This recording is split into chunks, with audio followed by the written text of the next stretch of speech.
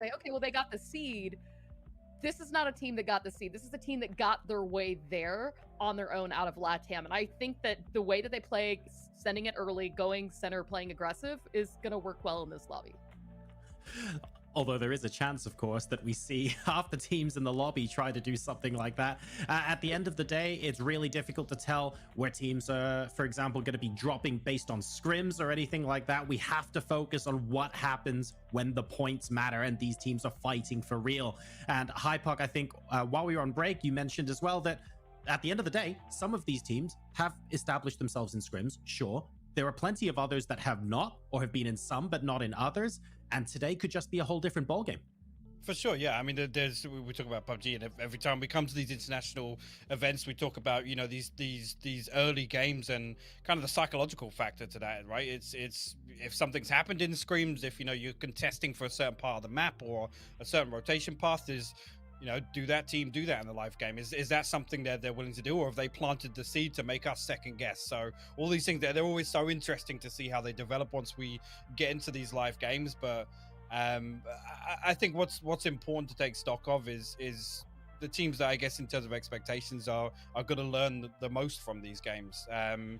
Again, just to come back to the Na'Vi and Ends point, it wasn't really to sell them short, but I think that the play style is definitely a factor to consider here. And once again, I'm glad Martin's not joining me on the desk, because I can say this freely, but you look at the previous performances and there is always that factor of, I mean, Na'Vi are known for finishing strong, right? Once they can kind of establish themselves and get a good grasp on you know, how the lobby plays out and how they want to adapt to that, that's all well and good. But early on here, that's definitely got to be a concern. I think if you're looking this at face value. Hey, look, Martin's not here, but I have to say, you know, the European region have the most wins so far, right? They've got the most wins. Yeah, like, well, at the end, proof's in the pudding. Hey, well, we're gonna be fine. How long have we spent talking about saying these games don't really matter all that much? So, you know, mine can have that one for all I'm concerned. Yeah, I mean, if you start strong, you know, in ranked, traditionally, not so good later on down the road. So as an America's fanboy, all I can say is let's look at PGIS. Let's look who finished strong, right? That's where we know it matters, right? You finish strong, sure, it's all good. Well, let's talk about some of those teams that maybe don't have the weight of expectation on them, and let's cycle back to the Americas for a second. We've mentioned in passing TSM FTX, and when we've got look, when we've got open Sonics in the lobby, don't have the pressure of expectation on them. I feel like, but that's an absolute. It's important, though, because if you don't necessarily have that expectation where there are other teams in the lobby that do, maybe that means you can play more freely. What do you guys think? I think the problem is that TSM is a LAN team. I think this is a team that does best when all four of their players are together.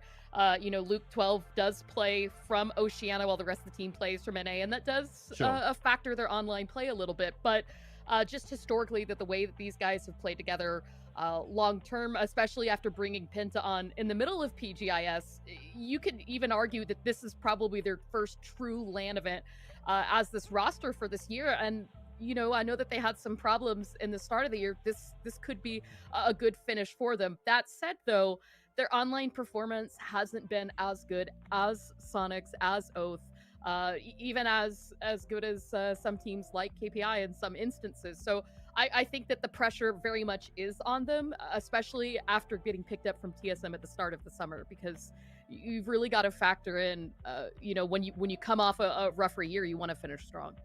Absolutely. We've got, as you guys can see from the shots of the venue, all of the players and teams are now in their booths, so they're just getting set up now, and we'll be heading into game number 1 of our ranked decision group C and D shortly. We're going to one more break, and when we come back, we should be on the plane. See you guys in a bit. Hi PUBG Sports fans, I'm your PUBG Sports guy, Annie, and I'm here with Paper Thin again for this PUBG Sports News Show. Hello. Hey guys, yeah, it's good to be back. We're really excited for PGC coming up here real soon, so We're gonna break it all down for you. So PUBG Global Championship 2021 will start off in November 19th with ranked decision. First, we start with a ranked decision to determine where the teams are gonna fall into the weekly survival, where they qualify for the weekly finals. You have to win games during the week to qualify for the weekly finals. And of course, there is going to be a bottom 16 for those teams that don't qualify for the weekly finals. So it really does feel a lot like a throwback to PGIS earlier this year. Yeah, but most importantly, there is this grand final for PGC 2021. This is the part where it's different from PGIS. I'm very excited for that. Oh yeah, definitely. Today in PUBG Esports News Show, we're going to talk about everything about PGC 2021, participating teams, 32 finest teams from all over the world, and things to watch for. So please stay tuned. All right, so let's take a look at all of the teams that are going to be participating in PGC 2021. Yeah, so we've always started with this region. Let's look through APAC first. I see some familiar names, but then there are some new names too. Fury is going to be the team that everybody knows, Buriram United, but then you've got BN United and Archangel Predator, some new ones that are going to be coming in to keep your eyes on. So next is Asia. We have 12 teams from here, 5 Korean teams, 5 Chinese teams, and 1 each from Japan and Chinese Taipei. Yeah, again, a lot of familiar names are going to be here, a lot of teams from all the regions and players from all the regions that you're going to know, but some new faces, of course, as well. So this is a region, of course, that you have to be watching out for. Next is Americas. Yeah, there are some teams that have performed well in PGIS, but I see some new teams, but then players are all familiar. These are the superstars of Americas. Of course, you have the Sonics, the PGIS winners, but you have so many good teams in Americas now. It's actually pretty incredible. Last but not least, Europe. Most of the teams seem familiar to me. Yeah, there's a lot of the teams that we've come to expect to do well in PUBG Esports. They're very strong because they have players that have been around playing in PUBG Esports for some time. Do you remember that we have interviewed 2 teams from PGC 2019 Top 4 last year in the PUBG Esports News? Yeah, definitely. I remember some really good interviews coming out from all of these teams. I think Genji was very funny, and FaZe gave us a really interesting interview, actually. So I'm really excited for these teams to be back here at PGC again. I think Genji, you still have the PO factor. He's still just one of the best players, if not the best player in the world. Anonix has been a phenomenal fit for this team. Esther's still here to kind of play the support role to keep PO in check. Asura has been a really good kind of flex player for them. They put up a lot of kills recently. They may not have done as well in the chicken dinner format as some other teams, but they are still a force to be reckoned with. FaZe just always seems to find magic, when it matters the most. They come up big in high-stress situations. We saw it in the last PGC. We saw it again this year to qualify for this event. So let's see if these 2 teams can maintain their reputation in PGC 2021. And especially for Genji, let's see if they can win the back-to-back champion. So there have been a lot of teams that have been doing really, really well across all of the regions. Some of the teams that we absolutely have to look out for. So that has to be Sonics in Americas region. Sonics is the champion of PGIS 2021, and they have won 3 PCS events in their region. This team has to be one of the best team in the Americas region. So the Sonics, they do everything that needs to be done to be successful in a format like PGC. So I found out that Sonics won 8, 7, and 8 chicken dinner in each PCS 2, 3, and 4. They are very eligible for qualifying to weekly final. You, of course, talk about Tickleton first as maybe the best fragger in the world right now. He's good at everything he does.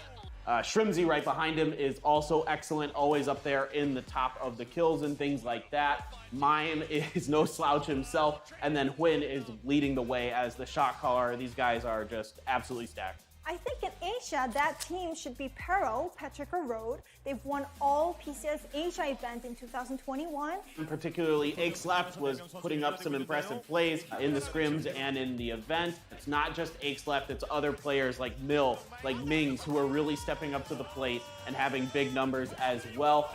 Asia's a very competitive region, so when you look at their numbers, maybe compared to some of the other teams like Sonics, yeah, they don't put up as many kills or as many wins, but I think that's probably because between Korea and China in particular, it is a very competitive region. There's another team that dominated their region. It's Virtus Pro from Europe. They've won PCS Charity Showdown and PCS 3 as Northern Lights, and won PCS 4 and 5 in a row as Virtus Pro. Yeah, for me, this is kind of like Peril, where they're a dominant team in a very, very competitive region. I think one of the best strengths of this team is that they know how to adapt to the different types of format very well. It all comes back to Batulan and his ability to really get them prepared for whatever situation they're going to be in. Again, out of game, in game, he's always ready. We have to talk about Buriram United Esports, the PCS 4 APAC winner. Imagine about the APAC teams, most of the fans would think of Buriram United Esports because they have shown such an aggressive play styles in PGIS, and a lot of fans love this team. How is this team doing in the current screens? They look okay. The problem for Buriram is, for Buriram, a lot of contention on both Miramar and Erangel for their drop areas. And so a lot of it depends for Buriram on if they can secure their drop spots. If they can, I think they're going to find more and more success. But if they keep fighting for it, of course, that we've seen time and time again, that doesn't go well for teams. So we just talked about the teams that is kind of obvious to say that they're the best teams of each region. But still, there are a lot of teams that have good chance to compete in PGC 2021. What team would that be in America's region? I think Oath definitely has to be the first team you're looking at. They won PCS 5 Americas, so clearly they're in good form right now. They brought Kickstart over to the team from the old Zenith squad that got second at PGIS. So this is a very, very powerful team, top to bottom. The Oath is a very impressive team because they were one of the few teams that have made it to all weekly final in PGIS, but they didn't really end up in a high rank in PGIS. They have another shot at it, and they're better now in my opinion. So I think really Oath has a really good shot to make a splash. So in Asia, Chinese teams have won all the PCS events, which means that Chinese teams have been performing very well in Asia.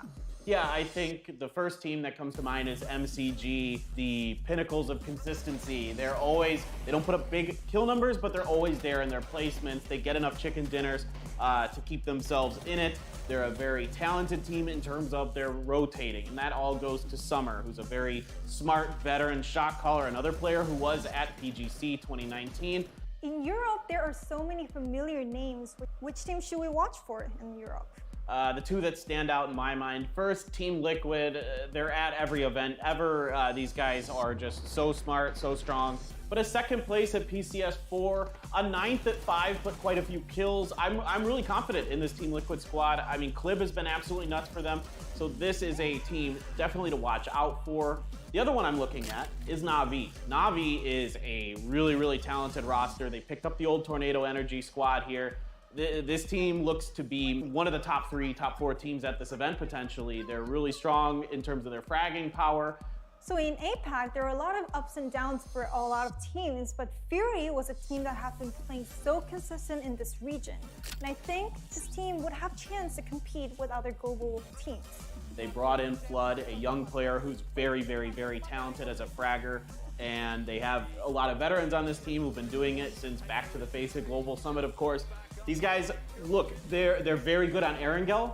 They're not so good on Miramar. So for me, what I'm looking for Fury is some improvement on Miramar and then just a little bit more consistency. I think they have a really good chance of getting to the grand finals. But you can see that out of 32 teams, there are a lot of unfamiliar new teams coming out. So we want to introduce some rookie teams from now on. I think the first one I'm going to mention is Danawa. Danawa Esports is a Korean team that has really exploded onto the scene this year after making a couple key acquisitions. Been absolutely lights out in Korea and at PCS. So this team, definitely got to watch out for them. They got third at PCS 5. I'm really excited about that. And there's this Chinese team, New Happy, who have won the PCL summer season. This team is really scary.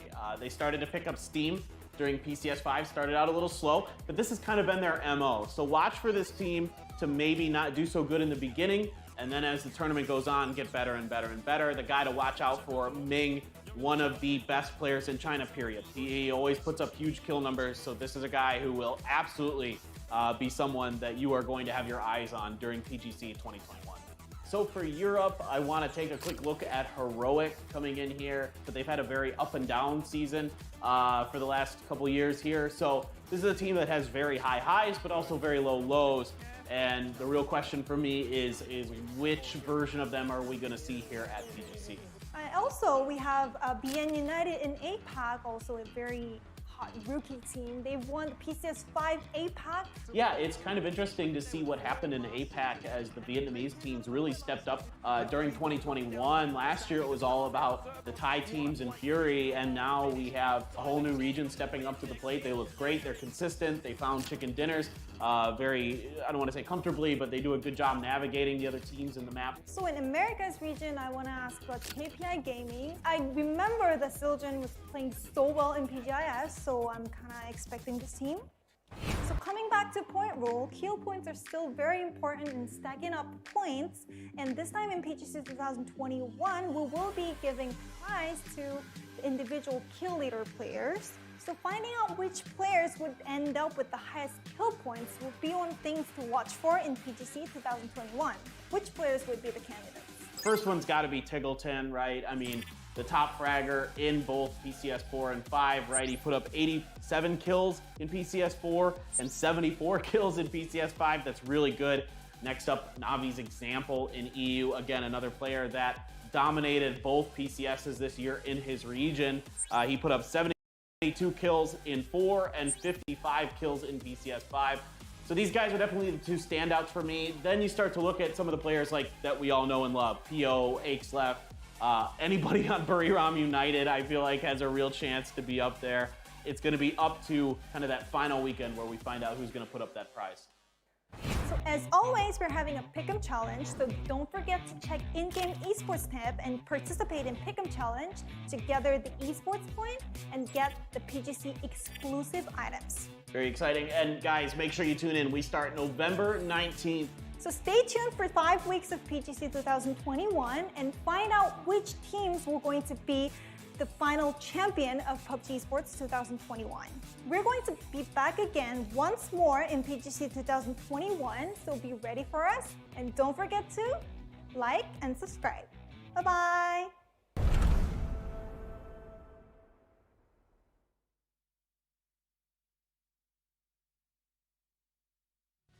Hello, PUBG Esports fans. The finale of 2021 PUBG Esports. PUBG Global Championship 2021 is here. 32 teams from 4 different regions, Europe, APAC, Asia, and Americas will have a fierce competition during PGC 2021. Starting with ranked decision from November 19th, 3 weeks of weekly series, grand survival, and the grand finals. A variety of matches await us. Let's take a look at how PGC 2021 works. First, it's the weekly survival. Weekly survival will run with winner-winner chicken dinner rule from Tuesday to Thursday with a total of 16 matches in 3 days. The team with the chicken dinner will proceed from the week's survival matches and advance to the weekly final. The 16 teams that advance to the weekly finals will play 10 weekend matches with the Super Rule. Each week's weekly winner will grab a ticket to the grand finals. Also, weekly final teams start again from the first match of next week's weekly survival. So, how will the bottom 16 teams join the survival? The first week's ranked decision matches with Super Rules will rank the teams from top to bottom. But starting from week 2, only the bottom 16 teams will compete to decide the next week's bottom 16 standings. Through 3 weeks of weekly series and depending on the results from the weekly finals, the teams advancing to the grand finals will be decided. 3 weekly finals winners and the top 9 teams during the 3 weekly finals will advance to the grand finals. Excluding the 12 teams that already advanced, the last 4 remaining spots for the grand finals will be decided through grand survival. In a single day, teams that grab the 4 chicken dinners will fill up the missing spots for the grand finals. The final 16 teams will go through a 15-match grand finals over 3 days. The team with the highest point total in the grand finals will be the PUBG Global Championship 2021 champion.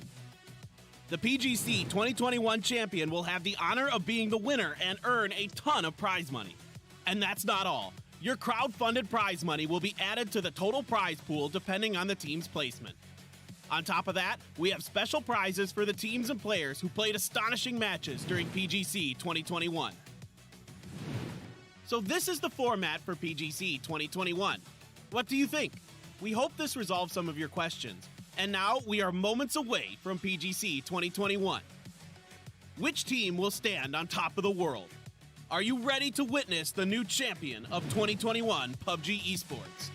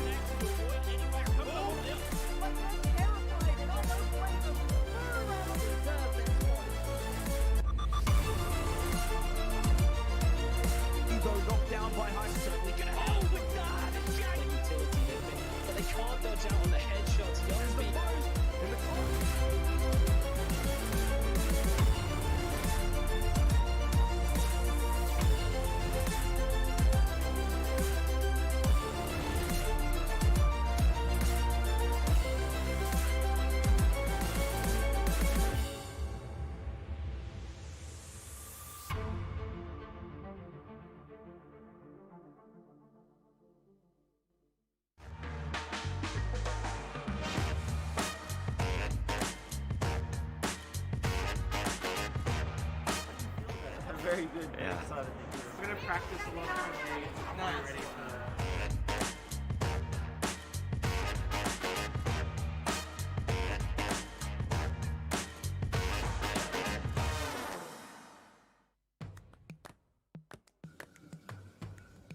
よし。はい、どうも、エンターフォース36の鴨本です。 I'm the coach of TSM FTX. We're currently out here in quarantine in Incheon, South Korea. Hi guys, I'm Insight and I'm the in-game leader for Fury Australia. I'm going to be showing you guys one day of what it's like in quarantine. What's up? I'm Snakers from Oath and I'm going to give you a little tour of my quarantine room. Hello everyone, I'm Sparkin. How do I... Oh shh, not in this way, no! Alright guys, this is my second time in Korea doing the whole quarantine experience, so it's pretty normal for me to be honest with you. Yo, what's going on PUBG fans? My name's Daniel, but you probably know me as Sharpshot 4K from Space Station Gaming, and I'm here to give you a little day in the life of what it's like in quarantine preparing for PGC. Hello everyone, my name is Alexander Batulin. I'm IGL 14 Virtus Pro, and now I show you some of my daily routine on quarantine. So have fun watching this. Alright, it's 10 a.m., which means our breakfast has just arrived. So I'm going to go show you guys what I got for breakfast. Outside your door, like this. Pick it up. I just woke up. Oh my gosh, that light is bright. I just woke up. I'm about to eat my breakfast, which is right here. I'm real excited for it. There's some waffles, some eggs. For the special meal, ooh, we got some cheese balls and mozzarella sticks, and then we got chicken wings, fire. 隔離生活4日目、なんと食いつも油物やフライなどが来ていたんですが、本日はフルーツが来ました。あと10日間、無事に生き延びられるのでしょうか。非常に心配です。 Alright. Some terrible camera work here, but it looks like we got rice. I'm not really sure what this is just yet. Looks like we got some carrot, some sort of meat. Might be tofu. It kind of looks like tofu. Am I even recording? Yes, I am recording. Hello everyone, hello! I'm gonna show the room now for you guys. It's kinda messy my room because I'm lazy and like sometimes I clean with a vacuum or broom. You guys don't know how you guys say, but it's still been like we've been here in quarantine. I literally want to sleep, eat, play, and I repeat every day. I'm gonna show a little bit of the hallway here so you guys can check out, okay? So, but let's be quiet because most people must be sleeping right now. So this is the hallway today, and this door is automatic. Look at this. This door is so smart. Oh my god. Oh my god. Alright guys, I'm back. I want to show you what gifts PUBG have given us because they're pretty incredible. I think they're really cool. So yeah, let me just show you guys that real quick. So right here, we have some pins for our bags and stuff, and the presentation of these guys, that everything came in was incredible. And goodies that we received from PUBG. So we got this nice jumper here. It says PGC 2021 in Seoul, Korea. I got this woolly jacket because yeah, this is especially good for us Australians since we're not used to this this cold weather here.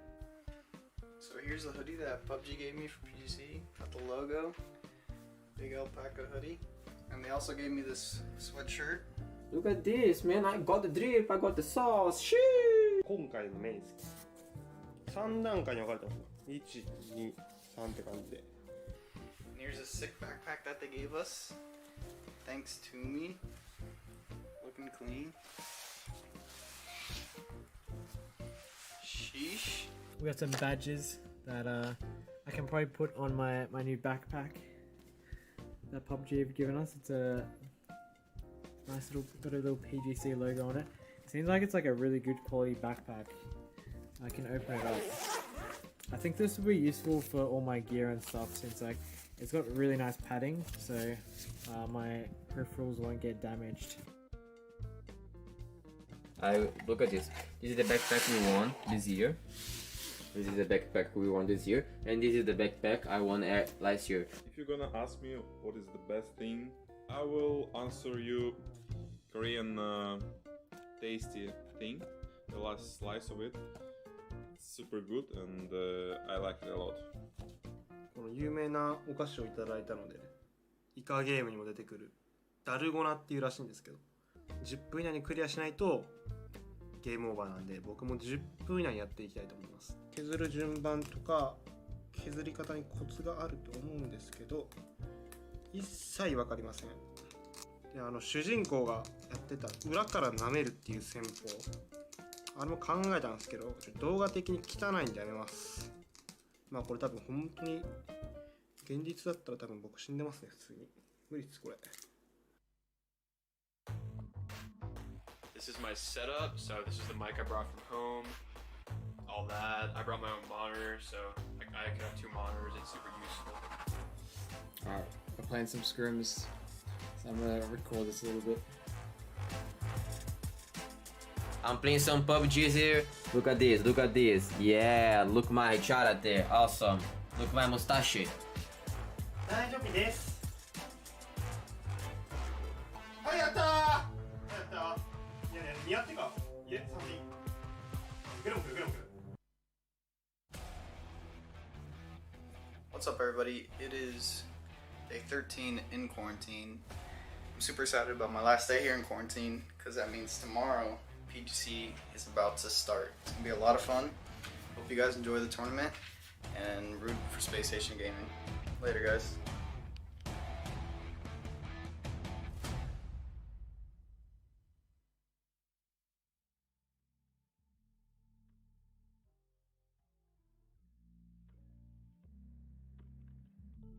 Welcome back, PUBG fans.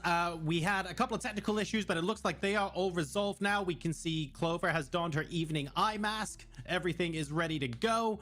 We're about to hop into the play. We've got a couple more teams that, despite us talking about quite a few of them, we haven't mentioned them all that much. And I want to start with North America and whether Team Dignitas might be dark horsing their way into a good result in this group. I think it's certainly possible. They've got some tremendous skill on the team. Hypoc, what do you think about Dignitas?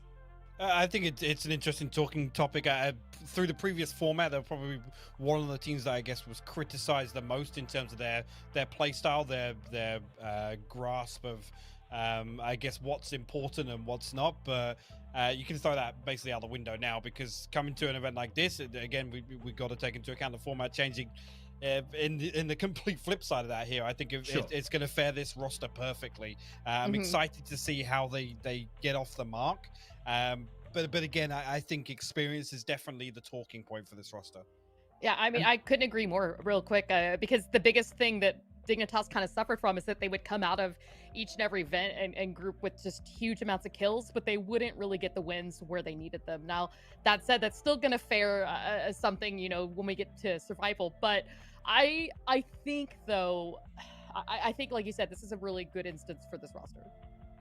And then we've got a couple of other teams, also maybe from the Asia region. Baonam United, BN United, a little bit of almost a wild card here. Like, they could come out swinging. They could potentially have lows as well. But again, a lot of stacked individual skill on this roster. Clover, what do you think of them? Absolutely. I mean, we saw what Fury could do, right? In the lobby earlier today, they got to play AB, another one of the stacked teams coming out of the APAC region. But that said, I think there is something to be said for a team that's coming into an event like this really hot.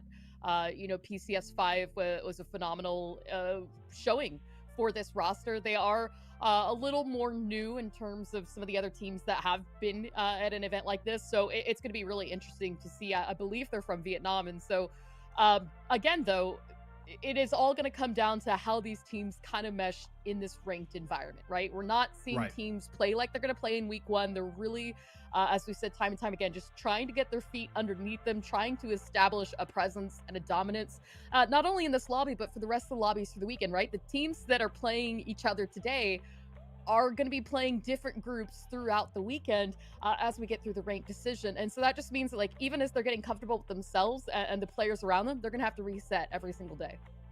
A word regarding adaptability. Hypoc, obviously you've been in similar environments yourself. Even if you're one of the best players in the world, being adaptable is almost more important than individual skill, depending on the circumstances here. What are we looking for in a team that demonstrates that they're capable of handling different situations better? How should they be preparing themselves? I mean, the big indicator for me is kind of those we look towards those risk management factors, right? The ability to, I guess, decide what's worth fighting for, what's not. The ability to kind of navigate around teams and pick up on, I guess, the hot spots in terms of, you know, these circle 1 pops, circle 2 pops. And really kind of focus on making sure they're playing their own game as opposed to trying to deal with, you know, the 6 or 7 teams that are in their close proximity. All right, well, let's find out which of these teams are going to be able to adapt and how they are going to be coming out swinging. We're going to throw it over to your casters for game number 1 in Ranked Decision Group C and D. Please welcome Xenox and Paperthin.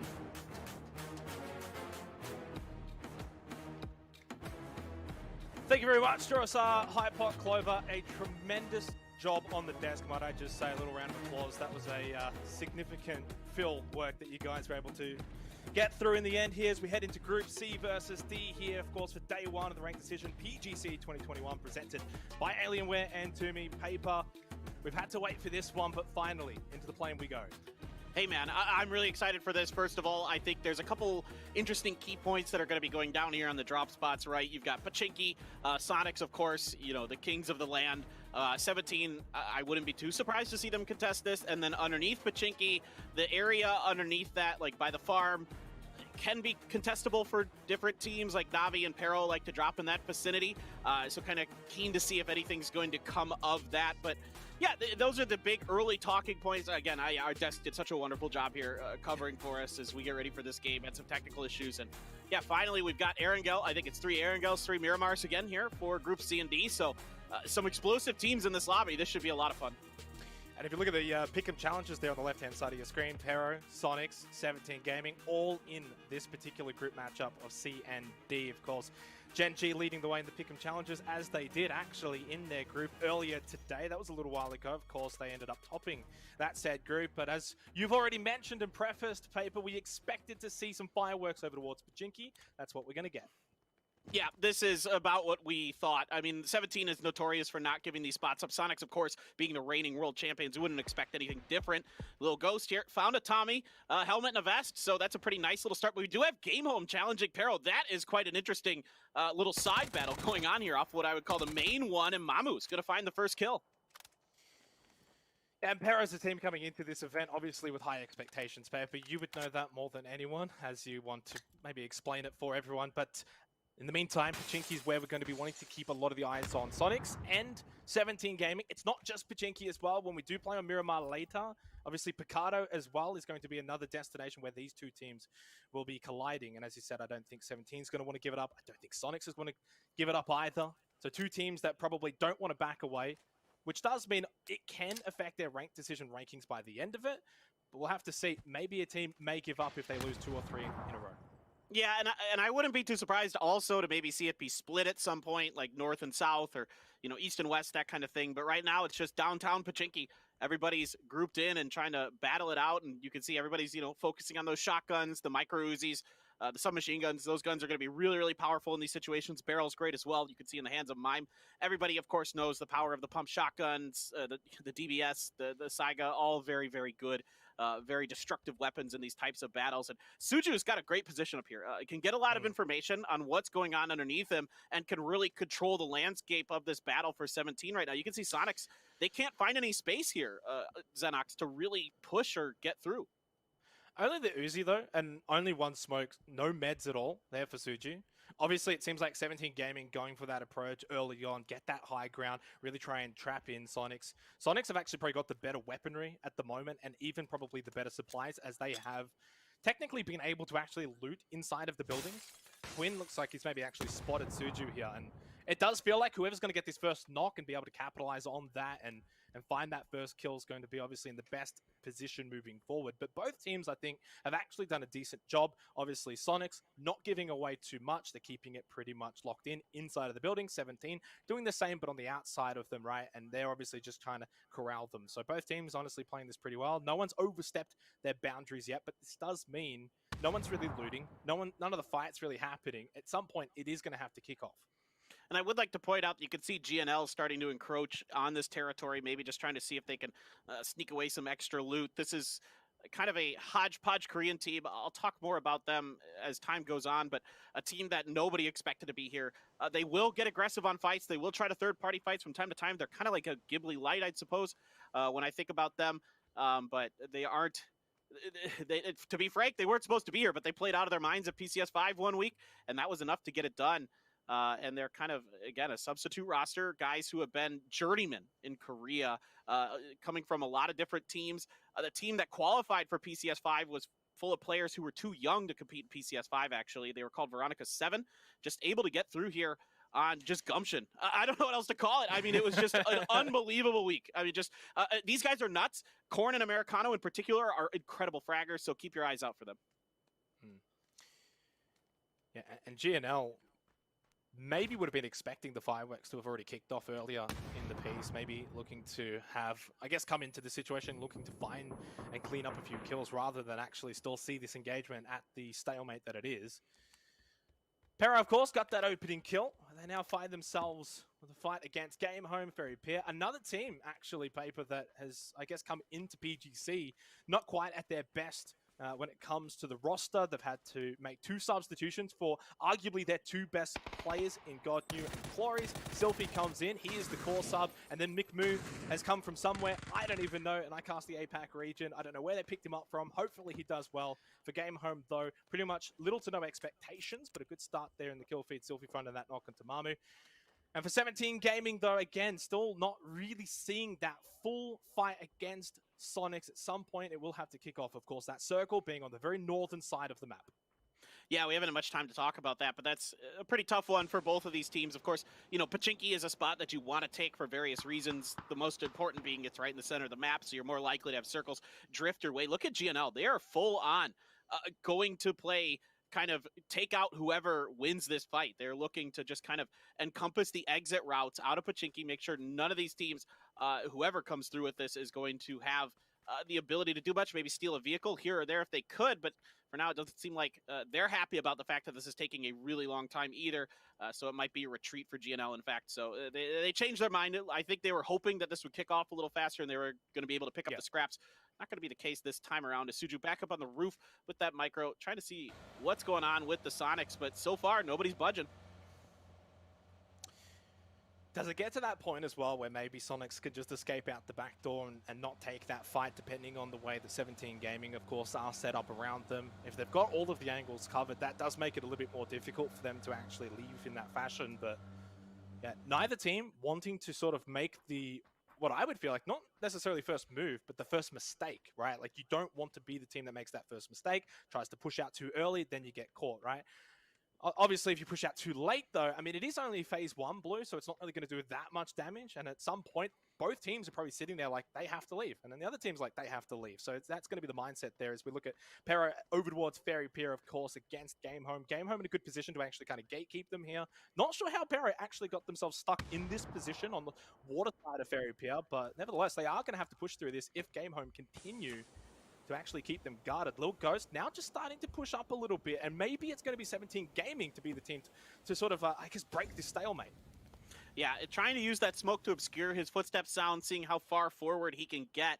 Tickleton is up there, seems pretty aware of what's going on. Helmet and level 1 vest for him as well, so he's got a little bit of protection, not as much as you'd like.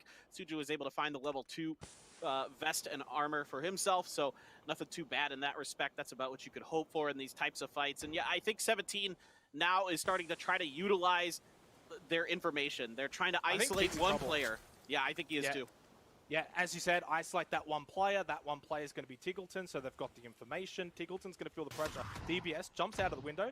Don't think he spotted them. If he did, not much he was really going to be able to do anyway. And it looks like 17 Gaming have basically just taken that building now for themselves. But Tiggleton, being aggressive as he always is with that DBS up close, can do a lot of damage. Needs to be careful, though. He's got too many in his face. It's Lil Ghost who gets the opening knockdown in this exchange. H-Window, he's able to get one back onto Xiao Bei. And this is where it all kicks off.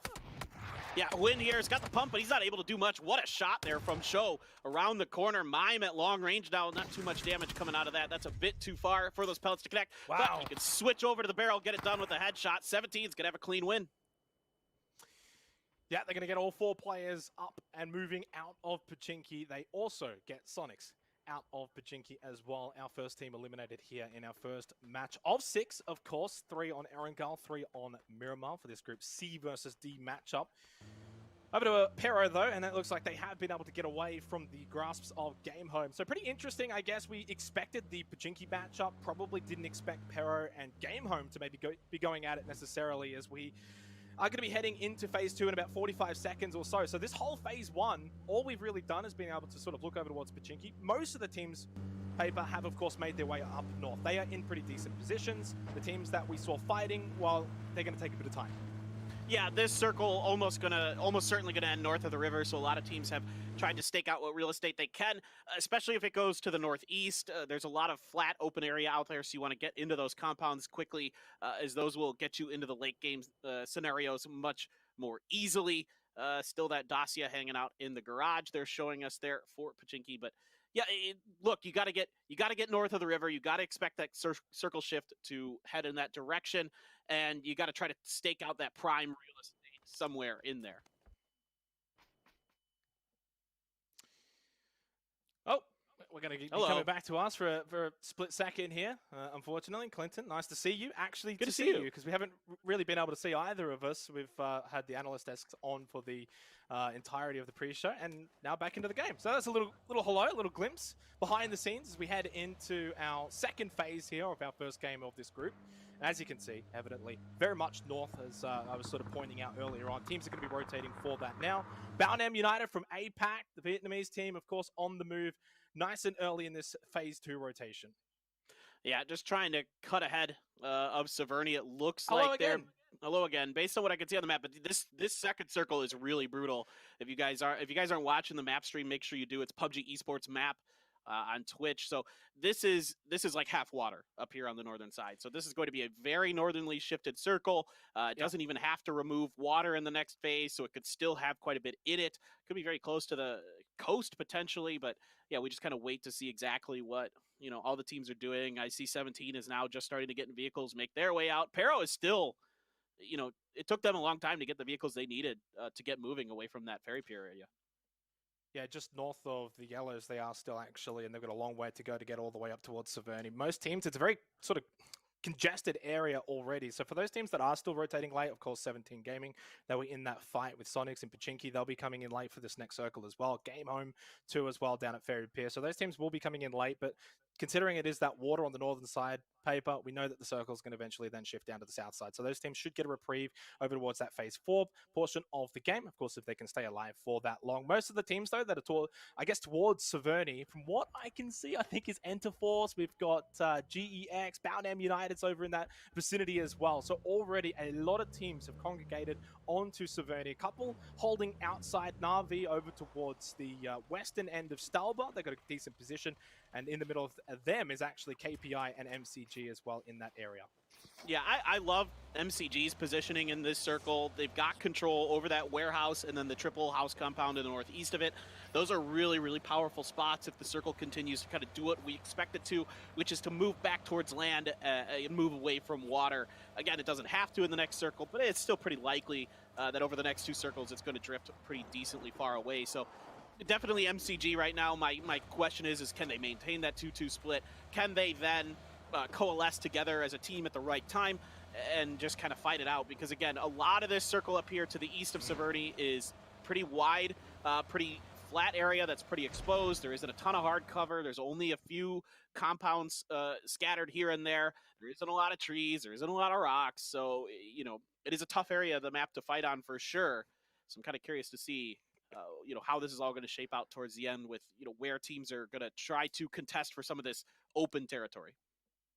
Yeah, Oath Gaming actually in a really good position as well here now, moving towards the back end of this next phase. We're at about sort of the, I want to say 14-minute mark, at least for those who are watching the map stream. That's definitely where we are at over there at the moment. And it looks like Dignitas actually making a move onto MCG. That's on the southern end of this upcoming circle, which is still, I want to say about like 40-60 split, 40% water, 60% land, which of course will then come down to the south. Oath at that petrol station, obviously in a really good position.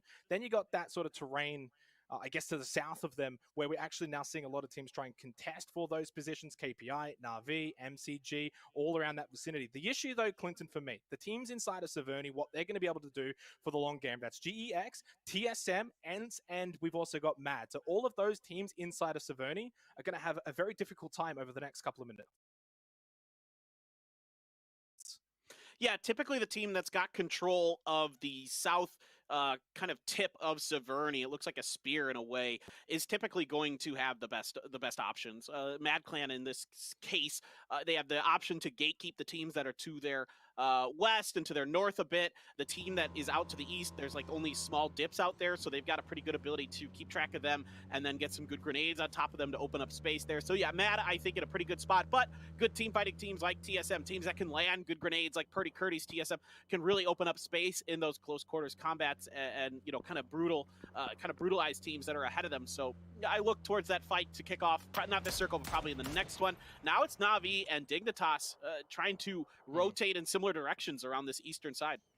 And you can see that minimap, of course, as well. For Dignitas, they're not actually inside of the circle. Na'Vi, technically in somewhat of a better position. You'd rather be in their spot than Dignitas' position. So keep an eye on that one as we actually head over towards Severny. As I said, a lot of teams already inside of the city. Antiforce, Ants, TSM, Mad Clan as well. Punic actually going to get knocked down here by Quizzy. Na'Vi doing a decent job in this fight against Dignitas. They've got the better position. And if they can actually win this fight, it can relieve a lot of the pressure around this vicinity. But Evil Lee will take out Malman. So Na'Vi down to 3. Now that is a long-range kill steal for Evil Lee. A good 400 meters or so there on that one. So nice eyes there for him. Here comes Petrichor Road. They're going to roll up to this fight, but Mill ripped out of his vehicle instantly by Shinboy. Honey Badger very weak, trying to hold the line, but can't. Na'Vi trying to aggress onto this. They're going to take him down. Mings, Aches left. They're trying to come in, see if they can reinforce their team. Mings gets out in the blue. He's got crossing members of Dignitas. And it's actually going to be the blue that's going to get him after some damage from sparking. The sole survivor for Dignitas. It is going to be Pero going out early on that late rotation. Yeah, Pero's going to perish in that little position over towards the eastern side of this circle. Phase 4, of course, happening now, as we know, and as we expect, it will go down to the south and away from the water. So right on top of Oath, if they can get a northern shift for Phase 5, they'll be in a really good position towards the late game. Of course, for Boundham United, though, they've actually got an opportunity here, I think, to rack up a lot of kills in this particular game paper. All these teams looking to make their way out of Severny will most likely be in that sort of sight line of Boundham United. Indigo's going to be taken out by Rasmar of Ensign, so they're on the board with their first kill of PGC. Yeah, for E36 here, it's going to be tough to find any kind of real estate to settle up in. There's a bit of a dip in the center that you can kind of work with, but it's not much. Again, there just isn't a lot going on outside of the compounds, and you really have to turtle up, find a good spot to defend, and E36 is going to try to set up a little bit of a vehicle barricade around these trees. It's in the center, sure, but that's a really tough position to defend. Especially towards the late game, once teams start pushing onto that position, it's basically going to be a vacuum of nades that will be your undoing, but it's good for the time being. Purdy just peeks the left side of this building and he gets sat down by Ian, so that's not a good look here for TSM. They, like many inside of Severny, struggling to find a way out of this position. Mad Clan being the aggressors in this position as well, with that nade looking to try and finish off Purdy. The second one will get the job done, takes out Halo as well. TSM falling to pieces here inside of Severny, just trying to get out with what they've got left alive. Well, I tell you what, you got to keep your eyes on this Mad Clan team. They've been performing extremely well as of late in scrims. I don't always want to say that, you know, constitutes to much. TSM is going to fall there on that late rotation to show from 17, but Mad has been really impressing me with their form. Now, I don't like to invest heavily into scrim bucks. I think it is kind of, you know, paper money, but it's just not always translating to good games, but sometimes it does. Matt, again, they had the tip of the spear here on Severny, so they have a lot of priority on these positions. GEX is going to be under pressure. It is going to be difficult for Matt in the long run, Xenox, but it's doable to get out of here and get underneath some of these teams to the east. Well, I think even from the point of view of Lash, we can already see the predicament that they find themselves in. GEX literally right across the road in front of them. Then you've got 17 Gaming as well that has eyes on this position. So the Mad Clan, well, they're going to have to make a mad dash across the road and be able to take out GEX in a pretty hurried manner. It's Yanli, though, with the opening kill in this particular exchange. They only had the 3 players in this fight, so now they make it a 3 versus 3 from this position. They've got to worry about behind them, though, in 17 as well. Takes out SSR. Unfortunately for GEX, it looks like it is going to be their downfall here in this fight. Yeah, this is a tough one to hold on to. Yan Li with a really good flank here. Gonna find 2. Can he find 3? Yan Li! What a maneuver. 17 looking to come into the position as well and clean up whatever is left in this spot. It is, of course, Yan Li hiding behind the UAZ, gets back in it, gets that heal off as well. He might be able to find more. He's not done. He got Suju, but he finally gets stopped by 17. Xiao Bei is able to get his elimination down to 10 teams, 35 alive. And again, Oath getting absolutely fed this circle again for phase 5 on their position at the gas station. Oh, I loved this fight here from GX in a really tough spot. Got the most out of it. Really nicely done. 17 great timing on that third party. They needed to hit something. They needed to get off of that position. Like you said, the circle likely to move away from them at some point since they're on the edge. Find those points we can get them. Here comes GNL. Again, a team of just journeymen across Korea from teams like Farm PC, MTech, you know, now the Go and Go Prince squad. It's just all over the place, mishmashed together. Korn's going to be the one leading the way with the shots as far as I'm aware. I don't think that's changed since PCS 5, but it's a team that has firepower for sure. They showed up big. Their rifles looked great. Their sniping looked good. I'm really curious to see how it's going to transition here into the global stage. They have 17 kind of, you know, they backfilled into what 17's position was. Looks like 17 doesn't like it. Going to be moving towards Jens there. 7th in PCS 4 and 4th in PCS 5 for 17 Gaming. So on the continual improvement. And what a statement here for game 1 of this Group C and D matchup of the ranked decision. We'll see, of course, there's another 5 games to play after this. If they can keep it up, but so far it's looking good. 4 players alive, 9 kills, KPI now on the rotation. Already teams in this vicinity. Unfortunate flip, though, for DraftKing and his teammate as well inside of the Dacia. They now actually make their way over towards SMG. That's not where you want to be here on the southern side of this circle. Again, though, it's 17 that are lighting up this kill feed. SMG, though, find Capitan and DraftKing. That's a double for Evil Lee. Yeah, Evil Lee is really hitting some great shots with that SLR. Heaven stuck on the bad side of the circle. It's going to knock him there. There's nothing he can do about it with that molly outside the door as well. Just making matters worse for him. So 10 kills already for 17, getting active on the map, trying to take advantage of the fact that we have moved over to this point system again, so kills, all so important. And MCG, I got to give them a ton of credit for that maneuver they made early on in this. We got to see it on the map. We didn't get to see it on our screen, but they are going to lose Summer. Regardless, they made a great escape out of the warehouse to coalesce into this compound and keep themselves as 4 temporarily.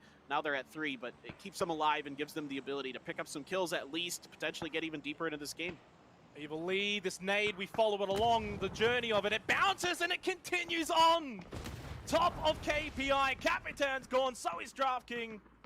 And it looks like KPI just down to 1 remaining player at the hands of MCG, who can now basically take this position on the south side of the circle for themselves. It's only Silzen at the rock. Silzen's going to let go with the grenade. Gets a lot of damage onto Lingdu, but doesn't find the knock. Tanky's trying to show up. That molly from Evil Lee just a bit short. Hits the front. Does back him up just a touch. That grenade going to get about half damage done. Not quite. Going to force Silzen to go prone here. More and more grenades ring out, and that molly is good. That's going to connect. This should be Silzen down and dusted. Tank's going to finish the job. Down to 7 teams remaining, 22 alive at the 22-minute mark as well. Oath not quite getting the central feed this time. Probably spells what's going to be the ending of this particular game paper, which is going to be this open area just outside of Severny on the eastern side. A lot of trees, more so on the south side, of course. On the north side, you've got a bit of that beach still in play. Ants can maybe play off of that towards the late game. Bownham United no longer inside of the Phase 6 circle. They've got 17 just outside of their position as well. Bownham United's a team, though, that is more than happy to take fights. They are very good at finding late-game positions and generally even winning games. But don't confuse that paper for thinking that they aren't willing and wanting to take fights, they'll be more than happy to take on 17. Yeah, it seems when I've watched BN that they are patient, but they will try to strike when they have to, and they found a good position. There's no reason for them to get aggressive with the way these circles were. With that early rotation underneath Severny to take this spot, can be a tricky spot to hold. Lil Ghost actually going to be picking up the Mosin there. You don't usually see bolts in the hands of 17, so kind of an interesting, not sure if style or just lack of, oh no, Simon T, oh no, that's tragic. Obviously, we didn't really get to see how that one has happened. It's APAC things, unfortunately, there from Baonam United. Looks like it's actually kicking off and in their favor as well. Suju and Lil Ghost both taken out by Zest and God Ace of Baonam United. And Na'Vi getting involved. We haven't really seen too much of them in this particular game. Of course, we saw them earlier on that Stalber side, getting involved in that fight against Dignitas. Outside of that, not too much in the last couple of minutes as we reach the 24-minute mark here for game one of this match. Ents and MCG, they're on the north side of this circle. Oath, Na'Vi, and Baonam United on the south side of the road. Yeah, MCG had to make a maneuver of some kind, so it was going to be to their side of the road, see if they can limit their options on the number of teams they're going to fight, and see if they can take it to Ents. But Lingdu getting knocked right next to the road makes him rather difficult to get to for Tank and Eva Lee. A lot of smokes have to be burned, as it looks like Oath still has a bit of an angle there from that gas station onto them. And, you know, for Ents here, they can just kind of wait behind. There's just enough of those lips of the sand dunes of the beach to kind of keep themselves obscured. Good shooting there from Tank to find that knock onto Tixu. Still, though, they're getting peppered from behind by Oath.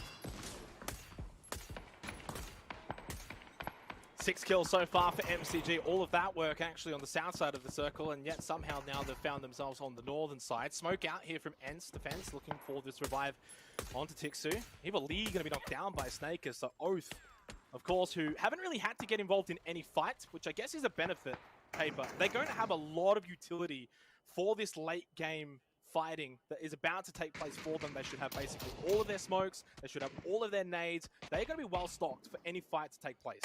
And that gas station, you can keep your vehicles safe pretty well because of the walls around the outside of it, so you can keep them, you know, safe and healthy for the maneuvers that you need to make as this one goes on, because likely you're going to have to leave that gas station. As you can see with this circle, it is a certainty now. And for Tank, the last member alive there, that vehicle is not going. It's not going so well for him or that vehicle. And Baonam hasn't been bothered since they were able to clean up 17 there. Diggery trying to get forward, trying to get some grenades to take. That one's going to be just enough to do some damage, but not get the knock. Yeah, I don't think Tank's going to be able to do anything from this position though with the rock by himself. Ents, of course, watching and making it impossible for him to even move. And even if he did somehow find a way, what's he really going to be able to achieve against Oath on the other side of the road? Really good opportunity here for Baonam United. Of course, 4 players up, as you mentioned, able to recover. We don't always get to see the Vietnam teams at the global level. Generally, there's issues. It's so good to see these guys here at PGC and being able to basically show the world what they're capable of, what Vietnam, what APAC is actually capable of when they get these opportunities. So a good start for them here. 4 players alive, same for Oath and same for Ents. MCG, of course, down to 1. And Na'Vi on your screens here with the 3 players. 5 kills, though. Of course, kills do matter here in the point rule. Yeah, you can see Oath is trying to make sure that no one's coming up over this hill before they make their move, so they're going to take their time, wait and see what Na'Vi does. Na'Vi's pretty well on the bad side of the circle, as is Oath, but I think Oath has just a little bit more space because of the cover afforded to them of that gas station to wait this out just a little bit longer. This is going to let Kickstart get up close and personal. That one right on the money, takes example down. Quite literally lives up to his name and kickstarts this fight against Na'Vi. MCG, of course, there goes Tank. He was basically dead to rights anyway behind that rock. Now down to our final 4 teams here. Quizzy gone. That's Youngby that gets involved. Baonam United, they're going to be able to find some kills maybe in this situation. Oath just looking to finish off the rest of Na'Vi, and then they will have to turn their attention to Baonam. They're the closer team. Of course, Ents on the northern side can actually maybe find a way to cross this road quite freely unless Baonam United gatekeep them. Yeah, this is going to be tough for Ents now. This circle continues to push them towards the road. They start to run out of cover to utilize, and other teams are already dug in and able to put the pressure on top of them. Kickstart doing a wonderful job there up on the top, taking out Na'Vi. That guy has been a huge addition to that team, of course, on that Zenith squad that got second at PGIS, moving over to the Oath here this year, and has proved to be a huge addition. He is a nuts player. He is a very talented fragger, putting some pressure down onto Simon T, I believe that is out there. Gets him to at least prone and wait this out. Circle is going to shift in the favor of Oath. Ooh, barely just barely. It's not like the most amazing advantage, but it is probably one nonetheless. I think still Balnam United in a good position. If they can deal with Enter's follow, of course, now in a very difficult position. Burnt out UAS, not inside of the circle. Blue will be moving in 40 seconds. Ents, unfortunately, not the ones favored in this situation. The winner chicken dinner percentage at the top basically agrees with me. 51% to Oath, 44% to BN United, and then Ents for the lowly 8%. And you can understand why with the position that they find themselves in. Squeaky taken down by Kickstart, and it's basically a matter of time. And then it means it's down to Oath and BN United after this. Yeah, I mean, you can see BN is just trying to make sure that that Ent doesn't really get into their flanks, cut a member or two down. They got to stay up as 4 if they're going to have any chance of really having an effective fight against Oath. Of course, 3 isn't too bad, but that is some more good shooting from Kickstart. This is a good grenade, though, from Simon T. Just as he got knocked down as well by Kickstart, but fortunately was able to get that nade out of his hands and taken out at the hands of Balnam United. It is BN United versus Oath. APAC versus North America, and Snakers with a big knockdown onto God Ace. Oath with all 4 standing. BN United with 2 on the ground. Oath looking to find the win here to start their rank decision. Yeah, it's not looking good. BN United just doesn't have much room to maneuver. There's not much cover. The hill is a pretty long, sloping one. I don't know how they're going to find angles onto Oath as Oath just waits it out. BN United knows they don't have much of a chance to decide to let it go to the blue. And it's going to be Oath who take our first game here with Group C and D.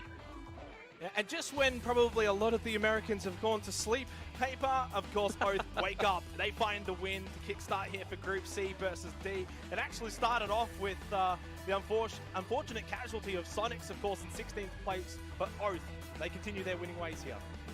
I mean, this is not surprising to anybody who's been watching the Americas. Oath has really stepped up recently. They've looked really, really strong. And yeah, without Sonics in the picture, you know, this is the team that immediately your eyes shift back to for that region. Let's also shift back over to the desk where they can break it all down. Thank you very much, guys. What an incredible first game. 11 to 6 o'clock playing path there. And the first thing we have to talk about, it's got to be 17 Gaming and Sonics both dropping Pachinki, right? Ultimately, at the end of that, like, let's cut to the chase and work backwards. Hypoc, 17 won that fight with all 4 alive. This is probably a big statement of intent. It is, yeah, and the concerning thing here is that not necessarily the outcome, but the nature of this engagement, right? I mean, we talk about Sonics, we talk about comfort factors. Their biggest comfort factor is being able to transition from their looting phase to their Circle 1 rotation, right? And this is way past. I mean, look at when this fight's happening. It's 8 minutes 40. Usually, you know, 4 minutes, 4.5 minutes, they're long gone. So that's the big concern for me. I'm okay with them, you know, being wiped there. I want to see them be a little more proactive next time if this continues. Oh, I mean, but you want to talk about proactivity though. This entire game, 17, right? Starting that first fight off with Sonics and taking these continual fights on and on and on. And MCG, another great example of that. Evil Lee, we kind of saw that nade there. He actually sent a car into that smoke from up on the hill and managed to get the rest of KPI San Silson. So it was really interesting to see the teams that came out as aggressive. And I mean, Hypoc, you called it earlier. You said this was going to be a bloodbath of a game. And in all intents and purposes, this was kind of a low-scoring game for many teams because we only really had one break the double digits in terms of kill points because everybody got kills. Yeah, and I think obviously that's a byproduct of these circles. So sorry, Joe. Obviously, a lot of teams drawn into awkward rotations. I mean, 70 was in the bin, for want of a better term. There was an absolute mess on the edge there with Jan Lee going absolutely huge. But you're right, 17 able to carry through that, I guess, that early cushion and convert that into a double-digit game. So that's huge for them. I mean, Oath is another talking point I'm sure, Joro, we can probably spend a long time talking about. But Clover, you talked about maybe some concerns for that being an uncharacteristic win in my eyes. I think it's good they're on the board early. Like there are times when we look at Oath and we think, wow, they've thrown a game where potentially it was on a platter. I mean, if this is their first appearance here, the fact that they were able to convert this is more of a positive than I'd say it looking a little more passive than maybe what we're expecting. Yeah, and I think it was even Xenox at one point that had said, Oath had such great positioning there in the gas station. They were going to be ready for that final fight with plenty of utility, with plenty of health, with every asset they really needed. I mean, we're really taking a look right now at Kickstart stats. Him and Tank, 742 to 551 damage, right? That's not a huge amount of damage that we can sometimes see from these players in a single match, oftentimes getting as close to 1,000 even more. But I think that it came from the opportunities that they were given. They weren't taking high risk rewards. They weren't giving up that position, making themselves vulnerable to teams like Na'Vi, and they were able to capitalize there at the very end and get themselves a nice win. Let's talk about how they were able to capitalize, though, because we had two very different approaches to the game with 17 and Oath, with very similarly successful outcomes. At the end of the day, Oath were fairly static, but they were also fairly static because their rotation was good and they got an excellent compound, and the circle told them you didn't need to leave until phase 7. Like, we can't fault them for that. At the same time, 17 were in double-digit kills by the time Oath had sort of settled in and started unpacking their bags, and they put a towel on the rail in the bathroom. It was incredible stuff, and at the end of the day, both of them get double-digit kills. But Clover, I feel like in the long term, if there's an opportunity, I also want to see the side of Oath that's going out and fragging as well, that maybe we didn't see quite as much this game. I mean, there's still plenty of opportunities. This was not a flight path that tends to favor Oath by any means. Kind of being on the opposite side of the island that they like to play from, Oath really favors the eastern and the northern side. Luckily for them, they were able to wrap pretty freely to that position. That said, though, at the same time, I think we talked about it earlier, adaptability. The teams that can adapt to situations are going to come out on top. And I think that was a prime example for it. Play in a comfort zone that doesn't quite work for you. On the flip side, though, I do also kind of want to point out, and maybe Hypok can kind of talk about this more, but some of the teams that we really needed to score big. Actually, I was just about to bring up Ents, and here we go. It's them right there on the screen. That was a good game of scoring and later placement for them. I just think that the way the circle kind of ended, it was really hard for them to play that situation out. Yeah, it is. I mean, there's always going to be a scenario of teams that lose out on these edge positions, especially being, I got to say, it's stuck in an awkward scenario, right? They're the ones that are trying to backstab some of these teams that are filtering out of 70. And like I said, I mean, there was a point in that game where 70 was just in the bin, so to speak, in terms of how many teams were going to be forced out. And that transition always looks very, very ugly towards the late game. But the big thing is we talk about how often, these circumstances are going to repeat themselves. I think this is, an example of where you could say the stars didn't align for them, and they were probably not in a position to get themselves to a game-winning spot, right? Mm-hmm.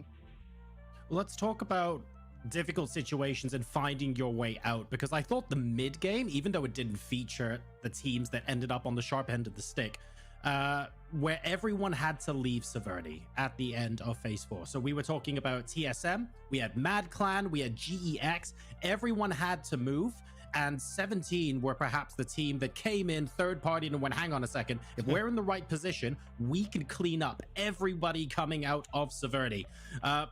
Is it a typical sort of rule, cities easy to get into, hard to get out of? Was there any way, Hypok, that some of these teams could have made their way out but didn't take the opportunity? I mean, it's interesting you put TSM in that list because they're one of the ones that didn't get a chance. I feel they conceded a knock at probably the worst time. It's seconds before I guess that rotation needs to happen, and again, a well-placed nade is ultimately their demise. And the problem is it almost favors the teams on the north side, and that's awkward to say because of the water factor. But if you have to come south out of 70, there's so much dead space and open terrain on that kind of hillside with teams that are going to be kind of bunkered down waiting for that circle shift to happen because they're just trying to survive until they have an opportunity to show their hand, right? So TSM's kind of the one in that scenario. I think they probably got the roughest deal. Timing could be a consideration there, whether or not there was a feasible opportunity to fight north into 70 and maybe eliminate 50% in terms of viewing angles coming out there. I'm not entirely sure, but yes, it's difficult to kind of bank on that and be one of the ones that's stuck on the edge, arguably the worst edge of that city. The circle can be a cruel mistress sometimes, but not even having to deal with the circle. Let's take a look forward into game number 2 and beyond. Clover, we saw two very interesting groups of teams really close to each other. We've already mentioned, of course, 17 Gaming and Sonics in Pochinki. We also saw Petrichor Road and Game Home near Ferry Pier. Like, I straight up don't know the answer to any of this. Who is going to blink first? Are we going to see this being a theme all throughout our Erangel games? You know, I think that the really big thing here is the fact that two of the big powerhouses, right? You've got Sonics, a multi-winning, multi-PCS winning team. Petrichor Road just coming off winning both Asias. And teams that kind of saying, hey, you know, we've got something to show. We're going to fight for it. And oftentimes I think these teams almost get a little comfortable. They're not necessarily used to having that engagement being brought to them, that level of bullying. But that said, if anything, I was actually almost expecting more hot drops than what we got for this lobby. It actually seems like people did a decent job kind of keeping themselves a little bit separate. Of course, well, actually, I say that, and it was GNL, I believe, that actually came out of their center position. They were thinking about pressure into Pochinki early on, and then they're like, you know what? Nah, screw it. The circle's really far away. We need to go. And I actually kind of like that from GNL because, again, I mean, like Paper said, don't put any thought into scrim bucks. But GNL, another one of those teams that were really hyper aggressive in scrims, and I thought we were about to see it there in game 1. So sorry, I'm gonna butt in there, Joy. You say hot jobs, they weren't as hot. Right, and that's the big factor. Sure. I mean, they're talking about the nature of that kind of engagement with Sonics is actually a real big indicator, I think, and that's why it's going to be something that's exciting for everybody at home to watch on. And the thing I want people to keep their eye on is really the nature of these fights, right? How decisive a team like Sonics are actually going to be going forward now, because I think it's. Game 1, be humbled a little bit, but there seemed to be no plan. It was almost like, we've lost out on the coin flip in terms of the loot, in terms of the positioning. We're almost going to submit to this circumstances. So that's definitely something I've got my eye on going forwards. Well, let's find out if the same thing is going to be happening again. We're about to hop into game number 2. Would you please re-welcome Xenox and Paperthin?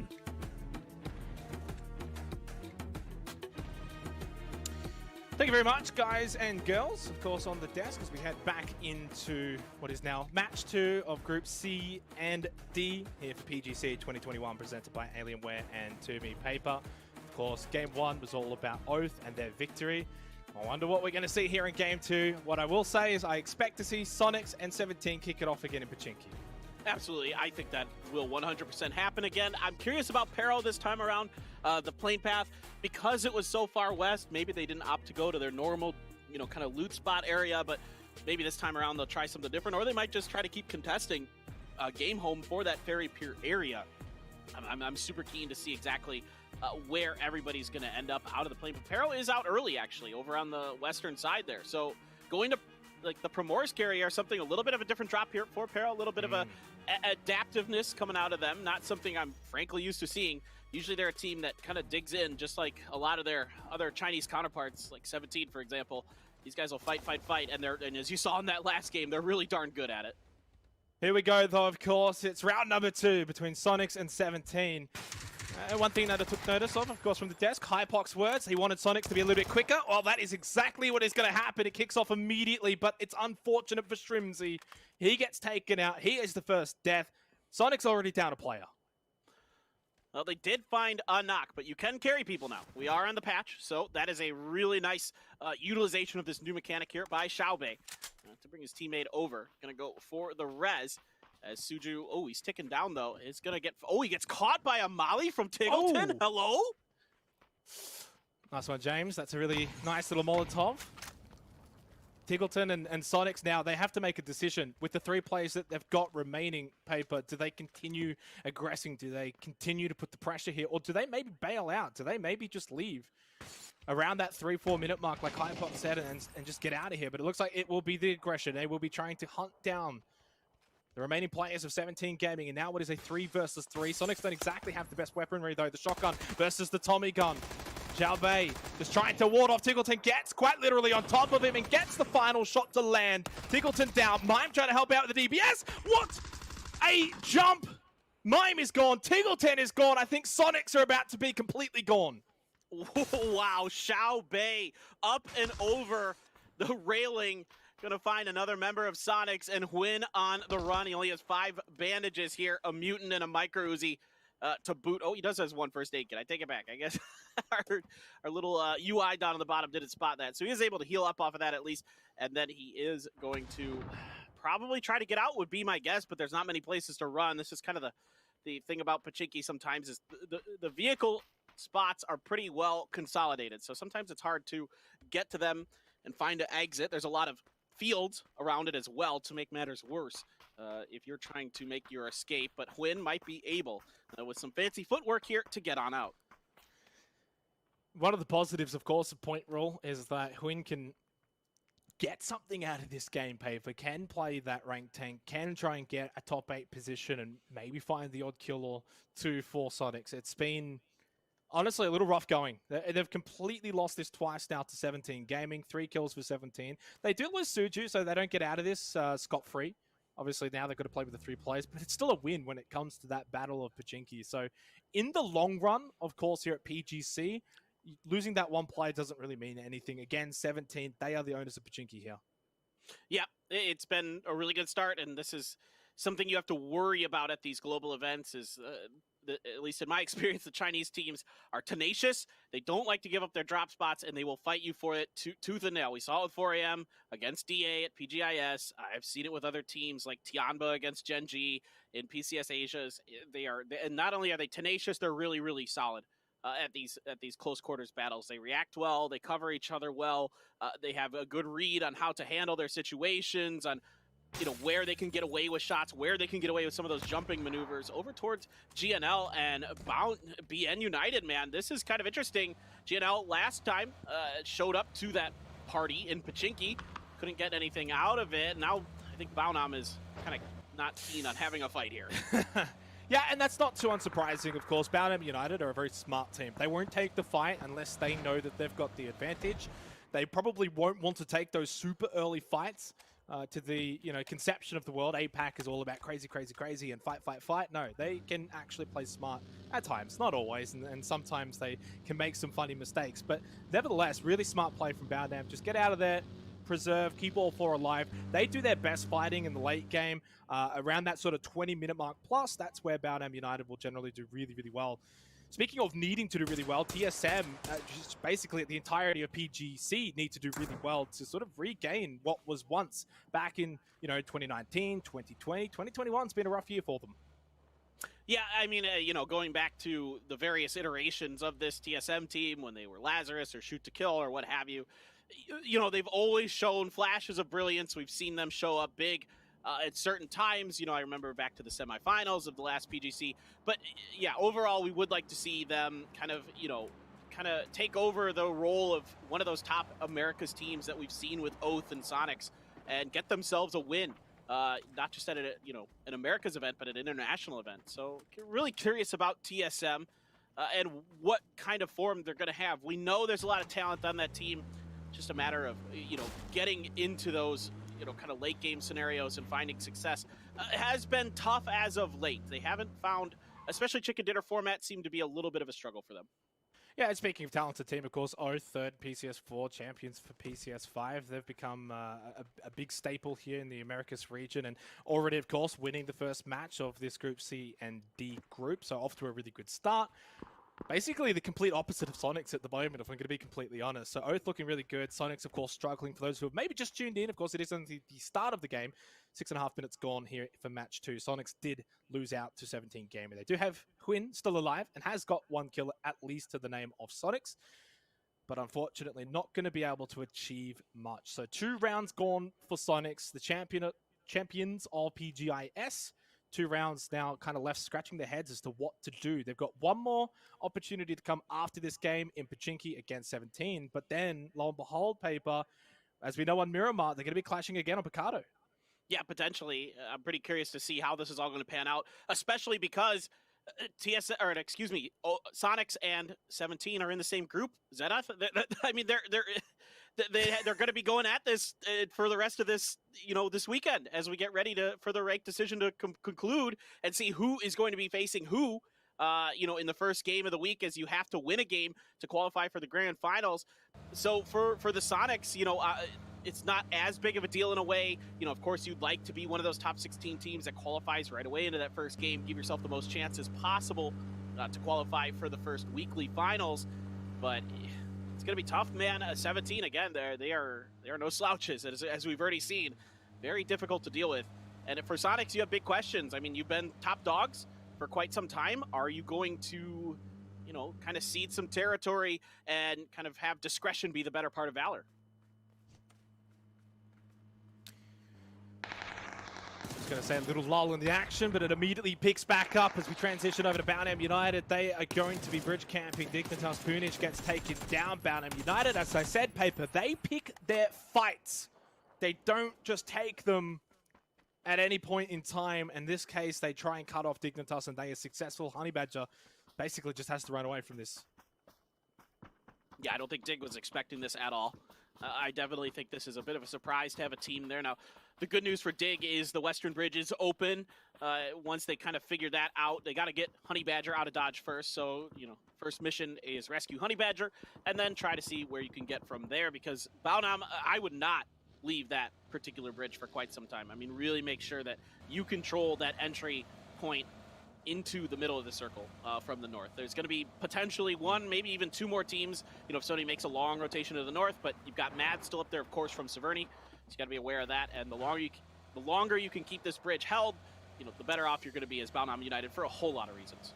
Yeah, and I'm glad you mentioned Mad, but I do think their best course of action will most likely be the Roshawk Bridge and coming through there. Of course, they still have got 35 seconds until Phase 2 to see where everyone really needs to go anyway, and it looks as if we probably might get a pretty standard kind of Erangel game around that Pachinki School, Warsaw kind of area, Potato Hill, very central. It looks as if 20 seconds of course until Phase 2.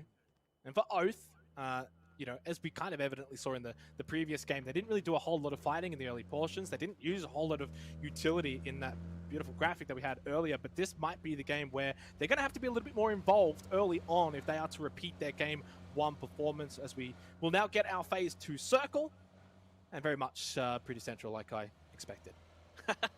The plain bagel circle, as Poro has coined it, just right down the middle of Erangel. So yeah, nothing too surprising here. 17's going to just maneuver over into the sushi houses and just take residence in there for a bit. Probably going to be there for at least another 2 or 3 circles. It could be even longer depending on where the circles want to go. KPI driving around in the southern part, trying to find some kind of entry in, but it's going to be Navi set up, blocking the way a little bit. Just to the south of Potato Mountain there. So that's going to send KPI kind of circling the wagons a bit, trying to figure out exactly where they want to set up. Baunam still on the move, and they are going to find a little bit of a home just to the southwest of GNL, where they had tried to push through earlier. And to force a team we didn't really see too much of in Game 1. They were part of that Severny Logjam paper. Probably not too many expectations on that team in particular. I kind of want your thoughts on it, though, because they're an intriguing team coming into PGC. Man, E36 is frustrating to me because there's so much potential on that team. Like, I mean, Star-Lord is just a really talented sniper, kind of one of those solo players. They typically have been favoring 1-3 splits with Star-Lord on his own, but recently I've been seeing a little bit more 2-2, Star-Lord and Indigo paired, and then Pure Boy and Amina. Of course, Star-Lord and Indigo are Koreans, and Pure Boy and Amina are Japanese, so there is a little bit of a language issue going on there, but my understanding is that's pretty well cleared up at this point. They can communicate very effectively. I think mostly through Japanese, if I'm not mistaken. But there's so much star power that team. I mean, Indigo at one point when he was on OG and Entis Force and Damwon Kia was one of those players that I was consistently talking about as being one of the top 5 fraggers in Korea. Since has kind of had a bit of a struggle since leaving Damwon, but he here on this E36 team, I think they're offered a little bit more flexibility, but they still haven't found that cohesion. 12th and 14th, I think, in their most recent PCS tournaments doesn't really, I guess, give them much anticipation as to doing well at PGC, but we've seen funnier things happen as we get a little glance over towards Na'Vi. Still a minute and 12 seconds until Phase 3. Obviously, the first game had a very northern shift, so we probably saw a little bit more action in the mid-game than you would maybe expect here for a more natural circle here on our second game of Erangel. And that means it will be rather slow going for the first 15 minutes, and then we probably expect to see it all pick up. KPI Gaming, though, a team that I have kind of expectations for. I don't know why, maybe. DraftKings is an absolute nutty player, and I think for KPI, they, of course, come in under the Americas banner, but let's be real, Paper. It's LATAM, it's Argentina, it's a region that doesn't always get too many teams at these global events, so there's going to be eyes on KPI to do well. Yeah, they're the sole team carrying that banner for their region. I mean, yes, you have Sparking over at Dignitas, but they're the only completely LATAM team, and they're really, really good. You can't get third and fourth in those PCSs in Americas without being really good these days. The teams are just too good. Too many solid players. You're going to see a lot of them. Of course, we've already seen Oath do well, and I wouldn't be too surprised to see more of the Americas really succeeding in this event, because they've got the firepower, they've got the smarts, they've got all the right things. And the kill-heavy format, I think, is going to favor teams like Oath and Sonics in particular. They're teams that are excellent, excellent team fighters. Speaking of favor, it looks as if Circle's going to favor over towards School Apps and obviously Potato Hill, which is where MCG are currently located at the moment. They can basically hold that position if they want, so can GEX. Obviously for 17, they don't really have to leave the farmhouse area either. Looks like E36 are basically going to get on the move as well, as most teams will that were down to the south or around that Pachinki area will now need to make their way over towards the School Apps kind of area and basically do it early. There's not a whole lot of cover in towards the center position of our Phase 3 circuit. There's a narrow amount of room to maneuver through here because you don't want to get east of the school. That's a very dead open space. You got to try to go through Potato Mountain. That's why there's a lot of teams lined up there. Win, though, found a kill here for the Sonics. He's pouring the gas, Xenox. Oh, no. The rat inside of Pachinki has been able to sabotage TSM. Quinn finds a second kill for Sonics. And I do want to reiterate, that is pretty important under the point rule, of course, Paper. It all counts. It all adds up. Despite Sonic's demise in Game 1 and, of course, basically in Game 2, they've still got 2 points. It's still something. As you can see on the leaderboard, Ling Du, though, getting aggressed, pushed on here by GEX. Does he have time to fall back with those smokes? Pulls out the barrel once again, expecting that push to continue, but Savior holds off for the time being. He just holds the angle, and that's going to actually maybe allow MCG to get over here and help out. Where did that grenade go? I thought that was going to hit Savior for sure, but it didn't do any damage to him. He was able to avoid it somehow. Not exactly sure if it bounced around or out the door or just, had enough of the textures of the wall to block the damage around the corner. Not too sure what went on with that one, but right now MCG is pinned in that room, and that's not a space you ever want to be in. There's no exits. There's no real way in or out. There's no windows. You're pretty well under the control of the team that has you there. Now it's going to require the rest of their team to show up. Oath doing a lot of damage, but no knocks. Yeah, Relo, lots of damage there on the rotation of Ants, making their way over towards Potato Hill, which they can actually get successfully. No other team in this position. MCG were there earlier, of course, pushed onto the compound, though, of GEX, which hasn't really gone all that great. And, of course, surrounding it. You can see Indigo is now pushed up for E36. Lingdu trying to see if he can find something through this barricaded window. Evil Lee already knocked down by Yan Lee, so GEX have actually done an amazing job to not only deal with the push from MCG, but to fight back, find some downs, and really put the pressure now on MCG, because they are kind of getting stuck inside of the compound. Indigo trying to land some shots onto Yan Lee, not able to do so. Yeah, just got a knock, or not a knock, just got a little bit of damage, no knock. SSR stuck behind the tree, and it's going to be Indigo switching over to the M4. Going to find the knock this time. Now GEX in a precarious position, but it's just Indigo alone here for E36, so he's kind of flexing into Star-Lord's normal role, and here comes Navi. Oh no, oh no.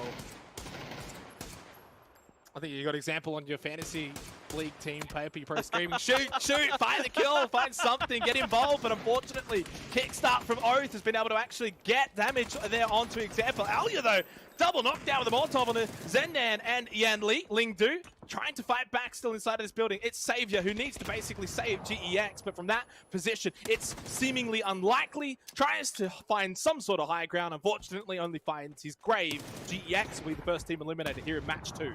Oh, look at the timing on that door shut. It blocks that grenade from getting in. And Indigo, still being a nuisance out on the flanks of this fight, finds a member of Navi. Quizzy gonna go down. Melman out on an island. as Oath rotates around him. He might just opt to just keep his position hidden as his team has suffered some casualties, and that's going to allow Oath some space. This is some really smart timing here from Oath. Let all these other teams beat each other up, and now they're going to be gifted those positions just to the north of here that, you know, it's on the side of the hill, but it's not too bad. But I think MCG should just barely be able to get out. Oh, it's never a good sign when you see an entire team inside of one vehicle, and Star-Lord gets one. The drive-by, though, from Summer is successful, gets the knockdown, but they just continue on, heading in the direction of Mad Clan. This could still go wrong for MCG. This is the point where they need to find an early knock. Dava gets one, gets two. They're all wiped out. Summer, Evil Lee, and Tank eliminated by Mad Clan. MCG, for all of the early action, for all of the early fighting, they get an early death.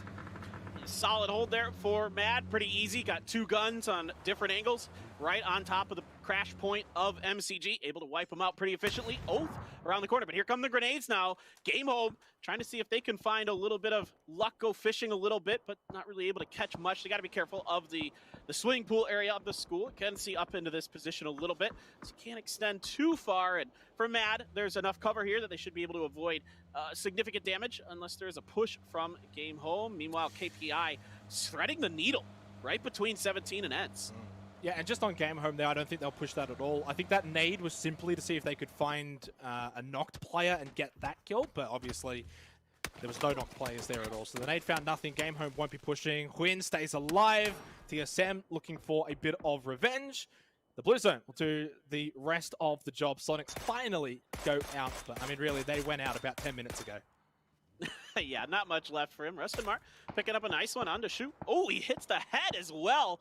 That's actually going to be, yeah, it was him, Rustinmar. And it's going to be Mill who's going to steal that kill, but Rustinmar landing some really nice mini shots, really taking advantage of this steep terrain, this high ground that he has above 17, who may find themselves out here pretty quick. E36 stuck outside of the circle, trying to get in somewhere underneath Na'Vi. Indigo looking, there is no res to be found here. It's phase 5. There's no point. You're not going to be able to heal up in time.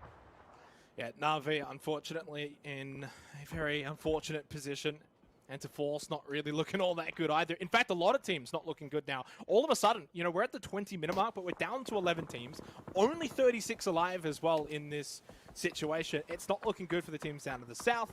Obviously, this next circle, you're basically pushing kind of down towards this next circle. Teams are going to be able to look up towards you. And obviously, for example, really no chance here whatsoever. Does still have a couple of more smokes. That's his only reprieve, maybe in finding a revive or two and getting Na'Vi back up and moving. But I find it very difficult to believe they will be able to get much more from this. And to Force, though, are going to be exiting the game. 10 teams remain. Yep, nice little pickup there, for example, to keep these reses safe. He has all of the rest of his team there, except for Quizzy, who got finished earlier, to res. TSM going to be trying to push up the hill, but it's Ant still dug in up ahead of them. And we'll see if Rustinmar, who did fall, if the rest of Ents is able to pick up the pieces from their teammate. But no, Alo's going to kick it off quick and easy onto Squeaky. Seeing if he can find anybody else, but the rest of Ents a little bit further behind this ridgeline. So unfortunate for Squeaky and Ents. If they had been able to sort of spot Alo and the rest of TSM down there, they could have actually gate-kept them quite significantly. Luke 12 was trying to push up, but they are able to get Squeaky. That opens the door now for TSM moving forward. Dignitas, speaking of moving forward, moving heavily into the next circle. They might be on a collision course, though, with Oath, as you can see in the mini-map. Rallo pushes up, but Sparking, with a nice little seat swap, is able to get that kill. Unfortunately, loses his life to Snakers, though. Rallo's still down. And Kickstart trying to see if he can find anything else here. The pressure onto Oath. They've got 2 kills. They're into the final 9 teams. So while they had a bit of an easy game in game 1 in that win, they are working a little bit harder for it here in match 2. Oh no, it just is disaster right now for Oath. KPI getting involved. It's just Snickers standing for the Oath squad, as there is also potentially Baonam United swinging in. Ents does fall to the combined fire of TSM and Na'Vi here. So TSM able to make the push up this hill. No easy task in PUBG Esports, especially around phase 5. So really nicely handled here by TSM, and now they've established control of this southern central point. Yeah, and good intel spotted from Luke 12, of course, over towards Baonam United's position. They're going to be able to keep an eye on that. So they've already got their west side covered, and they also know the east side has Na'Vi over there. So TSM actually have got a lot of intel in this position. What they do with that remains to be seen, of course. We're still only in Phase 5, 20 seconds until Phase 6. But TSM, considering they lost a player early on, of course, to win, they've been able to do a decent job as the 3 players to continue to push forward. They're still on the very south side of this circle. We'll see if they maybe get a reprieve, maybe a southern shift onto their position. Thinking maybe Purdy might be pushing over towards Simon T. Of course, depends on what happens with this circle. Might change their tune, and it looks as if we are going to see the end of Otha as well. They were in a pickle for quite some time. Didn't think that they were going to be able to get out of that position. Circle, though, does not go down to the south paper, so TSM, they'll have to continue moving over towards Mad Clan now as we see Game Home get ripped to shreds. Yeah, Mad continuing with their solid defense. Lash is going to make his way out from that reconnaissance position to join up with the rest of his team. GNL had fanned out up to the north to try to see if they could pick on Baunam. They were successful. They picked up a kill, at least in there, and then they're going to rotate off of this, try to use this terrain to get underneath these other teams. Really smart maneuvering here from GNL, not overextending into that fight versus TSM, picking up the points where they could, and then backing off and replaying for this circle, replaying for position. I really like the shot calling coming out of Korn here for that team. Meanwhile, TSM has some room in front of them to go before they get to this next circle, Xenox, and I'm kind of curious if they're going to try to push through Na'Vi or if they're going to try a different direction. Yeah, if they go through Na'Vi, that'll be a fair 3v3. Otherwise, they can actually third-party this particular fight that we're seeing at the moment between GNL and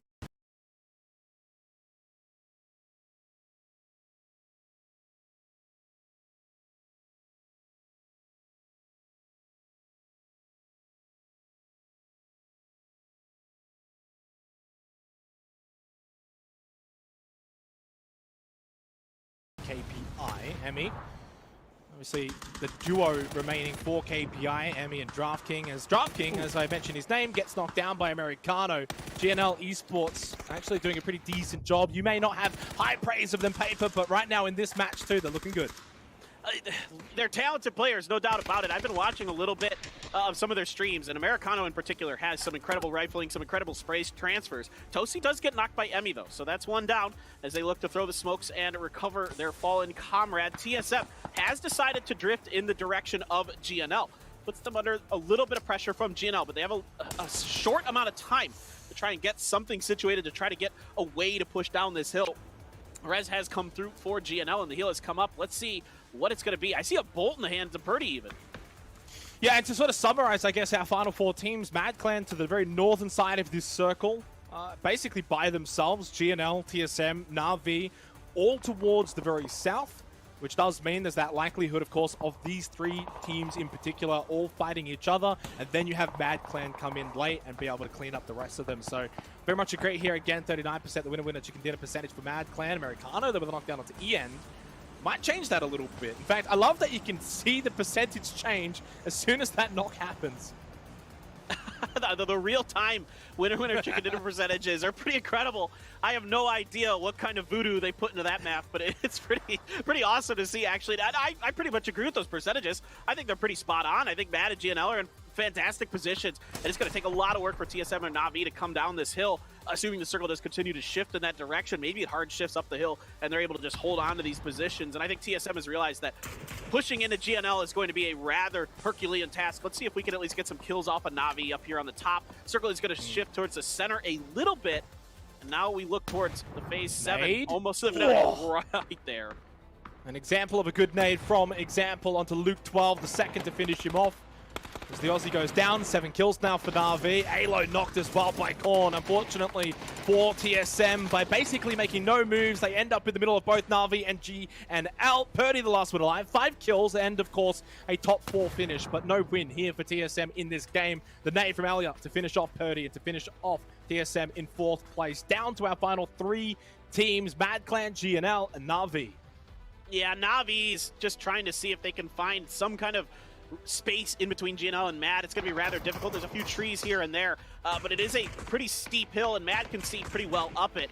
GNL is stuck outside of the new circle themselves, so Americano, his current position, not going to be good, and they're going to have to grab Heaven to get him into a better spot for the res, pull away from Na'Vi a little bit, see if they can cover this more effectively. Looks like they're going to go for it. No smokes are going to be used here to try to... I don't think there's quite enough of an angle from Mad to see that, and Na'Vi takes their time to assess the situation. It looks like they do have some vehicles to at least try to make a move here if they need to. Some kind of crash might be necessary. Again, one of the things I always talk about is coming down a hill late game in competitive PUBG, one of the hardest things to do. Well, a little bit of, I guess, lull in the action at the moment. I guess you could say it's the Eye of the Storm moment. Of course, it is still only Phase 7. It was actually a rather hectic mid-game, so most of the teams eliminated pretty early on. Lash going to be knocked down by Americano, who I feel like has almost had all of the entry knocks and/or kills for GNL so far in this game. I know you were talking up Americano, playing well and living up to the reputation that you've given him. He's nuts. I mean, he's been incredible, and I've been watching him on stream. He has just landed some unbelievable shots, and he continues to thrive here at PGC 2021. And 2Tap's going to return the favor, though. Nicely done with that SLR. Going to put Americano on the ground. Heaven, pretty far away. It's going to be a little bit tough to get over there. And look at this, Na'Vi keeping track of their kill feed, looking to see if they can take advantage of this. Yeah, and immediately the nades go out as soon as that knock does take place. Unfortunately, they're all going straight past Tosi, and none of them reaching the further back members of GNL. So a lot of utility actually kind of wasted here by Na'Vi, and then Tosi finds the knock on a Melman. So Na'Vi had the opportunity to maybe look for that initial engagement, find a knock to sort of follow up onto Americano being knocked, and they miss it. All that utility for nothing, and no position gained either. Of course, Mad Clan, though, we've got to keep an eye on them too. They can come in from behind GNL. Yeah, this is so smart here by EN. Get up on the backside, but Heaven's aware of it. He's watching it while going for that res, but EN has a pretty good tracking onto Heaven. Gets half damage done. Tosi holding on by a thread as well against Na'Vi. It looks like it all might collapse here soon for GNL. EN's picking up 3 kills for himself off of the fallen comrades of GNL. So 1 left for GNL. Unfortunately, now it's looking like Mad Clan might be able to find the win here. Ian, oh, never mind. David goes down to Example. Heaven still just trying to hold on and be that nuisance. Example trying to find that kill in that sort of 1v1 environment. Mad Clan only now down to Ian and 2Tap. They've got the position, they've got the numbers, they've got the players required to win this game, but it's not a given, especially if Heaven could just kind of onto a member of N-Clan. That can actually maybe give Na'Vi a chance to get back into this. Now 1v2v2, Na'Vi's able to get the res, 6 kills for Example, and Ian spots Heaven coming down. It's going to finish him off on the other side of the rock. I think it's 7, 10 total for Mad as they look to win this 2v2. They've got Na'Vi pinned up on top of the hill. Ian trying to see if he can find a head through those bushes.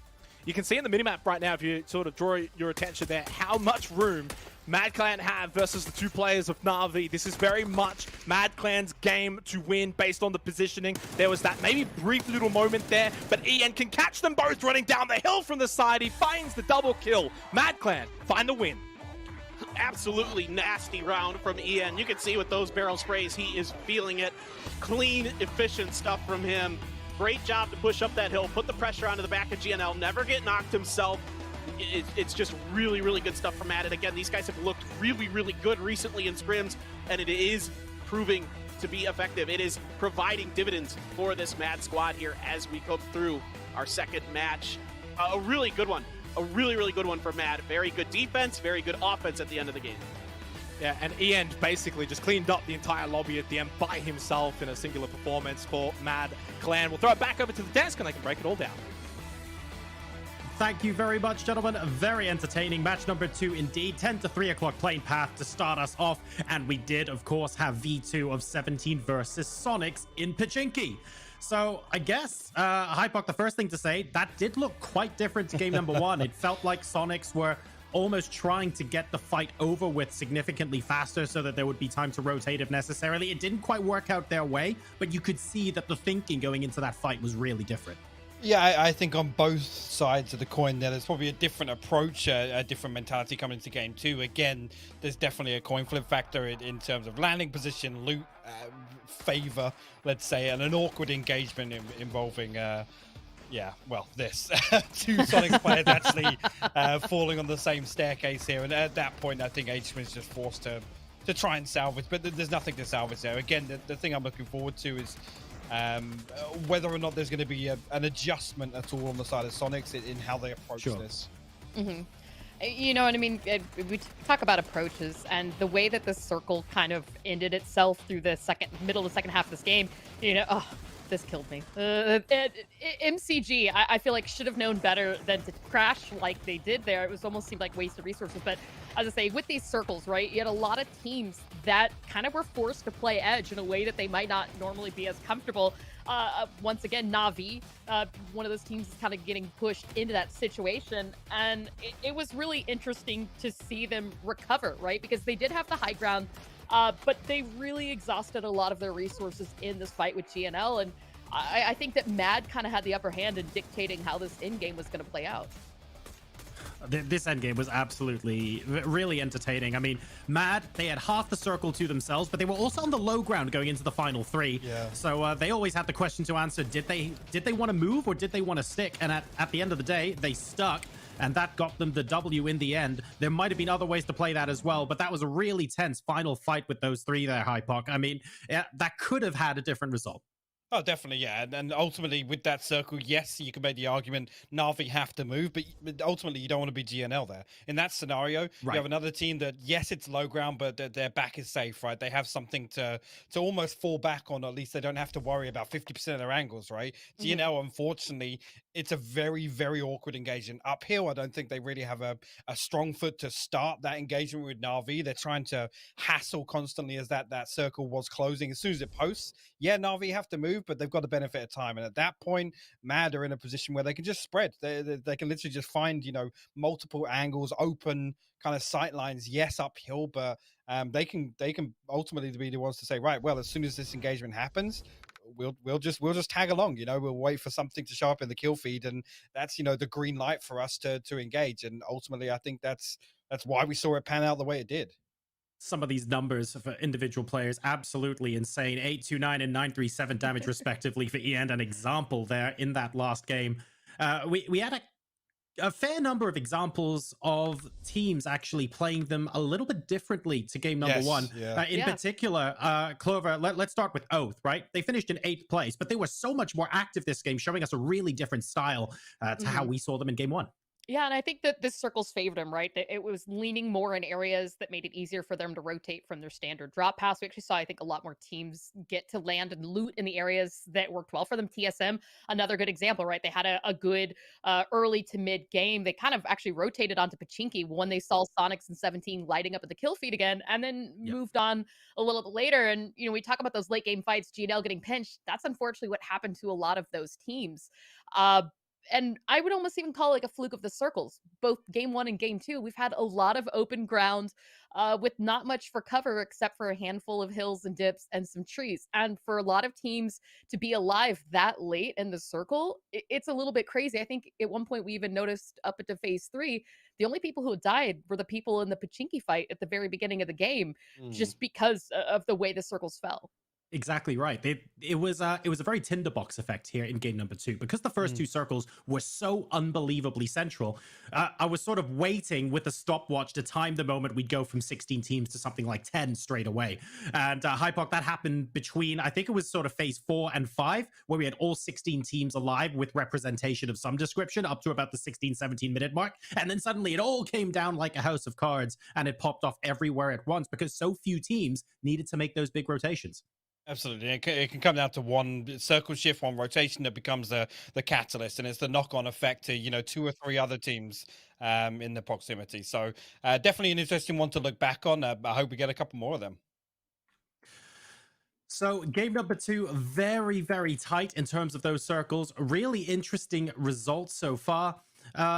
Towards the end of the game, just one more note, I guess, on the way that game ended. Was there anywhere maybe for GNL to potentially try and squeeze out a victory there? They had all 4 alive with the high ground at one point, but that squeeze from Na'Vi was so tricky. Could they have done anything differently, Clover? I don't see it. I think that the way that Mad had access to the circle and Na'Vi with just a perfect positioning there at the top, it would have really taken a miracle of somebody else being in the wrong position. It's so frustrating when you've got all 4 alive and you think there must be a way for us to do this. But like you say, unfortunately, that squeeze was really, really difficult for them to deal with. Taking a look at the way they squeezed each other out as well, TSM were part of that. I feel like we haven't spoken about them as much, but at the end of the day, they've been getting consistent points and they've been there or thereabouts in all of our games so far. It's really incredible. Looking forward to seeing whether they're going to be able to do that in the games moving forward as well. We've got one more game of Erangel left to go before we go on to Miramar. We're going to go to a quick break, and then we will be back with the next game right after this.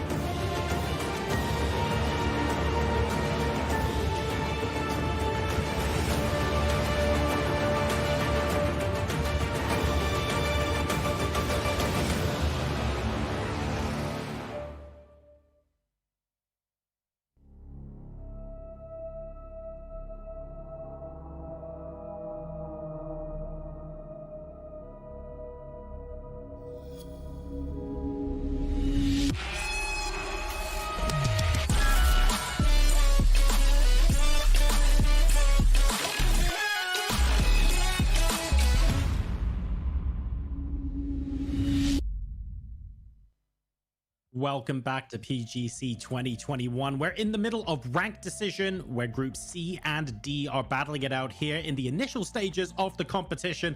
And already there are a lot of stories to talk about. I'm Jarasar, joining me are Clover and Hypoc, and the bell is about to ring for round number 3 of the boxing match between 17 and Sonics in Pachinki. We have to revisit it because I feel like it's almost inevitable that it's about to happen again. Even though they weren't the winners of the fight, I think that Sonics played game number 2, Clover, quite differently to game 1. Maybe we'll see a point for them on the board in this grudge match here in game 3. I mean, H-Win survived the fight in game 2, kind of. At least long enough to take down Piptech. Take that as a victory, right? Right. Yeah, just a little bit. But I think, you asked the question after game 1, at what point, what would it take to make Sonics pull away from this? And I don't think I've ever seen anybody challenge them and win this much. And so I actually am curious myself if we might see Sonics back out of this. At what point? I don't know the answer to this question at all. And Hypoc, like Clover said, they're not used to being challenged and having someone basically beat them twice in a row. I'm not sure I remember the last time that happened. So at the end of the day, 17, they got so many kills in game 1. They have a decent number of points on the board. Sonics have to be looking at this right now, and there might have to be a serious conversation where they evaluate their options. I think you're absolutely right, and the problem being is obviously there's a big regional difference here where 17 will continue to fight for this, especially if they come out on top in just 50% of these engagements. It's more of a victory for them than it is a loss for Sonics, right? And that's the real concerning factor. Is I don't think Sonics really have ever really been used to that. Yes, we've seen them kind of, I guess, maybe fend away some teams, but nobody's ever really gone toe-to-toe with them and stuck around to fight. So it comes back to that discussion around comfort zones, and let's look at the win conditions, right, or the success conditions, I should say, for Sonics, right? And it's that early rotation. It's the freedom of that early transition to the circle, getting set up, being able to dictate the pace, whether or not they decide to play central or opt towards more of an edge position and kind of be in that pressure point. But that's the real concern for me coming out of this. It's the outcome of the hot drop scenario doesn't really mean anything to me, if I'm honest. We're in the ranked decision games. I'd rather this happen now than a little further down the line. But it's more the knock-on effect, right? To Sonics as a team as a whole. Well, let's talk about some of the teams that are playing slightly differently here. Na'Vi, of course, one of the teams that were playing on the edge. They got sandwiched a couple of times. I love that shot of Alia, by the way, where he's peering just over the edge of the of the screen. He was like, oh, what's the name of the neighbor in Home Improvement? But that's who he reminded me of there. They came second in that last game. Na'Vi are quietly getting on with it, Clover, and they're actually getting a decent haul of points to their name as well. Yeah, it's the second time we've really seen them have a late game presence, right? So far in Erangel, it's got to be a comfort level to them, especially since, again, we've had these kind of weird out in the open circles where teams have really had to give up their cover early on. And so when we see a circle like that, getting to have the high ground working really well in Na'Vi's favor, even given the spread that Mad had that game, and I think right now the big kind of question coming out of Erangel, at least for the day, is that who's feeling confident on this map? I mean, some teams we know are good on both maps, right? Oath, Sonics, MCG, Petrichor. These are going to be the teams that are going to dominate regardless of whether or not we're on Erangel, whether or not we're on Miramar. So far, half those teams that I just named have not had the best start on Erangel. So for those teams that traditionally do better on this map versus Miramar, I think that's what really we need to see. Step it up, regardless of what that circle is, and just find some scoring chances so that you can go into Miramar with a clean head. I think that's such a good point, because moving from one map to the other is a great opportunity for teams to reset their mind if they need that in between the two halves of the day. Hypoc, we've still got one game on Erangel to go, though, and even if a team's not doing well, before they get to that reset point, they have to figure out what the pep talk's going to be to salvage something out of this game number 3. Is there anyone in particular you're looking at to maybe either play differently or achieve a better result here on our final game on Erangel? Funny enough, it's actually the guys here on screen. Dignitas have looked to, almost show glimmers of what they I guess what we would expect them to try and accomplish in some of these games. It'd be great if they could close out a wrangle, find a little success, maybe getting themselves to a top 4 placement, a bit more of a comfortable kill count, because I think confidence is probably a big factor for Dignitas. And I guess the way in which they've bled early and kind of these, fallen in dribs and drabs, it doesn't really benefit them an awful lot. So almost for Dignitas, I kind of want to go against the grain and say, forget about it, guys. Just go ham in the last game and try and do what I think Dignitas want to bring to the table, which is that kind of dark horse, but explosive dark horse. Game home Dahong as well. We saw them on screen. They'll potentially be looking for an explosive game number 3 as well. Clover, has anyone impressed you to the point where you think actually they've sort of managed to hit the ground running and have come out maybe a little bit ahead of your expectations in the 2 games that we've seen so far? I mean, aside from 17 Gaming, because I'll be honest, I think too, and this is something to say. I mean, kind of doubling back on what Hypox said about Sonics losing out on their ability to play the rotations and dictate the style of play. 17 winning out that position a lot's than that, because it's not just 17, killing Sonics and then just kind of faltering from there. They're coming out of these games with high kills and strong positions, even if they're not making it up to the top 4. And part of that is just because of the way that they're able to win those fights really quickly and then rotate freely, given the way that these circles have been playing out. Would you echo that, Hypox? 17 Gaming obviously incredibly impressive in the first 2 games. Anyone else you have an eye on? I mean, just to bounce on 17 for a second, the big concern for me is kind of the repeatable successes, right? The first game, yes, double-digit kills. The second, a little underwhelming, not able to, I guess, carry that early game momentum into mid-game success. So I'm looking for them to kind of repeat that, if possible, from game 1, I mean. Let's see if they can do that. This is the ranked decision, Group C and D, match number 3. Xenox, paper thin, take it away. Yes, match 3, our final match of Erangel as well here for Group C v D here at PGC 2021, of course presented by Alienware and Toomey. Final opportunities paper for teams on Erangel, of course. After this, then we have 3 matches of Miramar. Yeah, it's pretty similar plane path here. It drifts a little bit north instead of south. That's about the only difference. So curious to see. I mean, I don't think the Pachinki battle is over, to be frank. I don't think either of those teams is ready to give up. I don't think Sonic necessarily should give it up, but 17, I mean, they're a veteran team. I mean, you can think back to Sho. He was on that 17 Gaming team that was at the FACEIT Global Summit, for example. And, there's a lot of really, really good players around there. I'm curious about Pero, though. I think you and I were just talking about this, Xenox. We haven't really seen much from them. They've been very quiet. The first game on Erangel was a battle over Fairy Pier. Now they're kind of transitioning to a drop I'm not used to seeing them do, and it looks to be still a little bit of a work in progress. Very much Pachinki a work in progress as well for Sonics, as they once again, now for the 3rd time, go toe-to-toe with 17 Gaming. So far, it is 2-0 to 17 Gaming. Both times they've been able to get the opening kill. It's Shrimsy again, who gets caught for the opening death, goes down. Mime looking to find one back, but unfortunately all he finds is a few bullets in his back. Ooh, gets a little bit of a body block there as he tries to go through the door. That's going to give Suju enough time to get the pistol knock on to Mime. And you can see 17 is just swarming off of that first kill. You do have Tiggleton up on the roof with a scar. That's pretty devastating. If anybody gets themselves into a sightline, quick and easy, take Sho down. Yeah, and I think this is already the difference, though, at least for Sonics, is that Tiggleton has that high ground. They've never really been in a position here in these Pachinki battles where they've been on top, being able to have these sight lines. Suzu trying to get on top of that roof, fails the first attempt.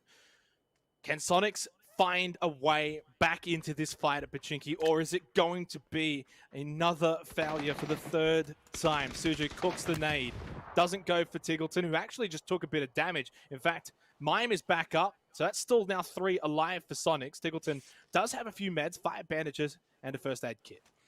I love what you're saying about how important it is to get a player up on the roofs for Sonics, and who better than Tiggleton with that scar. That's basically the best gun they're going to find, other than maybe an M4 or something like that in this situation. It's got decent long-range potential, and Tiggleton able to take advantage of it. Sho still on the ground.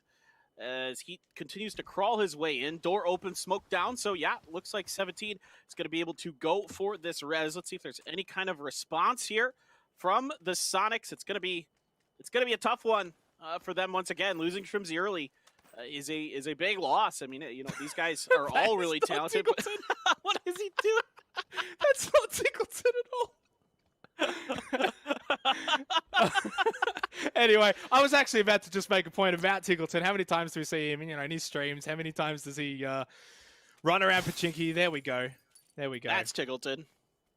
And this is yeah, it is. This is his element, right? Look at the heart rate, 131.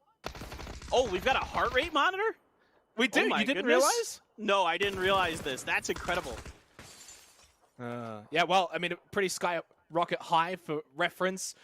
Generally, it's for the other players when they're just, you know, casually looting, it's around like 80, 90, I think. So a little skyrocket high there for Tickleton. Of course, this is not just random lobbies paper. This is 17 gaming they're going up against. Ooh, and Cho, after the res, comes through, has an AK in hand, gonna find Mime around the corner, flushes him as well. Looking really good here again for 17, but I never count these players out. I mean, especially, like you were saying, Tickleton, Hwin, even if they have to run, they're pretty darn good at it. I'm curious if 17, if it does come down to one player left for Sonics, if they're gonna cover that western exit route, or if they're just gonna be happy to just kind of win their battle and move on with life and try to get to a better position earlier. Yeah, and as much as we love this fight in Pachinki, just a quick little update. Circle is going to be on the eastern side of Erangel, so over towards Prison, for example. A lot of teams already sort of around that area. Game Home, MCG, GEX, GNL, Na'Vi are in the vicinity, and so is KPI. So a little update there. Of course, you can check out the map, twitch.tv/PUBG Esports map, if you want to keep up with that while we watch the action here in Pachinki. Of course, now 17 Gaming, they've got the high ground, they've got the roof advantage, they've got the player advantage as well. Once again, it is going to be 17 Gaming taking control of Pachinki. So it didn't work out here on day one. As you already pointed out earlier in the broadcast paper, these two teams are in the same group. So it is going to be 3 days of this, or Sonics have to maybe swallow their pride and give up Pachinki. Yep, so far it's looking to be the case. I do see members of Dignitas driving on the outskirts of Pachinki. We'll see if that comes to anything. Lash crossing paths with Star-Lord. A little bit of damage done to Star-Lord, one of the tires.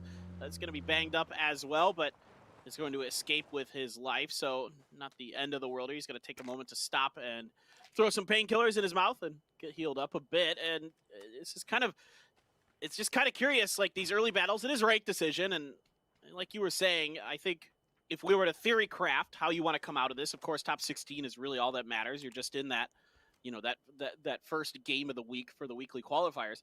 But after that, you fall off, and I think around, you know, yeah, 20th, 21st is, you don't want to go much lower than that if you can help it, but the longer these fights go on, you know, the tougher it becomes for Sonics, especially if they keep losing.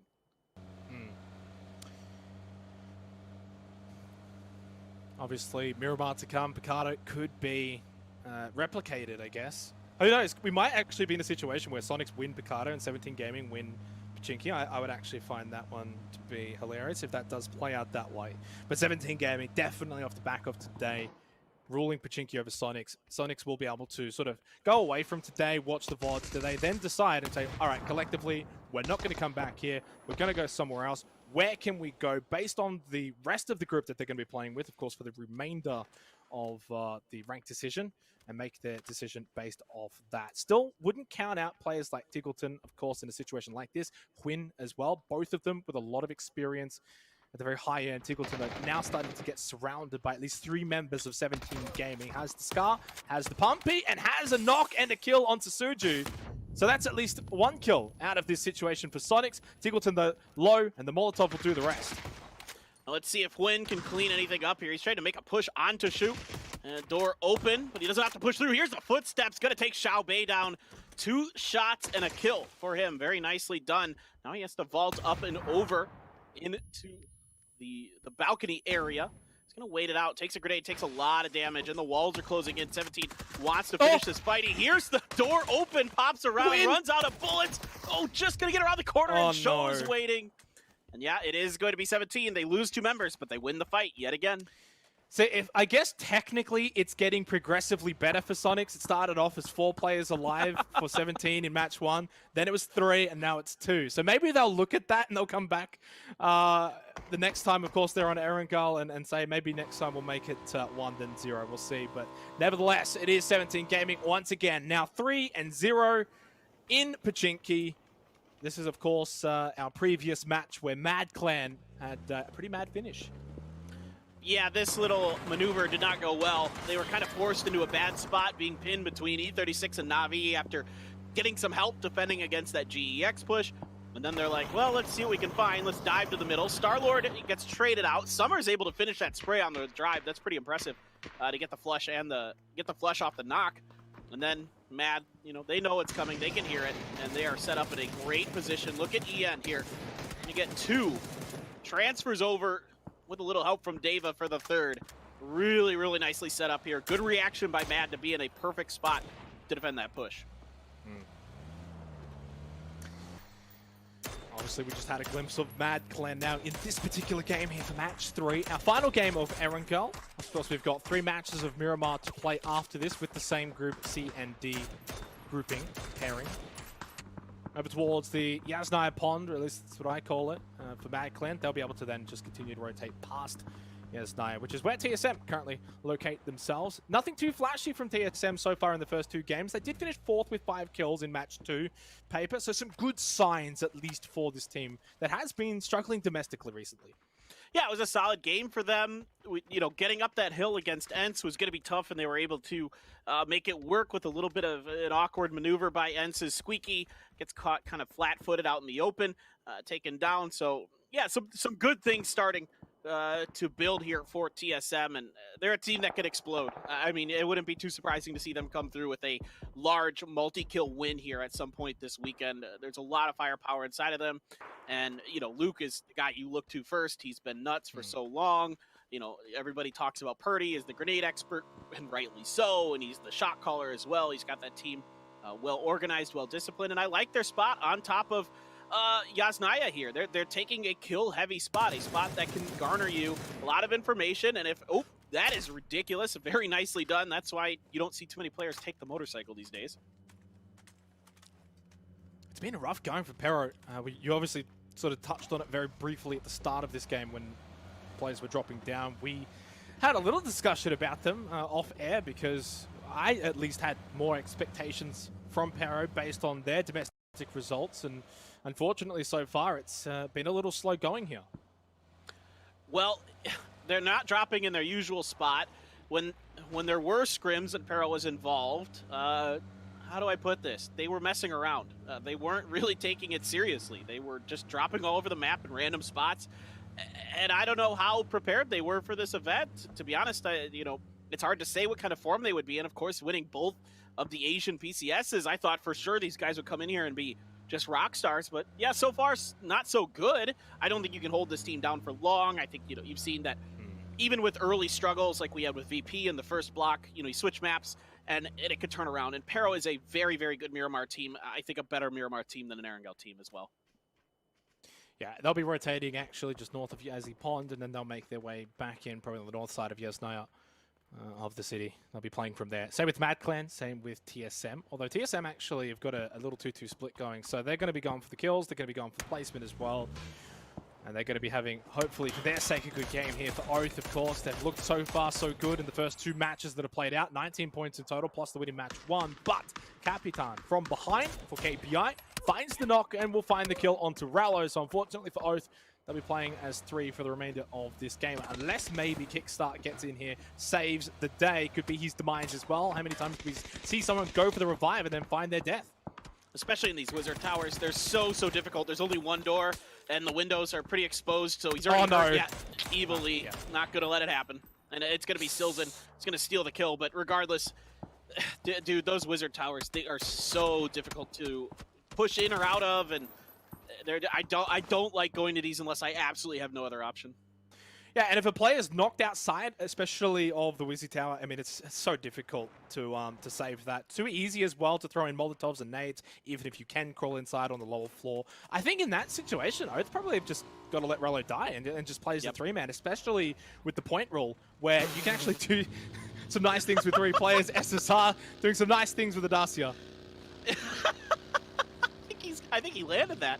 I think he wanted to get it over, maybe? I'm not sure what he was trying to really attempt there. Just going for some style points, I suppose. But yeah, going back to the point you were making, I fully agree, dude. I think Oath just needs to let Raylo go at that point. I understand you want to get more up. You know, obviously the more players you have, the better things are likely to go for you. But especially in the kill point rule, having 3 up isn't too bad. Like you can still rake in a pretty decent amount of points in a round.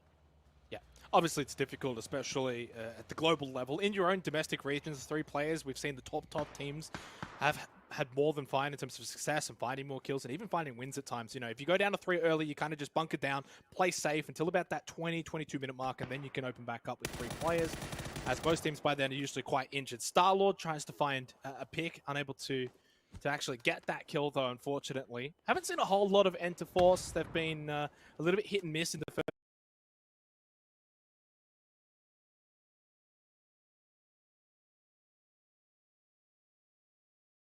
2 matches as well. Only the 6 points gained, and an opportunity maybe there for Enter Force to actually put even more pressure onto Pero, but they're able to survive, keep that player alive, and they've still got 3 players up. Yeah, I mean, I always have high hopes for Enter Force, but typically I end up calling them Exit Force because they aren't doing so hot, and it just...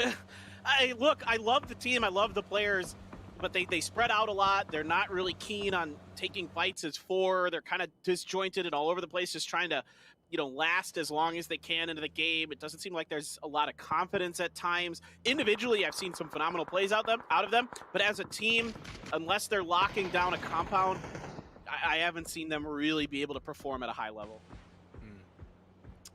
And this is what I'm talking about. I mean, just getting picked out in the open here by Indigo for no real reason there. Oh, what a nade, though, from Mill. Finding Lash.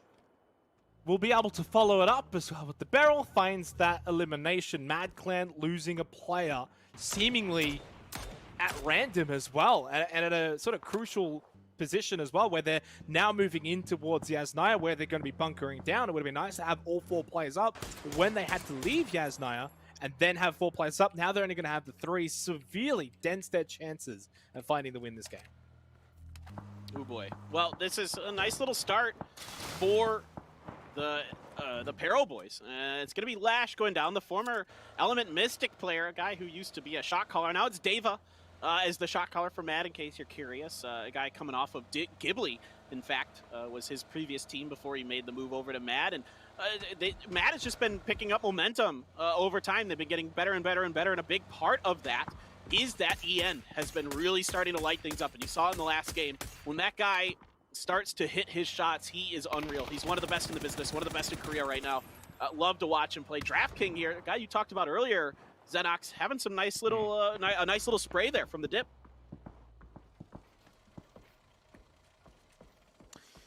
Unfortunately for Oath, this is going to be the kind of game as well where they're probably not going to be able to get too many points from, but it's almost been kind of job done when we sort of look at Erangel as a whole for Oath, at least from the 3 games, 19 points, you kind of take that. You would have taken that really at the start of the day. If they can then sort of replicate that on Miramar, that puts them at 38 points. That's actually a really good point margin after day 1 for Oath. So yes, you're going to have a rough game here or there, especially when you play 6 in a row. For this one, it will be for Oath. For Pero, Mings, of course, in the blue, but it is only phase 3. Not going to do too much damage. Where do they go from here, though, for phase 4? Where does this circle go from here? It stays towards the Yasnaya fields, right on top of Game Home, right on top of ENCE. TSM, of course, now have got all their players grouped up in that area as well. Yeah, you'd prefer to work south to north, but in these Yasnaya field circles, but it's going to be tough here as GEX starts to open up onto Pero with some grenades, softening them up. Aches left, going to get ripped out of the air by SSR. this could be the push and the finish for GEX. They're going to look to flank around the bottom side of this hill. Some smokes up for Pero as they are attempting to go for this res, but they've got a decent little angle here. Zennon puts a lot of damage down, does not find the knock onto Mings. More grenades being thrown back and forth. SSR, that one right next to him. Mings catches him in the heels. SSR was just trying to dip from that position, and as you said, catches him as he's running. And unfortunately for GEX, they've got themselves slipping in this fight, down to just Zenyan and now one other player remaining. Pero able to get the revive as well onto Axlef. That brings them back up to 3 players as they started in this particular fight. Of course, they didn't have the 4 players after losing Mamu. Nice and early. There's the carry in action. Mings, is he going to allow it, though, to take place? No, I don't think so. Zennan, no way you're going to be able to get out of this position alive. Axlef gets the knock. Savior tries to get something else to happen, but no. Out of time, out of players, and now out of the game. Now, Multi-Circle looking to take advantage of this fight. They are going to find the kill onto Axlef. But not bad here. A great response from Pero, although that grenade is right next to Mill. He's prone, so he doesn't take as much damage. Able to avert it, but the second from E and finds another knock, continuing right where he left off in the last game, getting some serious damage done. Over to Baonan, who is stuck inside of one of the craters here across from Ents. This is a precarious position for both teams. You can grenade each other. Teams can come up and over you when you're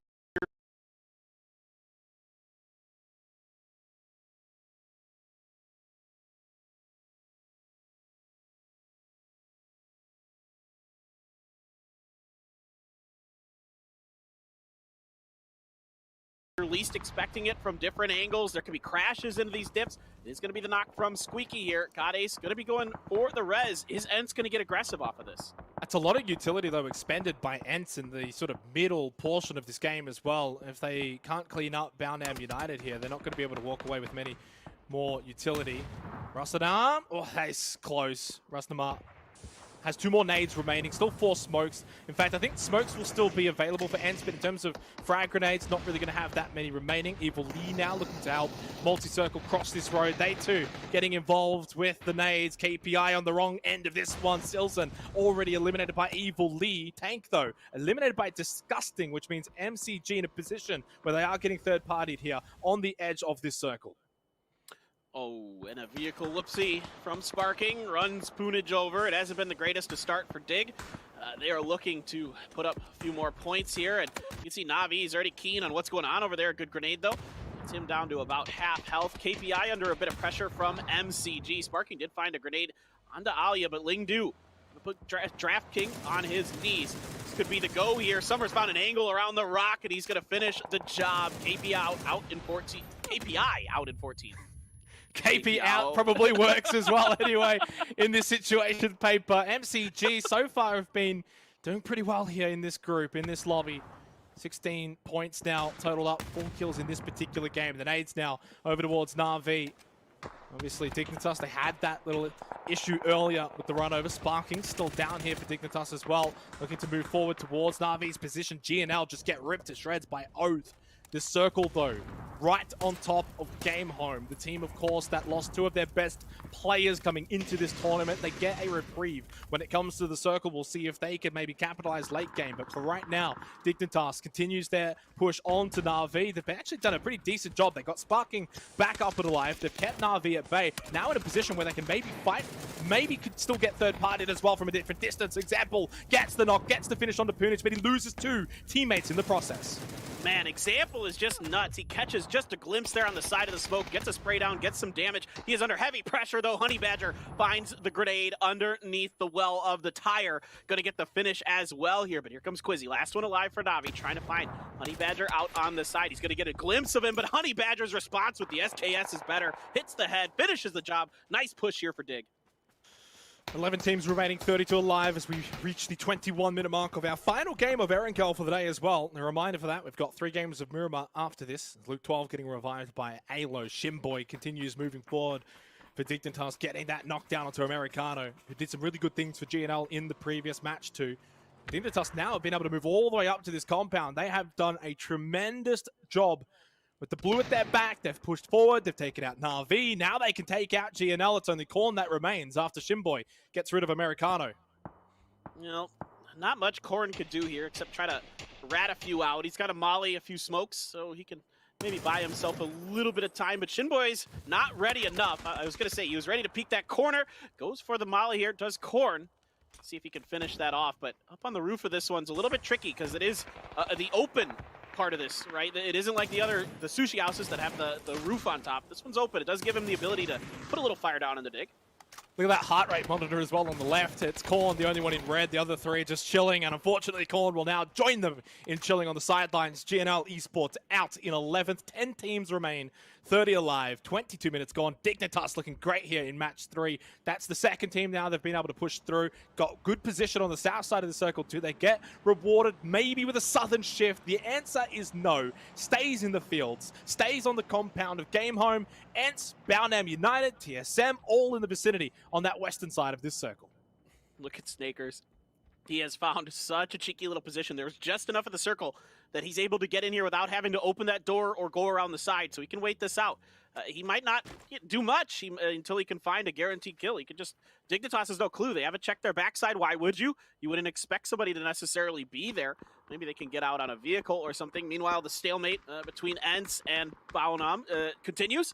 There hasn't been anything that has to have had happen because of the circles, but now something has to, because push has come to shove. Circle has moved away a bit from Baonam. They can still stay in that crater a little, but not much. Evil Lee trying to push forward. He does have Dig on the other side of this hill, but Lil Ghost is going to see him. Sparking gets the knock. That grenade might be good enough for the finish. Nope, it's going to be Show. Going to get the job done here for 17. Yeah, and I was going to say, again, Dignitas just have been lighting up the kill feed. 6 kills now in this game. Snakers, though, unfortunately, as I've just mentioned, something positive for Dignitas. Snakers, like the snake from behind, gets the kill onto Honey Badger. That's going to severely damage their chances moving forward in this particular game now for Dignitas. After all of that good work, it's all undone now, really. TSM have been able to sort of shift in a more northern direction of this field of Yasnaya. Mad playing in a pretty decent position. What a nade from Show.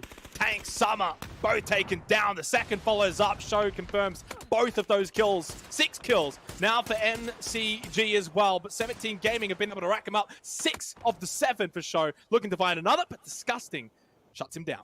Oh, the AWM ad shot puts him down. A great run there for Show. Good grenades. We got a lot of damage done, a lot of kills picked up for 17, who just fight no matter where they are. They fight well. It's really impressive to watch them. Mad coming out of Yasnaya, did a little bit of damage to Pero on their push through, and now they push in just underneath this hill. Vehicle's going to get destroyed, so that's going to be taken out of play. Grenades are bouncing a bit too far past 2-tap to get him in the end.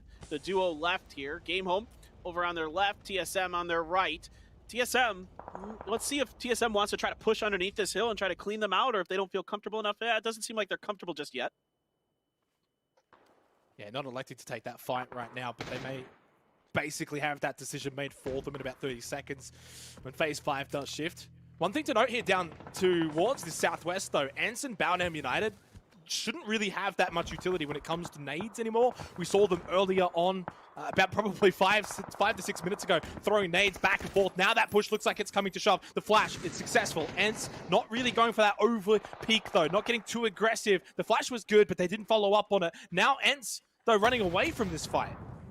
Well, yeah, the grenades in response from Baonam. They've had a few in the back pocket waiting for this moment, wisely so. Ents needed to get those mollies a little bit deeper on that push if they were going to go for it. They came up and splashed on the front of the side of the hill, didn't get into the crater proper, and that let Baonam kind of avoid any real threat from Ents, and Ents probably wanted to back them off the side of the hill to give them a better opportunity when they come up over the hill to have a better angle. On top of Baonam, weren't able to find it. Now it's Baonam's turn to kind of get something done. Simon T gonna throw some smokes in here, just try to cause as much chaos and confusion, see if they can get that molly to land as well. Looks like he might be the tip of the spear here for the Vietnamese squad. Yeah, Rust is sort of the entry player here for Ents. Dixu holding the backside angle, making sure no one's looking to wrap for Baonam, but considering the circle's gone more north, I don't think they're going to be wanting to push down into Ents. If anything, they'll be sort of moving away, trying to get good position. Of course, making sure that they don't get in a position where they can also get third party. But it's Ents that I think is starting to corral them here. As this smoke dissipates and they are going to be able to spot Baonam United, they should be in a position to find these kills. It's Tixu with the opening one on Simon T. Maybe they can find more. They're all just huddled together, though. They all line up here, basically, for ENCE to just take them to the cleaners. Boundam United sent packing in 7th place. ENCE flex their muscles down to the south of this circle. Now, though, they need to move up north. Yep, they're trying to go for the res. I don't think there's enough time, so yep, you can just grab the guy and move now. It's a nice little usage of the new feature here. We've seen it quite often, and I think this is a very nice little feature that's been added to the game. It really allows for a lot more flexibility in these tense edge circle situations. Meanwhile, Game Home trying to push on top of 2-tap here. EN was taken out, and he doesn't have any cover from his teammates, so he's going to go down to the combined fire of Game Home. Sylphie going to pick that up. Man, Sylphie has been looking really good. Not just in this tournament, but in the scrims, frankly. I thought his form has been rather nice, so good to see him having a little bit of success.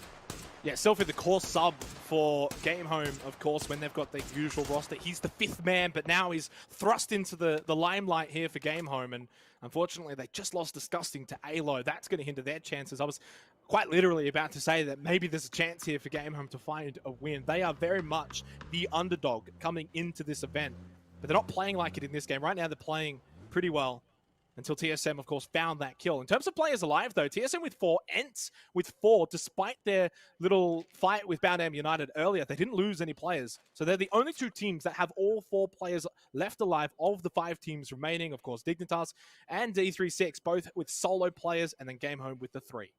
Yeah, I mean, ENCE does a really nice job holding off BN. Nobody crashes either of those craters, which is pretty surprising to me. I don't know about you, Xenox, but I'm used to seeing those craters get crashed by at least one team. If they're in the circle that late, if they're on the edge of that circle, it feels like eventually somebody gets forced into that position. And again, the terrain in these Yasnaya fields lends itself to south to north. Those are typically the teams that are going to do better, just because of the way the hills like roll. And that isn't always the case, but a lot of the times it is. So for ENCE, this is huge. They come out here with 4 up, and they, out of those craters, you so rarely see that happen. Well, it's pretty clear to me, at least in this particular ending, we're not really seeing teams have that much initiative unless it's forced upon them, whether that be by a team close by to them, like the Boundam and ENCE fight, or that being the circle just pushing everyone together. No one's really taking that initiative to sort of roam around, find those kills, the roaming warband that Toffees likes to say. So haven't really seen that in this particular game, and I don't think we will all of a sudden towards the end. Of course, TSM with 4 players up, ENCE with 4 players up. You would look to one of those 2 teams in doing that, but they are just going safety first. Everyone has just gone dead quiet when it comes to the Yazzie fields. Not a lot of cover. Yes, you've got some hay bales, but there's all these snakes in the grass. As soon as you stand up, as soon as you start trying to run around, it's very easy to get knocked down.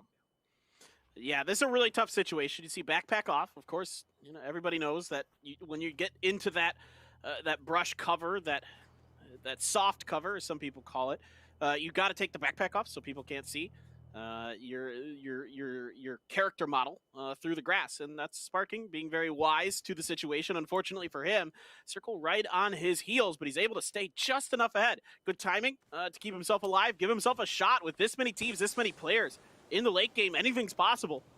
Even with just 1 alive. We should also mention E36 has 1 player alive as well. Starlord still kicking for them in the middle of the circle. Quite literally, yeah, the middle, absolutely the closest player. And as we are now into Phase 9, that will become a factor. So as long as he doesn't get found, if he doesn't get spotted, there's a chance he could go undetected, and maybe there's a chance for E36 to find a way to get this win after all, even with the solo player. Difficult to see that happening, but now 2 minutes and 13 seconds is all that remains. TSM ends. We expect them to sort of get moving, be the team that got the players alive. Game Home, of course, as well. I mean, they've got 3 players. That's a pretty significant chunk when there's 2 teams with solo players. They also need to sort of get moving and find an avenue forward. But it's Sparking, the solo for Dignitas. Got the knock on the 3007, but unfortunately loses his life to Sylphie. Now we get that music. Now we get that top 4 scenario here. Minute 48 left as Ross gets knocked down by Starlord, the solo player. Finds a way to have an impact. Oh my goodness, here comes TSM. They're hungry to finish off ENCE. They're going to find the flush here on to Rust and Mar. Tixu was knocked as well. For ENCE, they have 2 up, but you can see Penta right underneath the vehicle. Really nice awareness from him of that angle. Grenades are going to be splashing in the back, but Squeaky pushed ahead. Starlord and him are going to butt heads here in just a second, but it's Squeaky who gets the better of him. ENCE, though, just down to 2 players. Penta finding the kill as well onto Digmic. Moo, all of a sudden, just flanks TSM, gets Luke 12, gets Purdy, maybe turns this game on its head.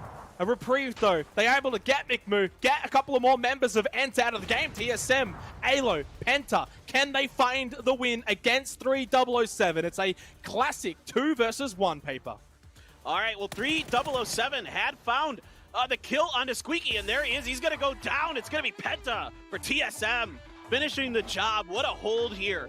Great management of their space on their periphery for TSM here. Never overextending, finding kills when they could, finding the right moment to hit ends and really tear them apart, basically put them out of the match with a little help from Game Home, a little help from Star-Lord as well. Really nicely done here by TSM. This is the team we've been waiting for. Yeah, and I think there's probably a little wiping the sweat off the forehead in that moment with McMoo getting that flank, finding the 2 downs onto the members of TSM. I thought for a split-second paper that maybe Game Home could snatch the victory in this particular game, but no, TSM, they hold their nerves. Obviously very strong in the late game. They find the win here for match 3, our final match of Erangel for the day. Of course, we've still got 3 more games of Miramar, and we've got a very lovely desk to throw to. Thank you very much, folks. A very entertaining game number 3, and it certainly sets us up very nicely going into Miramar for the second half of the day. You can see very chilled out there in the booth for TSM, having a casual discussion about that. It's almost like it's a monkey off their back, if you will, where they managed to get a good haul of points in that game and the win to boot. And of course, it all started with a fairly familiar sight. You know, let's get this out of the way now. We were talking about it while we were watching this fight happen, and it was that we really have not seen this happen to the Sonics. And these are 2 teams that are in the same group. So regardless of what happens today, they have to play each other the rest of the weekend long. And so I think the question that we had is, are we going to continue seeing this fight? And I think that I just can't picture Sonics leaving, but they haven't shown any signs of winning it either. No, and I think we can come back to it a little bit later on, because I think a lot of that pins on the Miramar performance, right? If they get themselves a little bit of a buffer, a little cushion perhaps, then maybe they're a little happier to go toe-to-toe and maybe trade out evenly going forwards. But that's definitely a talking topic, I think, as the weekend develops. And it's interesting to see, again, just coming back to it, I think actually as just a snapshot frame, it's probably the worst 3 games we've seen out of Sonics all year, right? Consecutively. So definitely uncomfortable start for them. Heading into the mid game, though, like big Yasnaya fields. Look, it's uncomfortable for these teams to have to play this kind of circle, but to be fair, Clover, they're quite used to it as well. Like, this isn't that uncommon. It's just messy. Messy is a very good word for what we saw here, because teams were really on top of each other so many different times. And I think there's even a point where I even asked, like, how does Ints have no kills? Because we kept seeing them get all these knocks, doing all these damage, and then all of a sudden the team they were fighting was able to get full reses and recover. And so much of that was happening here, but it was really great to see TSM rewarded for that play. You can see there 19 points, 9 of which went to kills. That was a very good game for them. A massive point to talk about as far as the standings are concerned, guys. I think, look, Game Home Dahong, they haven't had the best day so far. Neither have Dignitas. So to see them in 2nd and 3rd, it's, I would go as far as to say heartwarming if they were mid-table. But the truth is, Hypoc, they needed that. But this is also a good springboard for them going into Miramar. It is, yeah. And that's a very difficult circle to kind of, you know, garner any sort of control. I mean, Game Home's scenario there with having the compound, it's almost like, you know, you got the sushi without the salmon, right? There's not an awful lot you can do to kind of convert that to any sort of success.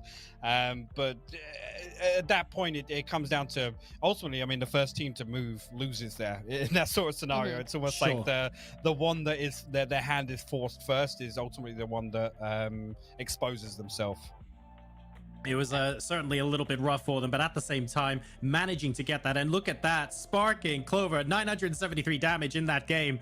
He put in a lot of work for Dignitas here. Not only did they need the points, but sparking just showed that when he dug deep, he managed to pull some really, really good results out of the bag for his team.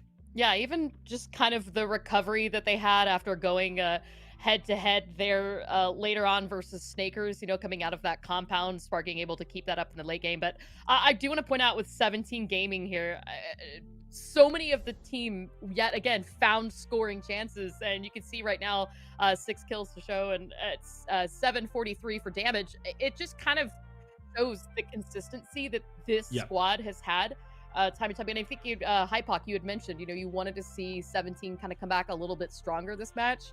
Still not that late game performance we want from them, but they're finding ways to keep themselves just continue climbing on the leaderboard. And I think it comes back to that point about where we question the repeatable success, right? Especially with this early game scenario that's going on. You really look towards them really kind of nailing everything else on the checklist. And I'm not convinced yet. It's definitely a good start, I guess, in terms of we look at the bigger picture, but there's a lot of other things I think they need to accomplish. We also had a really nice little bit of a glimpse into the new game mechanics in that last game as well. At the very edge of the circle in Phase 6, we finally got to see the carry mechanic being used. Ents managing to lift someone up that would have definitely gone down to the blue beforehand. So nice to see this making a genuine impact in competitive game.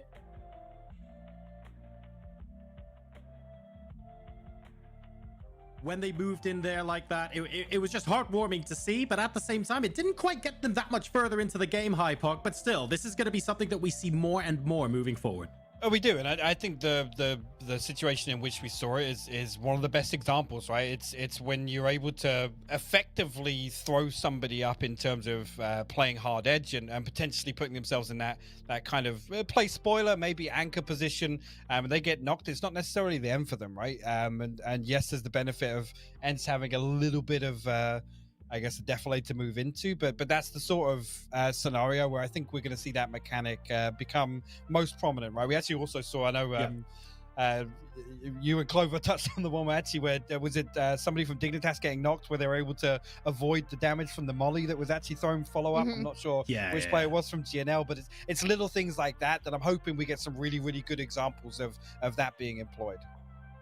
Yeah, I think sometimes we see these updates. So sorry about that, John. But sometimes we see these updates, come to the game, and we always wonder how much is it going to affect the comp meta. Yeah, and it's been really exciting to see the big changes that it has been having. I mean, to see full players that coming into a healthier final fight with more alive, like I said, with Ents especially. There's this situations, you've got a player that's knocked, the blues coming in, there's no time to stand there for a res, but if you can pick that player up and carry them close to the edge to give you that extra time to get the res in, that's phenomenal, and that's exactly what we saw there with it. So it's exciting for us, right? We're just nerding out over this new feature. I love these shots that we're getting of TSM FTX as well, guys. I realized we didn't necessarily have that much airtime on them before, but you could see how relaxed they look, and you can see how comfortable they're feeling after the end of that game. It must have been so important for them to get that kill. And I do wonder, Clover, I'm wondering out loud now whether that frees them up a little bit and they play a little bit more loose on Miramar and a little bit more freely, knowing that they might have stuttered a little bit in their start to the day, but that game really made it up for them. And it, like you say, it feels like it's the TSM we know and love. I think so. I mean, this is a team that, again, has that great LAN confidence, that LAN experience. Seeing him compared up to Na'Vi, similar situation. So to get a team where they can have that chemistry at its absolute best, we're only going to see the performance get better from here. If I can just butt in, actually, you say the TSM we know and love. Actually, we're coming back to this format. Actually, where we see them excel best is them getting, for want of a better term, shafted by the circle and fighting tooth and nail, farming kills, choosing their fights wisely, and that's sort of like that's the pedigree of this roster, right? So actually, that previous game almost an uncharacteristic win in that regard. So I think, yes, we're looking at them, there's a little bit of relief there, where actually they're probably able to convert a game that you got to say. Take it at face value at the start of that. They're probably not thinking we're in, one of our comfortable positions, right? One of our game-winning spots. It's usually, the SDK, the TSM of old, where it's like they're on the other side of the map. They're fighting a team in blue. They come in, they're on foot from circle 2, and they're just taking engagement. So actually, it's a bigger positive than anything that previous game is one that they're able to close out. So this is the point now where teams are going to be resetting if necessary and thinking about how they're going to approach their game plan differently moving on to Miramar. We sort of touched on this a little bit in the previous segment, Hypoc, but Now we really have got an opportunity for a couple of teams to go, okay, this is where we need to start scoring some points. Who in particular now have you got your eye on? It's difficult because I think we face the same discussion that we have at the start of our angle, right? Where it's actually scrap everything you've learned in the first three. Now we've got a completely new set of learnings to adapt to here. And again, there's definitely also the carryover, I guess. If there are any teams that have run into each other, again, eyes go straight towards Sonics and 17. Is there any further developments with that on a different map? Right. One thing I will close off on, Dignitas finishing that game 3, although everything was stacked against them, and of all the people to run into on the edge, it's Na'Vi, who aren't afraid to just dig their heels in and fight late, stay, almost to an unorthodox, late kind of edge play that we see them thriving quite often. But even then, they're able to put up a comfortable, 9 points, 9 kills or something?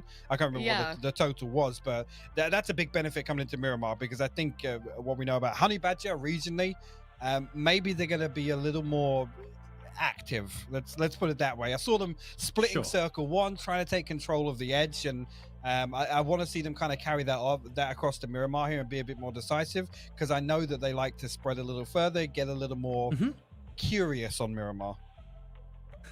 Curious is certainly a good word to use. I want to see how they actually bring this different style of play to bear. We're going to see different styles of play, not just throughout today, but throughout the tournament as well, Clover, because for what we saw Sparking do just now, for example, excellent points maximization for Team Dignitas. When we get into the survival stage where we need to get that chicken dinner to move into the weekly finals, that then changes again, and the teams are going to be playing in a different way. So that adaptability, there's almost like another layer to it, because depending on which day you're playing, you might have to play a different way. And this mentality, this mindset that all of these teams have, they have to be changing it constantly.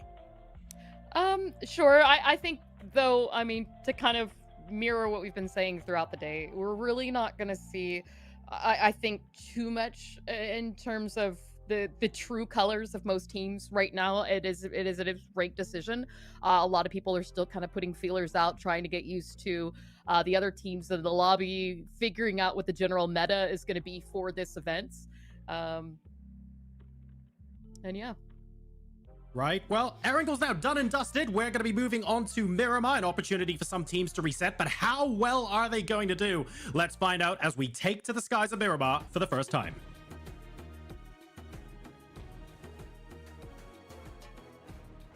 Well, 3 games in the book, 3 games to go here for Group C and D, PGC 2021. Of course, presented by Alienware and Termi Paper. We head over to Miramar now. We fully expect, or at least hope to expect, to see Picardo be basically the new Pachinki. You would think so.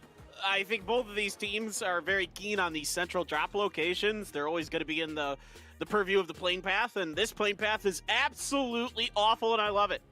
This is one of those playing paths where I'm like, all right, this could go to any of the islands, whether it be the prison one or the one on the east, but very likely to end up somewhere around the Los Leones area is where it kind of leads you to believe it might go. But again, the first circle just has to touch the playing path, so a lot of options available for it. I see 17, I see Sonics, I see hot drops. Oh, yes. I got my evil laugh on him.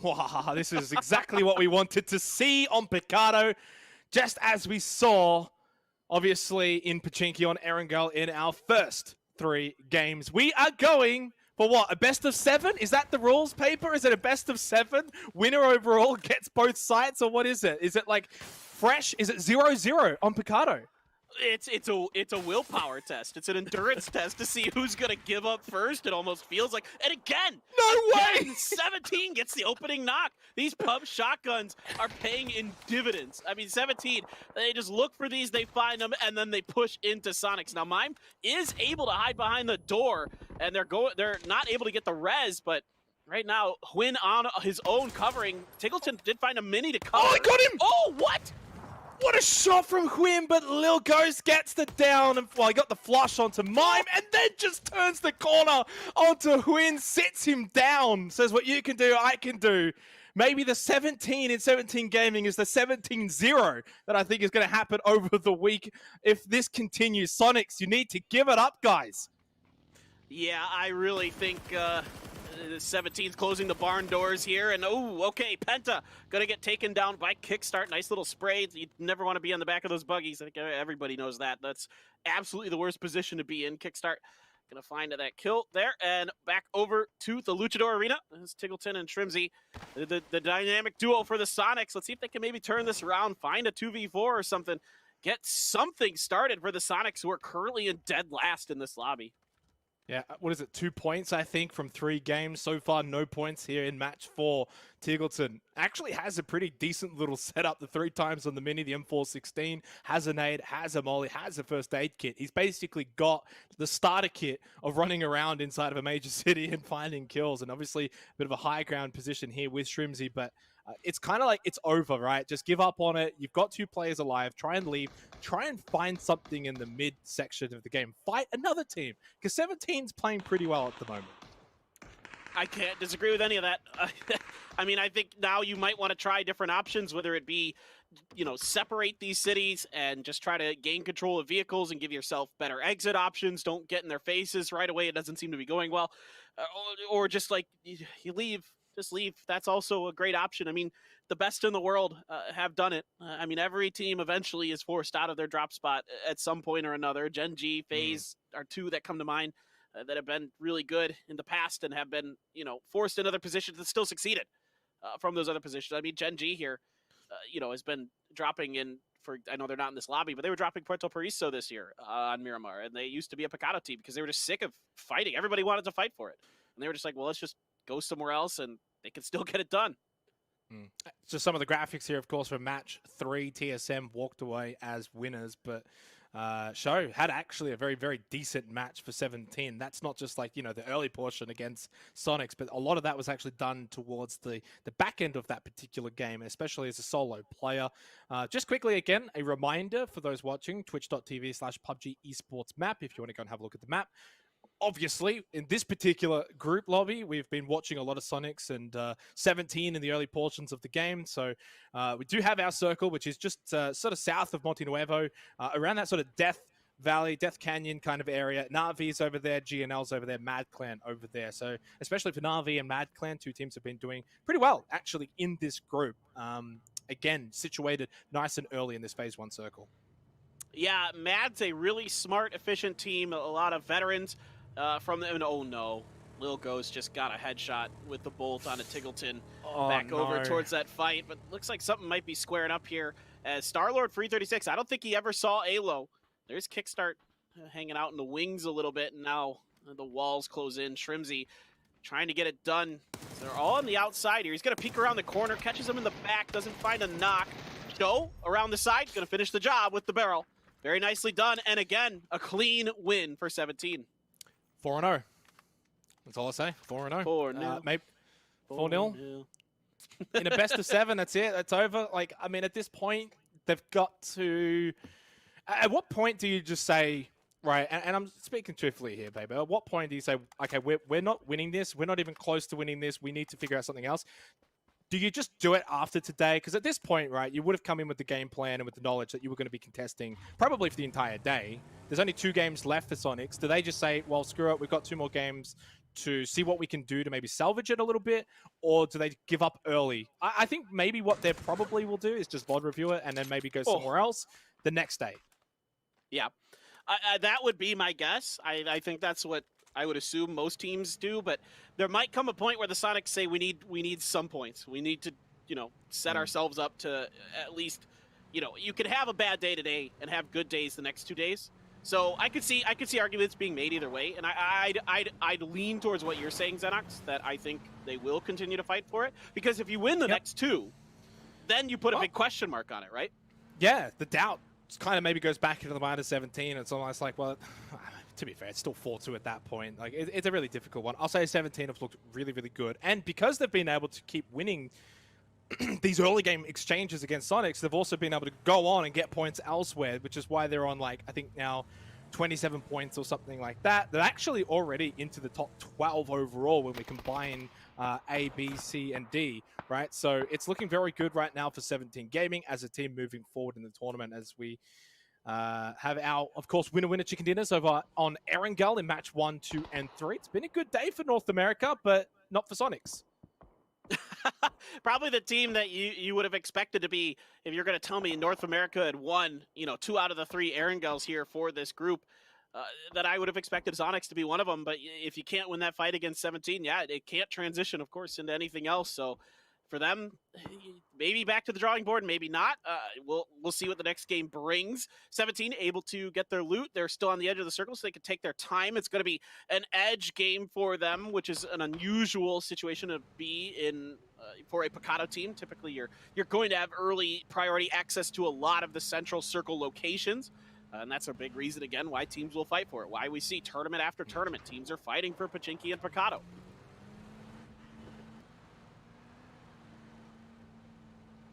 So Antiforce heading in the direction of Boundham United. This could actually be a bit of a trap. This could be disaster here for E36. Starlord leads the way. God Ace right in front of him at the tree. The spray, it's a little bit off. In fact, so off that we're actually seeing the shots go back the other way. Starlord finds the knock onto God Ace. At least one goes the way of Boundham United. Zesto, unfortunately, missing a lot of those shots, and he will be punished for it. Boundham United, this little camp, this little section that they had set up against E36, not quite going the way they would have liked. Although, I will say, Paper, it's looking pretty even at the moment. Oh, that is a great grenade right down the ramp. Youngby trying to see if he can get Amina. Amina dancing around, but finally he is going to find the knock with the SKS, and this is a phenomenal setup here for them. Indigo, last one in the E36 train, so he is the caboose, and he might just decide to peace out, as there is not much left for him to do. As Starlord and Amina on their knees, Pure Boy out. Great little setup here from Baunam. I like what they're doing. If they find the right opportunities, the right moments to catch these teams in transitions, it seems like they have good reads here on E36 or some other team that wanted to come through this spot on these circles, and they have a phenomenal position. I mean, there's a couple others I can think of that you could set up traps along, and this is one of them. I've seen E36 do it, for example, actually, as a team that will occasionally, very, very rarely, go for these types of setups. And I think this is a team that you wouldn't expect to do these setups, right, Xenox? BN? Well, I mean, no, but it goes back to the narrative that I set back on Erangel. They're a team that's happy to take fights on their terms, and I guess this is envision their terms, right? Like, they're forcing that fight, so that's their way of doing it. Obviously, if they're in any sort of little disadvantage, they don't try and overcome that. They actually steer clear and play a little bit more defensive. But yeah, I mean, this is not something you would see too often from Boundham United. Typically, you would actually see them more towards, like, say, center of the circle, looking for a compound, looking to play for the late game. They'll take their fights if needed. But setting up sort of those kind of camps up north, away from the circle, yeah, it doesn't happen all that often from them. But hey, in the end, ended up working. They got some kills. They've only got, I think, the 2 players remaining, though, so it's not perfect, but at least it's something, and it's what you need to do at this sort of level. Too many teams come to the globals and they unfortunately play safe, they play passive, and they get punished for it. You need to be an aggressive team. You need to be a team that is willing to do things like camping or like being aggressive, like crashing compounds, if you're going to find success. I really like what you're saying, and I think also it can build some psychological momentum for you too. You take a couple good fights and you have something to hang your hat on. At the end of the day, even if your late game fights don't go so well, hey, you won these early fights. You had a great position here.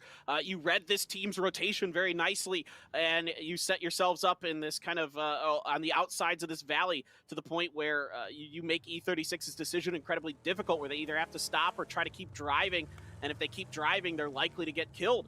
Or at least lose tires and spin out and then die for nothing. I mean, Starlord doing a nice job there, at least taking one down with him. That's a very tricky position to be in for any player, but yeah, phenomenal work from BN. I'm totally okay with it. I'm totally with you. I don't mind seeing teams try to get aggressive early, especially in the point format, because they can get those kill points. Yeah, obviously under sort of, the most chicken rule, you'd probably want to avoid fights early because you don't want to be down a player or two, like the situation that Boundham United actually find themselves in now, right? Like in the most chicken rule, that wouldn't have been worth it at all. But in the point rule, it actually is worth it. You get a couple of kills, you can still find a way to get placement points, maybe even a couple more kills. And overall, it's a pretty decently average game where you can get some points. And, it's a double thumbs up. We're fine with that. Move on to the next one. But I don't think they're going to be able to say win from here or anything like that. It could have been a little bit cleaner, but that's fine. It's more so than anything, what they were trying to do rather than the execution of it, and that's fine. Circle, by the way, here for phase 2, obviously towards Chumacera. We've got about a minute 14 seconds until phase 3. Not much really happening down in Circle. The team's already sort of in the vicinity of the Chumacera area, not really that close to each other. It's not really that squished yet, not that congested. So probably not expecting too much to happen over the next couple of minutes. A little mountain warfare potentially with MCG and Mad. Both teams pretty well fanned out, trying to cover space. EN spots Summer. I suspect that Summer may have spotted him, and EN, I think, realizes that something's amiss as Summer isn't peeking that. And there is Evil Lee, who is maybe going to flank out, try to catch EN. He does have 2 tap on the side. I think EN trying to see if he can drag somebody from MCG into the sight lines of his team. Indigo is going to go down, so long story short, it's going to be E36 falling to Baonam United's camping stuff there outside of the circle. Very well done by them. I'm imagining that has to have been basically like a 1-for-1 trade that obviously Indigo didn't actually get the kill, but did enough damage to actually cause the down. Yeah.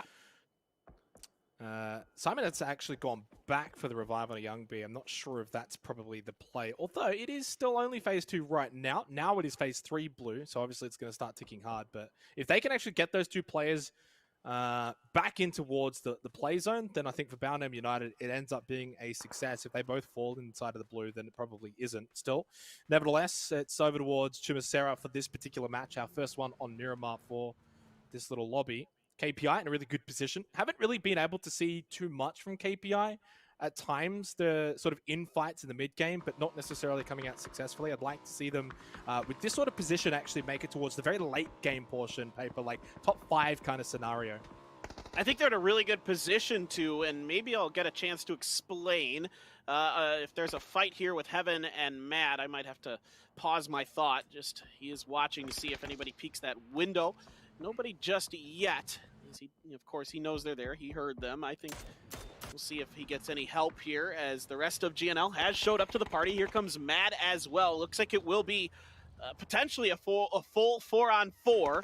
Both teams have their own compound, so it doesn't have to kick off right away. Maybe if there's a knock or something, somebody will get aggressive off of it. Yeah, and then you got Oath as well, actually, just above them at the top of this bowl area. So that can actually get very interesting. Oath can probably find a way once these 2 teams start maybe trying to come outside of the buildings to find kills and to start this fight. Oath could actually third party this, find a few kills. It's going to be the nade game, of course, for the time being between GNL and Mad Clan. I don't think anyone's going to want to overcommit. I don't sense Mad really wanting to leave their buildings here in this scenario, and they are aware of Oath's position. So that is actually really good news for Mad Clan. Not so sure if GNL are aware of the position that Oath currently hold over the top of this area, and it's actually going to be Tossie that gets knocked down by Lash. Not really going to be able to do much with that other than a nade, which is Lash's only one. Falls short of the mark, and they should be able to get a revive on him. Yeah, I think Oath's presence is a big reason why this fight hasn't gotten real hot and heavy, but Oath did kind of back off a little bit. I say that, and they're... Never mind, I lied. They're just peeking right over, watching all this. I thought for a second they might have been looking in a different direction as 17 was kind of drifting in their direction, but didn't end up happening. Lash found a few more frag grenades for himself and seeing if he could get that finish onto Tosi. They know he's still knocked. They know he's still behind the building. EN finds the position. Going to get the point, and immediately Snakers put some damage down. They do have Navi out to the south. I don't expect Navi to come anywhere really near this fight, though. This circle, the next circle, very likely to just kind of center up, be around the Chumacera area. So I wanted to go back to KPI real quick. I think they're in a fantastic spot because of the unplayable terrain that's in this. This circle has to go towards Chumacera. It could go kind of northish, but it's not. It's probably not going to go south. It's probably not going to go west. It's got to go kind of center or east in the Chumacera direction. Right, so north or on Chumacera is Paper's suggestion here. 5 seconds until phase 4. We'll find out. Tixu finds actually a kill onto Lil Ghost. Finally, something goes against the 17 Gaming that had such a good time of things, and it is going to be in a very northern direction here for this phase 4 circle, which is good news for GNL and Mad Clan, which basically kick it off. Heaven finds the kill onto E-End. Oof, that's a big loss for Mad. He's been their superstar for many phases of this team's existence, and now they're in a tricky position. They do have Deva off on the side. It looks like now for real, Oath is never going to get super involved in this. They're just going to watch and see if they can pick any pieces up from the fight. MCG going to rotate right next to, I think that's Na'Vi there, and they might be diving here towards one of the buildings that's already occupied on the edge of Chumacer. No, they don't like it, and I don't blame them. There's no way the edges of Chumacer aren't occupied. So if you're going to go that direction, it's going to have to be a crash. It's going to be a very dangerous one. They're going to instead opt to try to find something more centrally located. This shack will have to do, but that's not my favorite position in the world. I'm not going to lie. And the follow through there of that camera really highlighting the terrain in this particular vicinity of Miramar. Very hilly, very up and down. You're going to have a team on the low ground, team on the higher ground. You're going to have, you know, these little ridges everywhere basically involved towards the late game. That's going to be paramount for teams in terms of their cover. So even though on the map it might look like there's not much cover, but in reality the terrain is your cover and it's everywhere in this area. Still, we are down to 48 alive at the 18-minute mark, so teams are fighting the action pretty early on here in the mid game. Luke 12 able to get involved as well for TSM, down to 3 players. Rust trying to finish off, I think, Xiao Bei.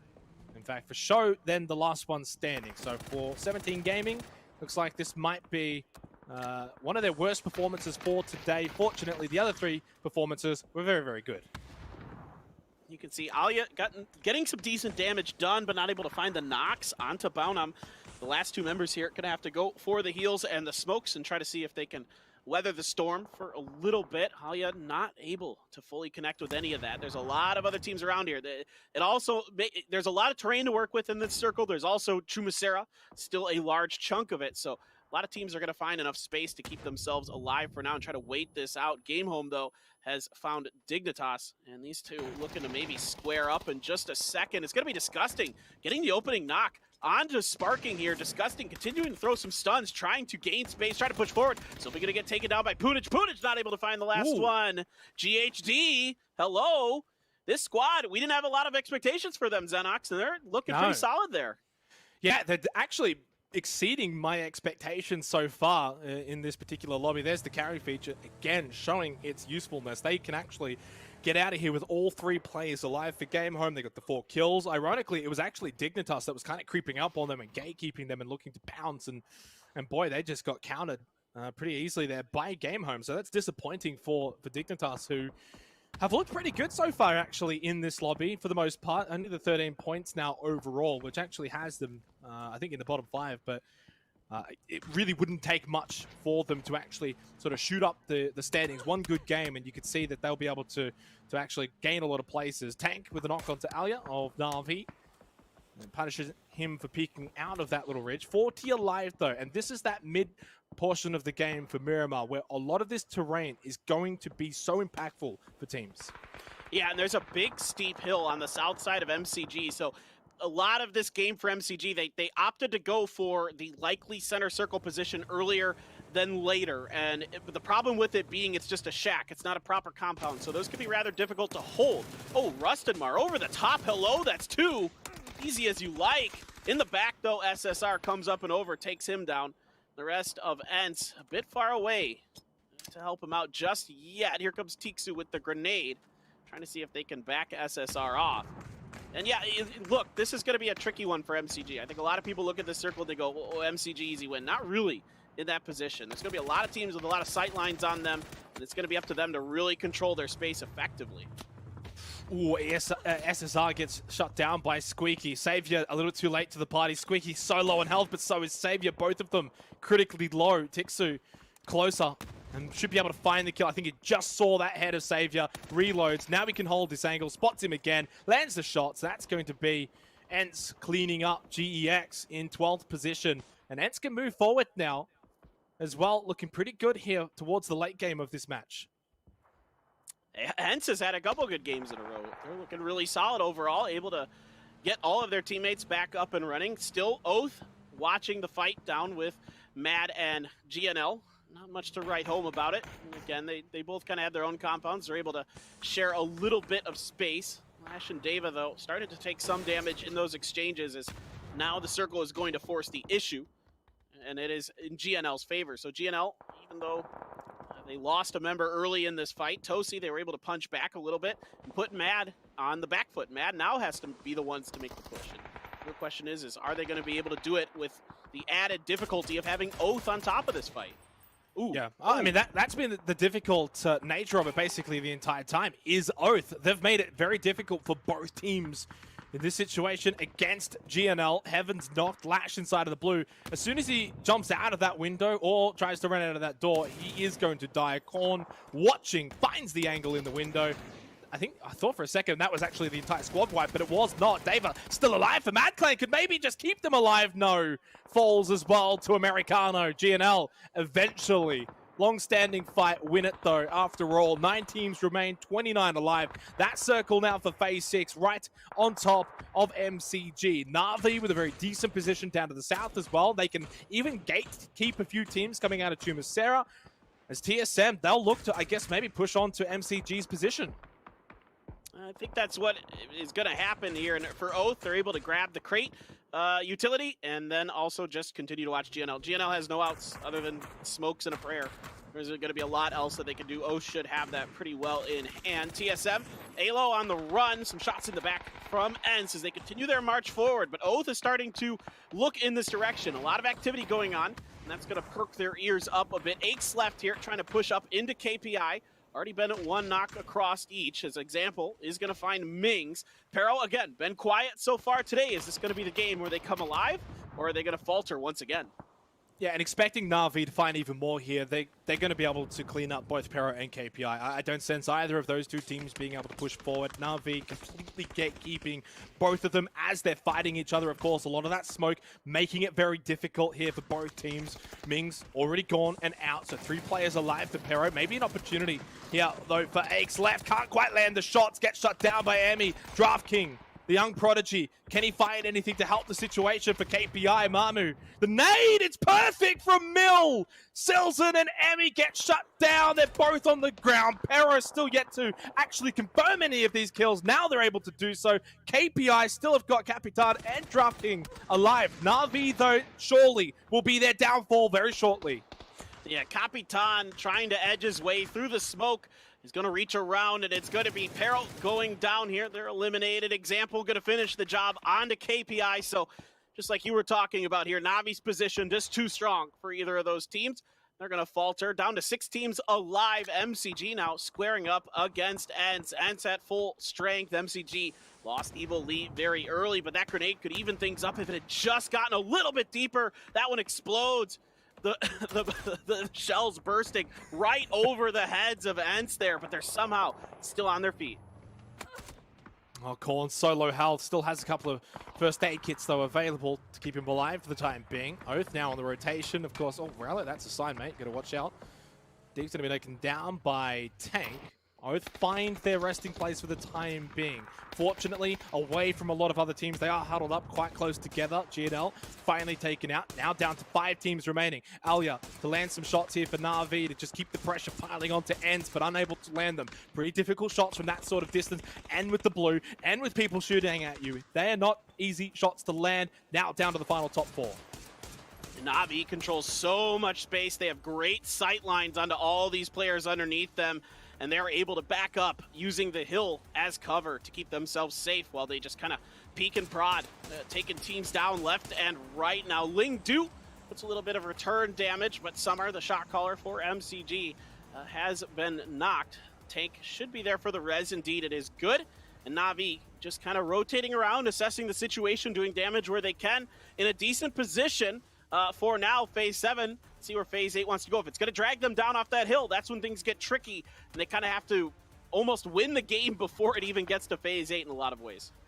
Yeah, and you can see the total leaderboard, A, B, C, and D. Na'Vi with 4 players alive have an opportunity to skyrocket up that leaderboard here early on. We've still got another 2 games to play after this as well. Summer and MCG, though, creep up, flank up, try and get Alia. They've landed a few shots from Summer, but able to fall back to that rock position. And Summer's now going to be careful, trying to fall away from it. Quizzy's got a really good angle. Tank, though, is there at least to help out, but still, it doesn't seem like MCG are going to be able to push onto Na'Vi. That will secure this south side of the circle for Na'Vi, and I think from here, Paper, they've got to be my favorites to actually win this game. Yeah, it's looking pretty darn good unless the circle really hard shifts up to the north. That's about the only way that this would go potentially very sideways. Otherwise, they should be able to just kind of devastate the other teams from the high ground, frankly, and it's looking pretty darn good right now. MCG attempting to push up there, seeing if they could maybe displace, maybe pick one off, maybe catch somebody a little bit too far extended, but Na'Vi too good for that right now. They're being very disciplined, very, very smart. Quizzy gonna see a little bit of Oath, gets a little bit of damage, but does not find that knock. And still, we just kind of wait this one out. There's still enough space for all three of these teams. Just trying to get every little extra, edge that they can here, as Oath might actually try to push into MCG. Yeah, and more kills here for Oath is probably their best way forward from here. I don't know about finding that chicken dinner, pushing up that hill against Na'Vi, who have such a substantial high ground. MCG, though, not going to be a pushover. They've still got 3 players up, and provided that Na'Vi aren't going to be in a spot to actually third-party onto MCG, it's actually more likely that they would actually be third-partying Oath more than anything. Look at Oath. They were just seeing if maybe MCG would peek themselves, but they did not. And there's that shift I'm talking about. Now things get a little bit more tricky for Na'Vi as time goes on. This one very much in Oath's favor. Na'Vi, though, might have some vehicles that are still in decent shape, and talk about it all the time. Having vehicles in the late game on Miramar is so important to make these rotations when the circle gets really unfavorable to you, because at times Miramar has very extreme terrain. Let's put it that way. And you need those vehicles to traverse that terrain.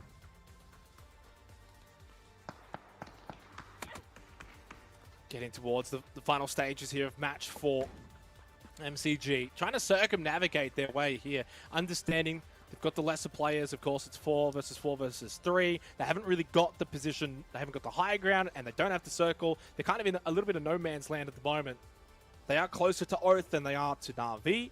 Na'Vi could still have the opportunity, Paper, that Oath and MCG fight, and then Na'Vi sweep in at the end. That's probably their best case scenario for Oath. If that is to happen, they need to win that fight against MCG really quickly and then be able to hold the road. Yeah, that's exactly what I was thinking. I think for Na'Vi, they're waiting by these vehicles, waiting for the fight to kick off, and then use that opportunity to try to drive through, sweep in, and finish the fight.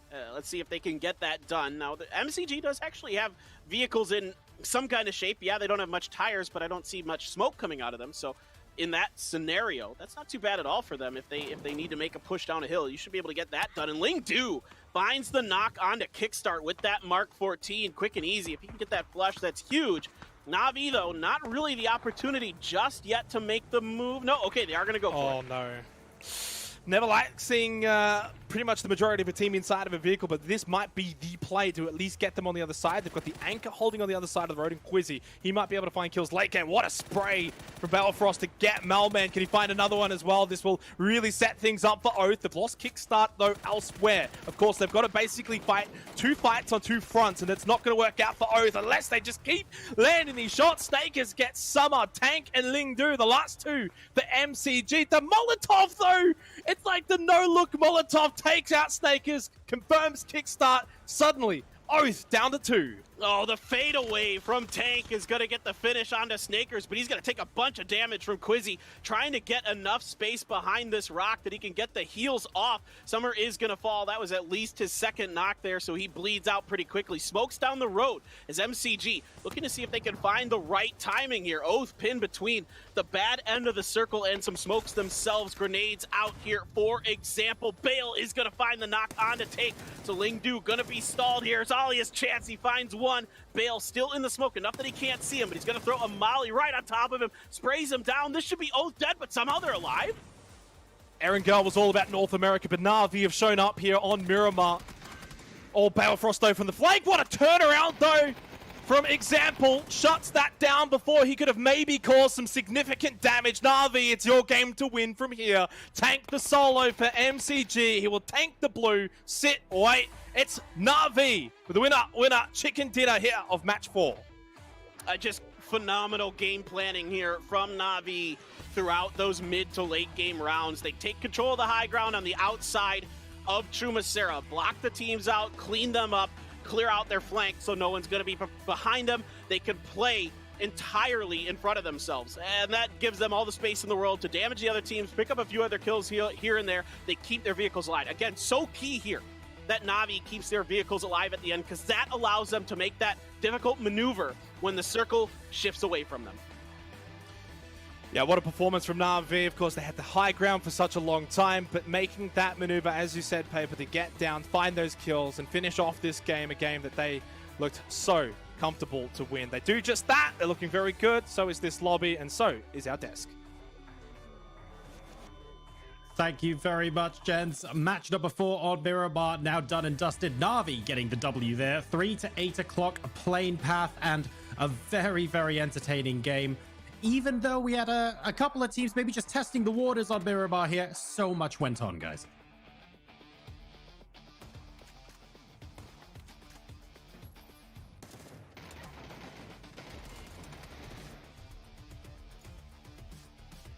No, you know, a normal part of the waters. There we go. Real quick, we saw it for a sec. 17 and Sonics once again fighting, and it's not gonna. I think we were talking about it. We may not see it stop at all.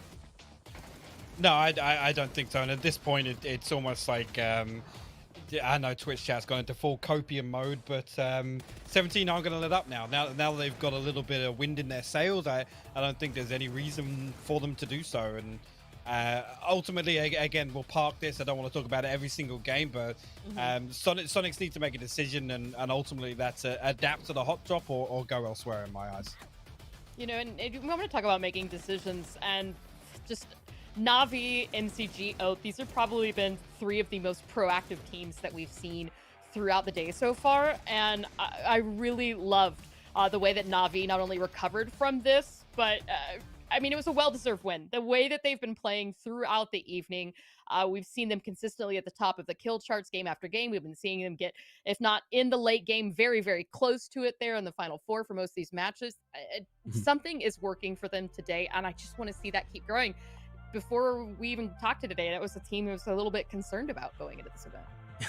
I think the danger with Na'Vi is once you give them a little bit of a nibble, they could just take chunks out of everything. So the fact that these guys have managed to come into their own on the first game on Miramar means that you got to be watching out for them in game 5 and game 6 as well. They could take that momentum, and they are very capable of steamrolling that. But taking a look at how they set themselves up maybe towards the late game, I just want to give a shout out to Oath here, and Stakers in particular, the only player to do more damage than Alia in that particular game. They did a lot of damage themselves as well. I mean, look at this. Alia absolutely doing work for Na'Vi, but even though Oath didn't quite make it out in first place in that final fight, to be honest, all 3 of these teams, like Clover said, they've done tremendous work, and that result could have gone either way, Hypop. Yeah, I think so. There's a point in that game where I think Na'Vi make the decision to wait for something else to happen to become proactive, and you can see as soon as that pops up in the kill feed, the switch is flipped, and they make that move downhill. Ultimately, at that point, Oath are committed to that 2-2, right? Because they're trying to hold down, obviously, one side of the circle, and on the other side, it's Snakers and Kickstart trying to hold off MCG. And I think the fact that situation lingered as long as it did was ultimately why Oath were unable to find themselves some breathing space, honestly. But credit to Na'Vi where it's due. They put themselves in a position where they were close enough to react on that and capitalize on that situation. Even though Belfast put up a hell of a fight down there on the west side at the bottom of the road, it didn't equate to much.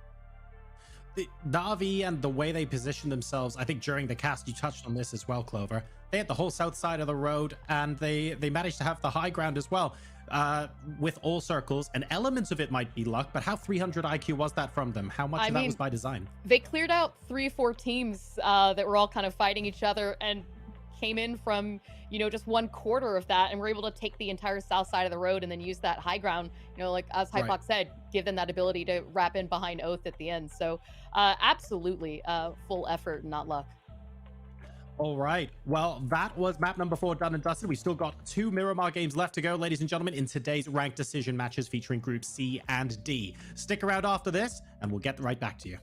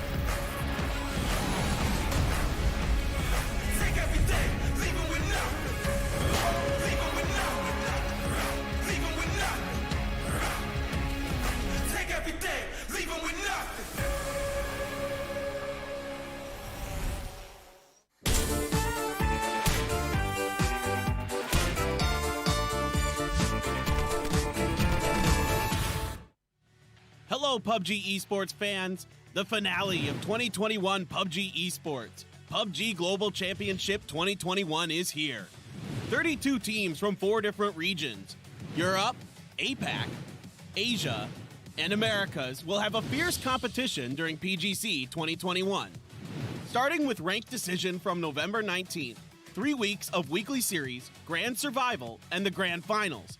A variety of matches await us. Let's take a look at how PGC 2021 works. First, it's the weekly survival. Weekly survival will run with winner-winner chicken dinner rule from Tuesday to Thursday with a total of 16 matches in 3 days. The team with the chicken dinner will proceed from the week's survival matches and advance to the weekly final. The 16 teams that advance to the weekly finals will play 10 weekend matches with the Super Rule. Each week's weekly winner will grab a ticket to the grand finals. Also, weekly final teams start again from the first match of next week's weekly survival. So, how will the bottom 16 teams join the survival? The first week's ranked decision matches with Super Rules will rank the teams from top to bottom. But starting from week 2, only the bottom 16 teams will compete to decide the next week's bottom 16 standings. Through 3 weeks of weekly series and depending on the results from the weekly finals, the teams advancing to the grand finals will be decided. 3 weekly finals winners and the top 9 teams during the 3 weekly finals will advance to the grand finals. Excluding the 12 teams that already advanced, the last 4 remaining spots for the grand finals will be decided through grand survival. In a single day, teams that grab the 4 chicken dinners will fill up the missing spots for the grand finals. The final 16 teams will go through a 15-match grand finals over 3 days. The team with the highest point total in the grand finals will be the PUBG Global Championship 2021 champion. The PGC 2021 champion will have the honor of being the winner and earn a ton of prize money. And that's not all. Your crowd-funded prize money will be added to the total prize pool depending on the team's placement. On top of that, we have special prizes for the teams and players who played astonishing matches during PGC 2021.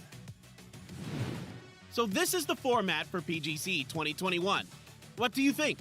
We hope this resolves some of your questions. And now we are moments away from PGC 2021. Which team will stand on top of the world? Are you ready to witness the new champion of 2021 PUBG Esports?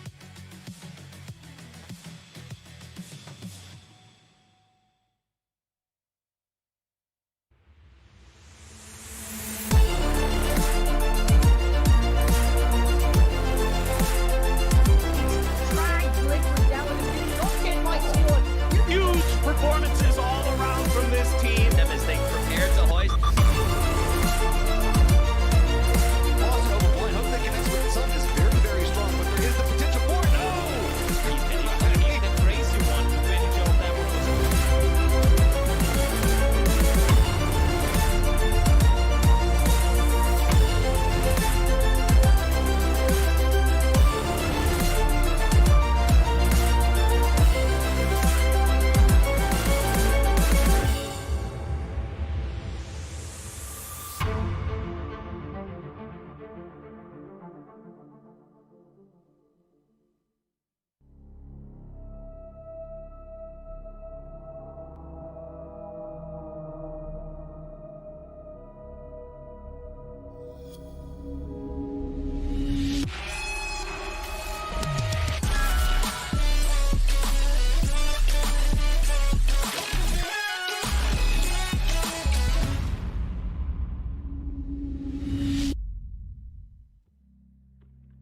Welcome back to PGC 2021, where we are in the middle now, or just past the middle, of the ranked decision matches here in Group C and D for today.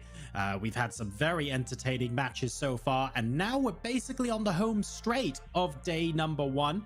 We've got some teams performing beyond our expectations, and some teams maybe not quite where we want to see them. Hot drops aside, Clover, I feel like Petrichor Road are maybe a team that loads of people had their eyes on and haven't quite lived up to their history yet. Yeah, I mean, top of show, right? This was probably one of the teams that we were talking the most outside of Sonics, and they've been really underperforming. It's been really quiet for them, and they've been coming into a lot of traffic in the circles. So that said, after today, I think a lot of their problems won't be so much an issue in their lobby, but it's heartbreaking to see when they've only got 12 points to show after this many games, coming in as the PCS 4 and 5 Asia winners. It has to be said, though, even if it's just the once, that we've had teams earlier today who only scored a handful of points in the first 3 or 4 games, and would you look at that, they actually come good and they do quite well. So even though the points disparity here, Hypoc, is huge, I mean, the last 2 games could throw up anything at us. I mean, if anything, I got this overwhelming feeling that Sonics might pick up around 33 points, if I was to be precise, based on the previous trends, right? That's just how things have gone today. No, I mean, there are a stack of problems there. Again, I don't want to come back to it, but so something's got to give, and unfortunately, I don't think it's going to be 17 Gaming, especially now with, I guess, the buffer. Again, you come back to that format change here. Yes, it's circumstantially not the best way to start a game, but I mean, if they're just coming away with 4 points by default out of this drop every single time, like I said, they stand to gain more than Sonic stand to lose. Yeah. And elsewhere as well, Enter Force 36, not exactly been the best day at the office for them so far, but they still look pretty focused here, pretty concentrated, trying to make the most out of this. They know that all hope isn't lost yet. But the table is starting to shape up now, Clover. Is that fair? I think so. Again, I mean, these have been kind of some strange games for a lot of these teams. And keeping in mind, this is still everybody's first day to officially play together, to get a feel, to get their toes wet in this lobby, right? And get a feel for what that meta is going to be. So we're not expecting, PGC champions right here in ranking decision. Well, under 20. Last 2 games are going to bring. We're going to be moving into match number 5 for Group C and D here at Ranked Decision. Back over to Xenox and Paperthin. Yeah, and we're probably back to seeing Sonics lose Picado. It'll be 5-0, and we've just saved you all about 3-4 minutes. Now, of course, welcome back. Match 5. We've got 2 more games to go of Group C and D here for PGC 2021, presented by Alienware and Toomey. But all jokes aside, Paper, there is some seriousness to what I was saying. Yeah, it's not going good. That's the understatement of the tournament so far, I suppose. I mean, but the Virtus Pro, as the desk was alluding to, did not start so hot themselves, but were able to find their form on the last couple games. So maybe Sonics can right the ship here. They can find a win in this battle for the center drop locations for Picado in this instance, and then move on and have a good last couple games potentially. We'll see. It looks like the fight will continue for Picado. Curious to see what it's gonna look like this time. Sonics does prefer the Luchador Arena, but this time we have players dropping on the roof. Shrimsy didn't get a gun. Oh no. Fortunately, it takes a little bit of time. Oh, what a save from Huynh with the VSS. Gets the knock. And maybe Sonics can find their first win against 17 Gaming. Oh, it's just, he's a man after my own heart, getting the VSS kill. Love that gun. Love that maneuver there from Huynh to save his teammates Bacon. Great call-outs, great awareness here from Sonics. I'm sure there was some chaos in those comms as Shrimsy's like, oh no, I don't have a gun. And Huynn's like, no problem, bro. I got you. Xiaobei kind of on an island a little bit. We'll see if 17 can turn it around. They've been rather good so far, but this is the first time in maybe all of these battles, Xenox, that the opening knock has gone to the Sonics? Yeah, I think it might be the first one that has gone their way. Xiaobei has not actually been flossed yet, but considering Sonics have control of that building, I don't think anyone from 17 Gaming really is going to be able to make the run for that. This is going to be intriguing to watch play out, though, because all we've seen thus far, back on Pachinki, now of course on Picado, has been Sonics playing from behind, down a player, down 2 players, trying to make something happen. What does 17 Gaming do now that they're down a player? Yeah, I'm really curious to see what the response is going to be. I like the way the Sonics set this up. Tiggleton in the Luchador Arena gives him the ability to get those 5.56 guns, give him the ability to do what he does best and use that Mini and that M4 to full effect. I think that's where he's at his best. Arguably the best 5.56 gun user in the world and he really can, cover his teammates well. There's a lot of space he can see from that position. I really like the way that the Sonics have spread themselves, and again, being able to save Shrimsy like that is so huge for them to turn this around. But Lil Ghost in one of the garage doors there, just waiting, kind of mimicking what we saw from Tiggleton a couple rounds ago on Erangel. And he doesn't have the best guns, not the worst guns, but definitely not the best guns for that situation.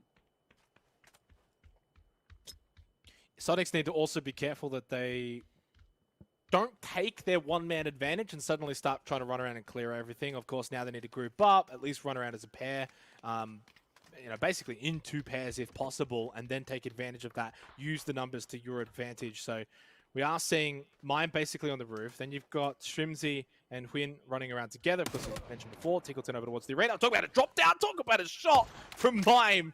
Show is taken out. It's looking like here, at least on Picardo, it's about to be 1-1. 4-1 overall. Sonic's bringing it back here. Hey, at least getting one on the board will give a lot of confidence to the Sonics. It will likely drag this fight out. Potentially, it's not over yet, though. Lil Ghost still has the M16. Burst fire, going to be what you want to do for sure in this situation. So just waiting around the corner. But Huynh here with the Vector and the Saiga as he just inches around, seeing if anybody comes through that door. Lil Ghost and Suju planted firmly in the center of this hotel, but so far, Sonics haven't found the opportunity they want to get through. It's going to take some stuns. Shrimsy's going to lead the way. Yeah, playing this really well now. Sonics, of course, clearing out each room. They've got the numbers. Very methodical in their approach here. Slow and steady wins the race. At best, maybe Lil Ghost gets it down, but then the follow-up will, of course, be with the numbers of Sonics. Another flash goes out. Now they make the run. Huynh, first man, doesn't check his right. It's Lil Ghost that's in there. Tiggleton and Shrimsy, they got the numbers, the DPS up close, just don't team kill. Lil Ghost doing pretty well overall. A lot of damage on the Huynh, got the down onto mine, but as I said, the numbers prevail. Sonics are going to prevail here at Picardo. So 1-1 on Picardo. It was 3-0 at Pachinki, but most importantly, what this means is Sonics are basically saying to 17 Gaming, yes, you might have won the first 4, but we are not going anywhere. And I'm not too surprised that eventually the Sonics will be able to figure this out and get things going. They're just too good of a team to just be beaten back 6 games in a row. 4 is great. 17, all credit to them for what they've done here so far. Again, it's still not quite over, but got to assume at this point either the Sonics will win or just back off and leave Suju alone and just kind of, vacate the premises and move on with the game. The circle is pretty central, in case people are curious, here for Phase 1. Just a little bit to the northwest of Picardo is where it's centered currently, so to the north of the power grid. And everybody's just kind of taking their time getting in that area. The circle pretty likely to end up north or west of this position, so just because of the unplayable terrain to the west of here, that tends to drift circles away from the Picardo area, but it can, of course, go any of the circles again. Statistically, they're statistically likely to do certain things, but they don't have to. And the other thing as well here for Sonics as well is this has been clean. They haven't lost a player, not yet at least. Suju has one opportunity, and that first shot. Now they know what they're dealing with.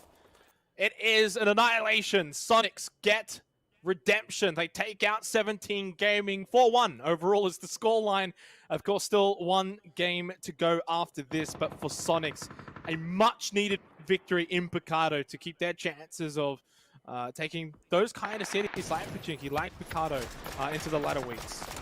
Ooh, TSM has found Baunam, and they are dropping like flies. That's 3 already for TSM here. Only 1 left here for BN United, and those 3 are all going to get flushed. It's just Zest. A little bit of spring in his step. Just going to peace out of here. There's nothing left for him to do. Absolutely just time to bunker down inside of San Martin and hope the circle drifts towards you and you can drag out some placement points, a couple kills here and there. Is the one thing I really like about this about the kill point format is as a solo, you talked about this a little bit earlier, Xenox, but one of the things I really like is that as a solo, there's so much more to play for. Yeah, obviously it's not just, you're done, right? You're not out of it. You can still rank tank. You can still go and find a position of rat for the late game. Obviously, Zest inside of the early circle. If you can get a hard feed, maybe you can get top 8. Maybe you do catch someone off guard, find a kill or two. So we'll see if Zest can do anything. For Bound United themselves, 24 points coming into this game. So they've been doing very, very well for themselves from Vietnam. Obviously, they'll have another game as well to sort of redeem themselves from this particular disarray. Na'Vi, of course, our winners from match 4, had a very good ending to their game. They were pretty good on the initiation for themselves, being able to cross the road, making the right moves, making the right plays, and hitting shots, fighting the kills, and just overall having a very good game. Oath again, though, paper towards the end of the game up there. Didn't find the win, but again, another top 3 finish. This is exactly what I wanted to see and what I expected from Oath.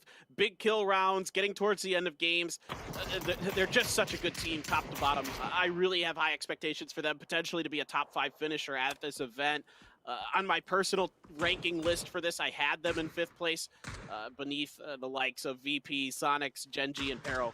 Those are my top 4, and then the next in line for me was Oath. I think this is just a nuts team, and again, Kickstart coming over here, the best player for Zenith, at PGIS, and now he's moved over to this team who is already quite good. So this is going to be a lot of fun to watch them progress over this event, see if they can keep their form up. But they just did such a good job in that last game, controlling their position on the high ground, never overextending on any of the fights up there, getting into that late game. Yeah, they got pinched, but they put themselves in a really good position, defended it, fiercely. It just was too much to handle between the combined fire of MCG and Na'Vi. 30 seconds until phase 2. Most of the action that we've seen so far, of course, was over towards Picardo, as is generally the nature of Miramar. Not too much really takes place, at least in terms of confirmation. You'll see the odd knock here or there. You'll see the odd shots sort of flying around from mountain terrain to mountain terrain from long distances, but generally those really long, drawn-out engagements, close quarters, doesn't really happen until the latter stages of the rounds. Phase 2. Straight onto San Martin. That's a nice circle shift, at least for E36 over on the north side of it. TSM close by as well. Zest stays in for that little storyline. Mad Clan, good spot out to the west, and Ents out to the east over towards Hassi.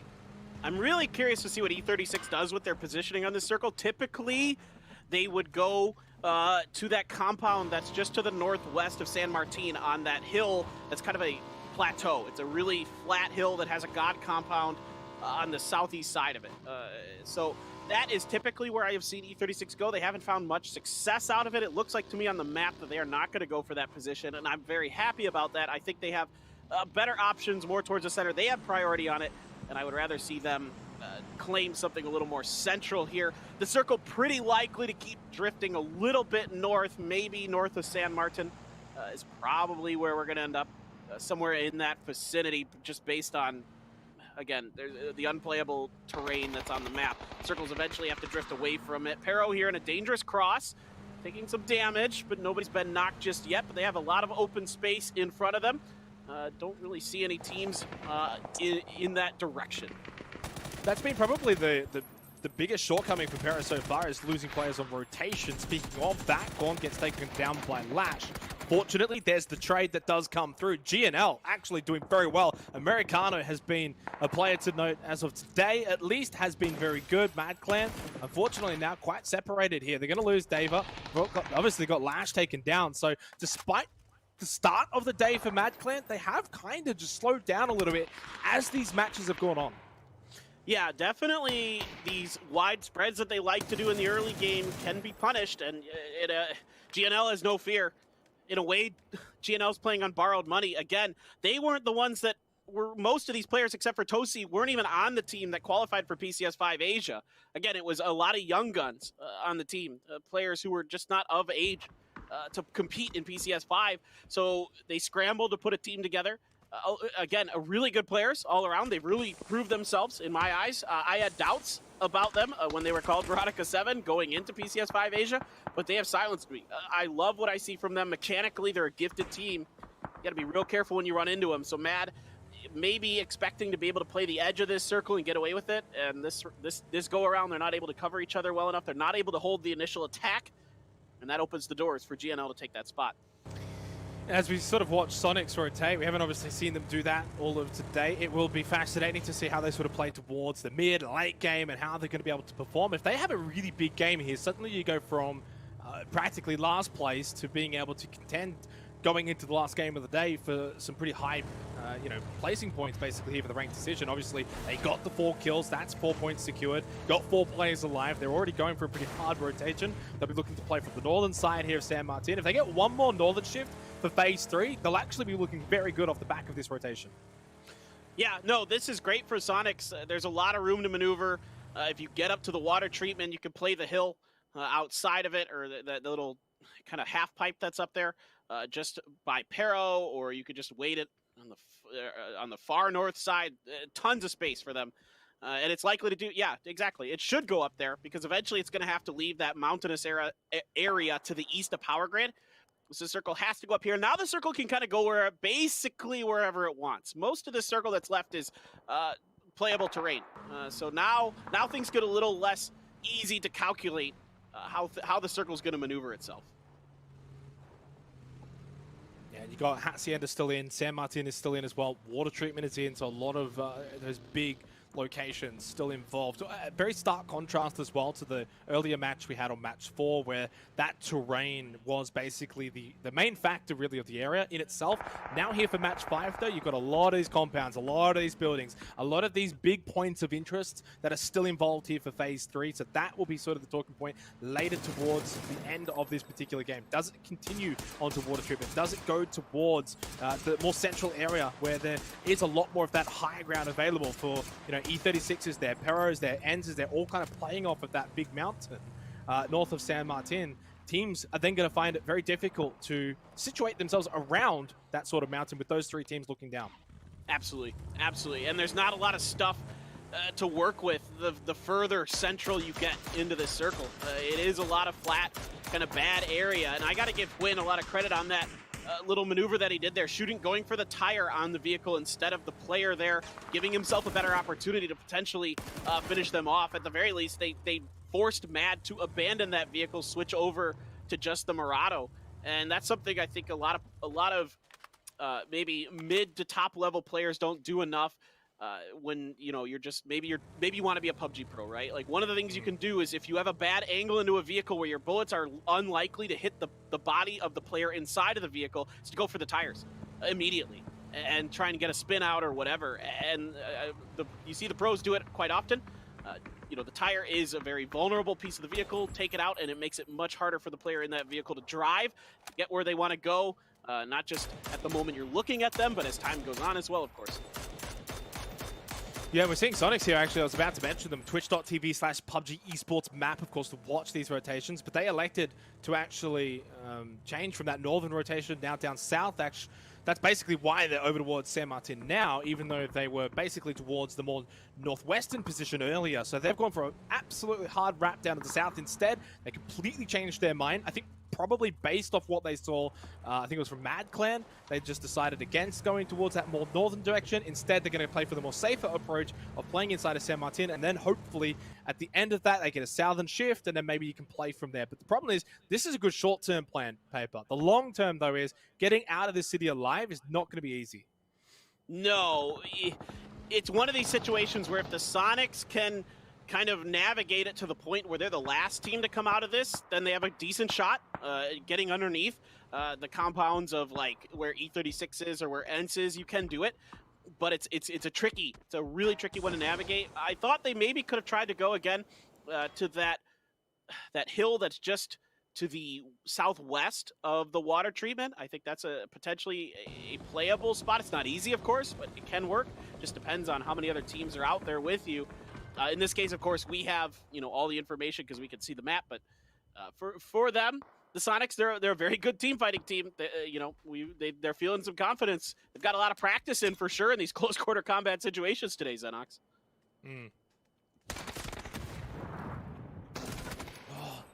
Rallo takes the brunt of that nade, but then able to get the returning fire onto Zest. Deals with the solo player from Boutnam United. Oath continue to just rack up the kills. Now they get disgusting as well. Snake is up close, loses his life though, at least temporarily. He will be down, but he should be able to get back up after the rest of Oath dealt with game home. Unfortunately for them, that little maneuver has cost them their life dearly. And Sonics, in the meantime, took advantage of that solo player, wiped Torello out. So for Na'Vi here, they're also reading their kill feed, trying to take advantage of it. Ooh, TSM loses Luke in the drive, and everybody is so weak. One grenade will wipe this squad out. Shots are good as well. Tank's gonna find 2 here. Just Penta left behind the Bronco.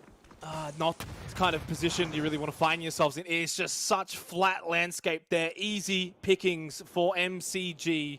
TSM out in 13th, nothing really to show here of match 5 for them. They've been good elsewhere though, hence their decent position on the total leaderboard at the moment. So it's not a big deal for TSM, just the one mishap here. Shrimzy, nice knock onto Alia. They can now push onto this little fight, onto Na'Vi, onto Oath, onto this position, and if Sonics can come out ahead, they'll have the south side of the circle.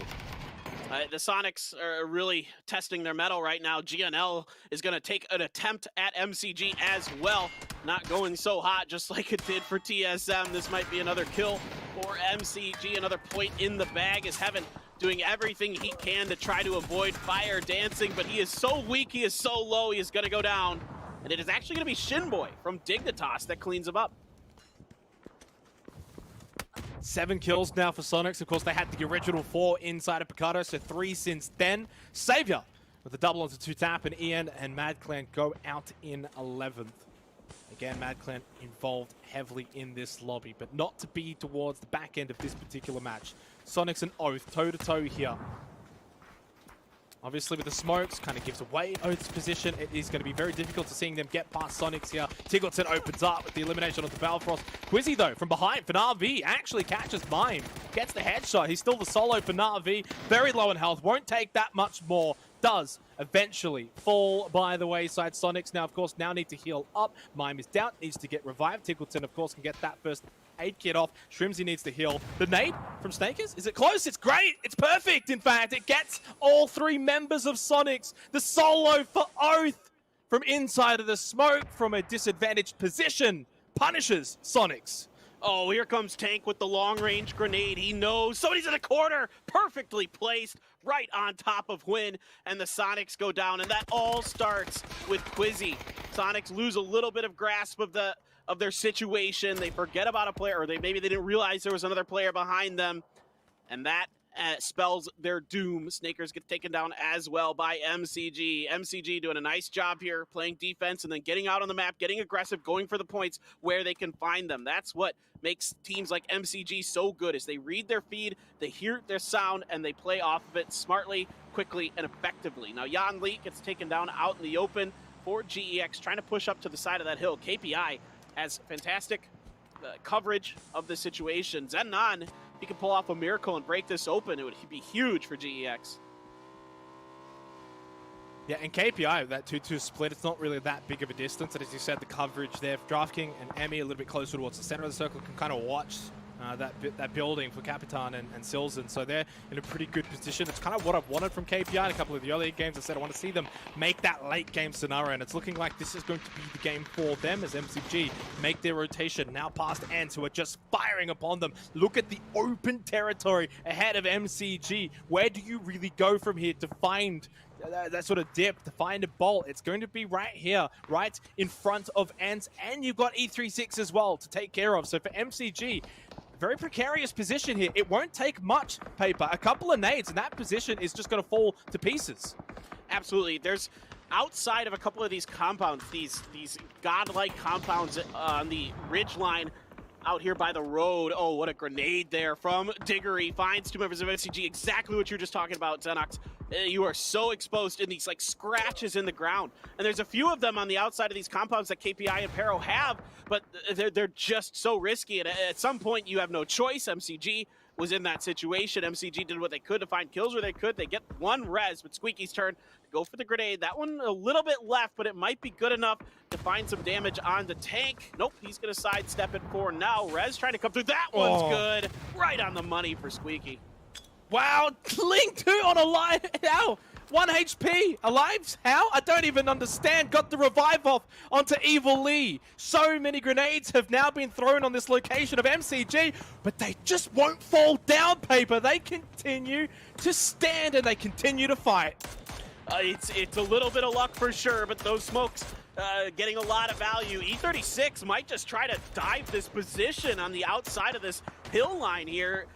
Ents trying to put some fire down into them, but Pure Boy's got up close and personal with MCG, peeking around the side of this destroyed vehicle, seeing if he can catch them. Oh, he peeks out too much, trying to go for that molly, and Evil Lee just punishes him. MCG have just been cool, calm, and collected under all of this bombardment of nades, and now even E36 pushing onto their position. How do they still have 2 players up? Evil Lee, Ling Du, just dodging nades and dodging bullets left, right, and center in this very open area. It's Ling Du with the Death Wish nade onto Star-Lord. Indigo's taken down. Enterforce will exit the game. This is an impressive performance from MCG. It's Ents' turn to make a move.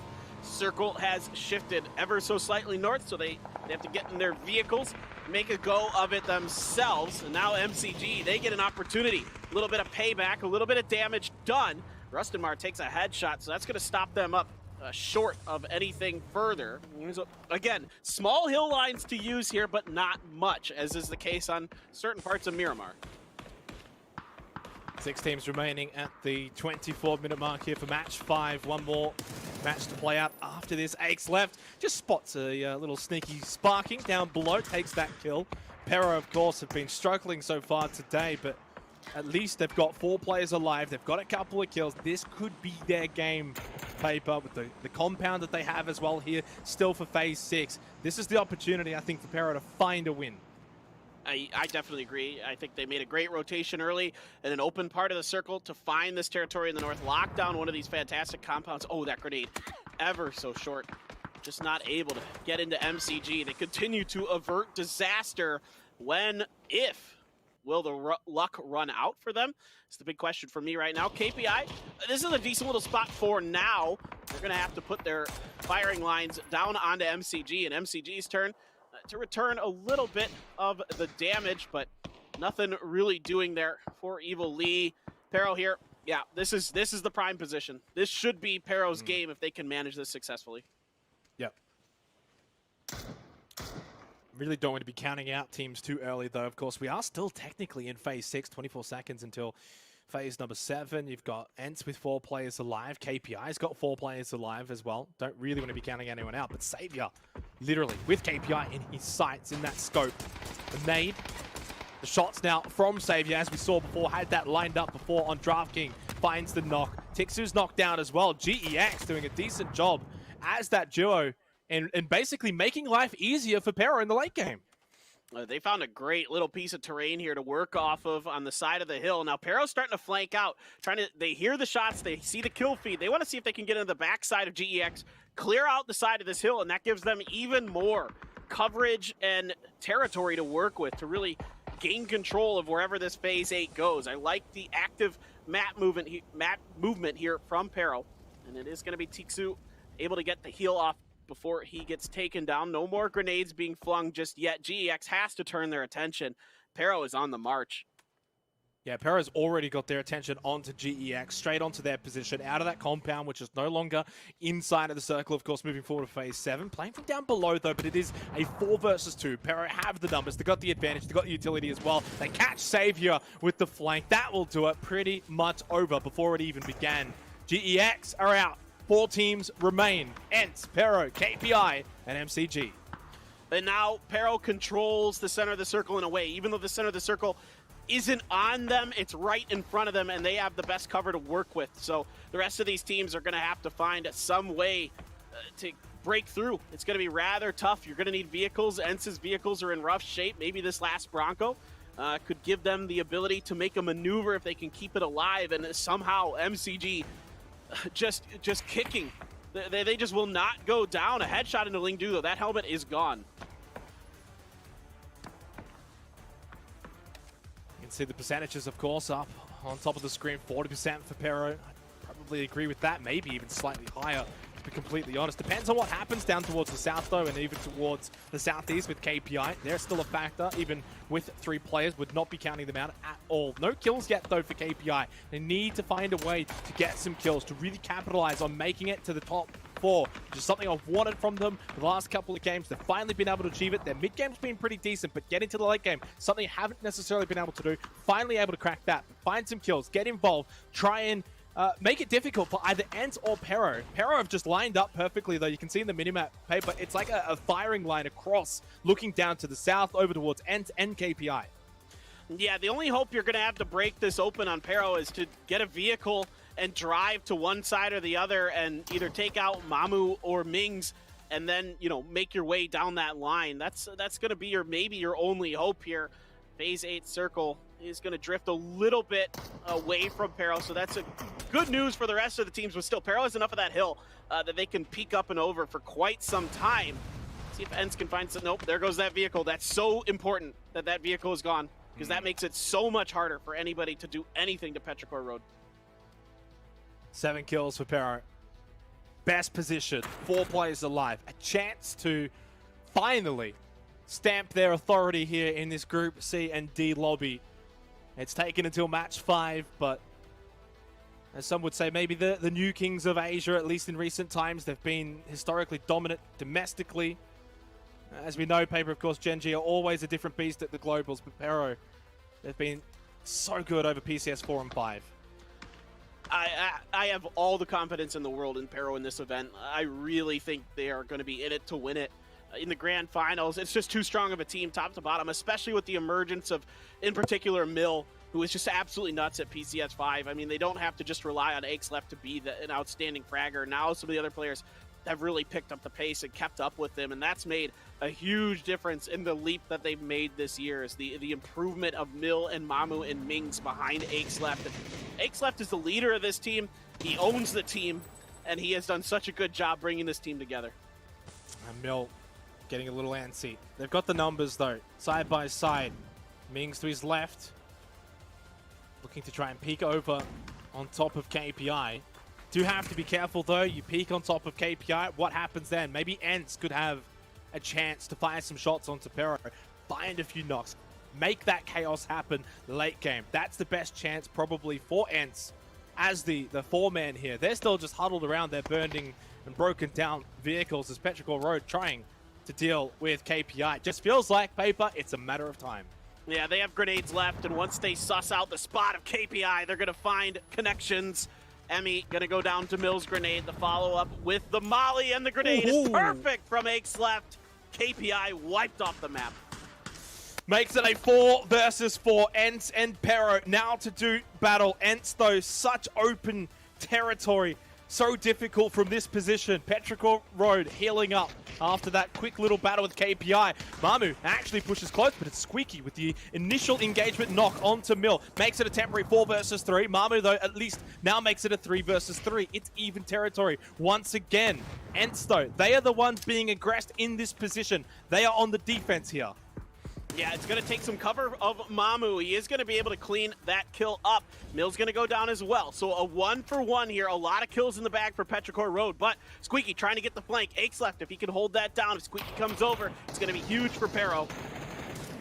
Squeaky holding from behind, up front, Rust. Oh, immediately knocked down, though. Makes it also difficult for Ents. 12 kills for Pero. Diggory gone as well. Squeaky got one onto Mings. Now he finds a second onto Mamu. I think it's a 1 versus 1. Akeleft, though, is right in the situation. 14 kills for Petrichor Road. Welcome to PGC. And that's precisely what I'm talking about. The things that have made Petrichor Road take the next step here as a PUBG team. It's the rest of the team showing up. Mamu able to get behind Mill. Mill's a great frontliner. He's always going to be the tip of the spear for Petrichor Road. Right behind him was Mamu to get some big knocks, open up some space, and then leave it in the hands of Akeleft, one of the 4 gods in China, to get it done. Yeah. Brilliant effort as well from Ents to make that top 3 situation, and 2 as well for KPI, but Pero too strong in the end. They had the position, they had the numbers, they had the skill. They're a very solid team and they're here to play. Let's throw it over to the desk though here to break down match 5. gentlemen, this penultimate game of the day certainly was an exciting one, and it started very, very differently to the first 4. This was a really good start, as you said, for Sonics, who finally won one, right? You know, one out of 4 isn't bad, but I think, you know, you brought it up during the break. Does that mean that this keeps going indefinitely? We'll probably talk this a little bit more, but we may not see it into this fight for some time to go. No, I think as well the other thing that ultimately changes the dynamic of this hot drop is if a team's able to win out that early fight and then convert it into a win or a big kind of point game, right? Which 17 did in game 1 on Erangel.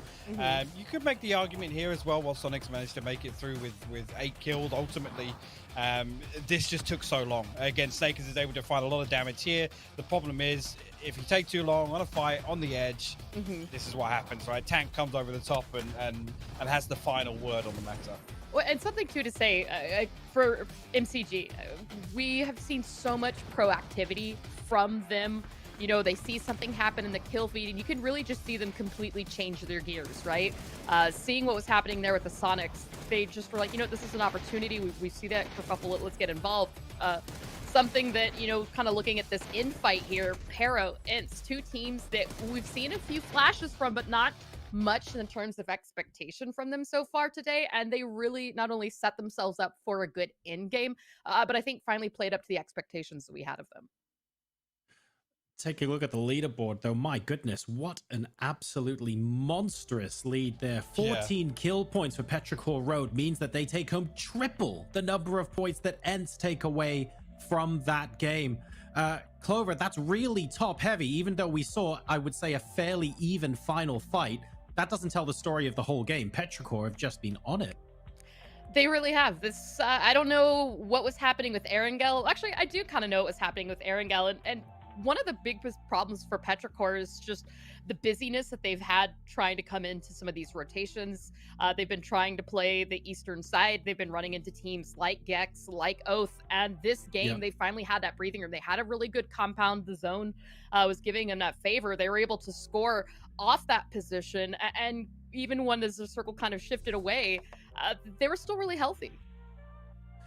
Well, I mean, take a look at this. It wasn't just one player doing all the work as well. Mamu and Akeslef both making it onto the top kills list. Look, Hypoc, Petrichor straight it up. They just needed a good game. But to be fair, they also got one. They dug deep when it counted.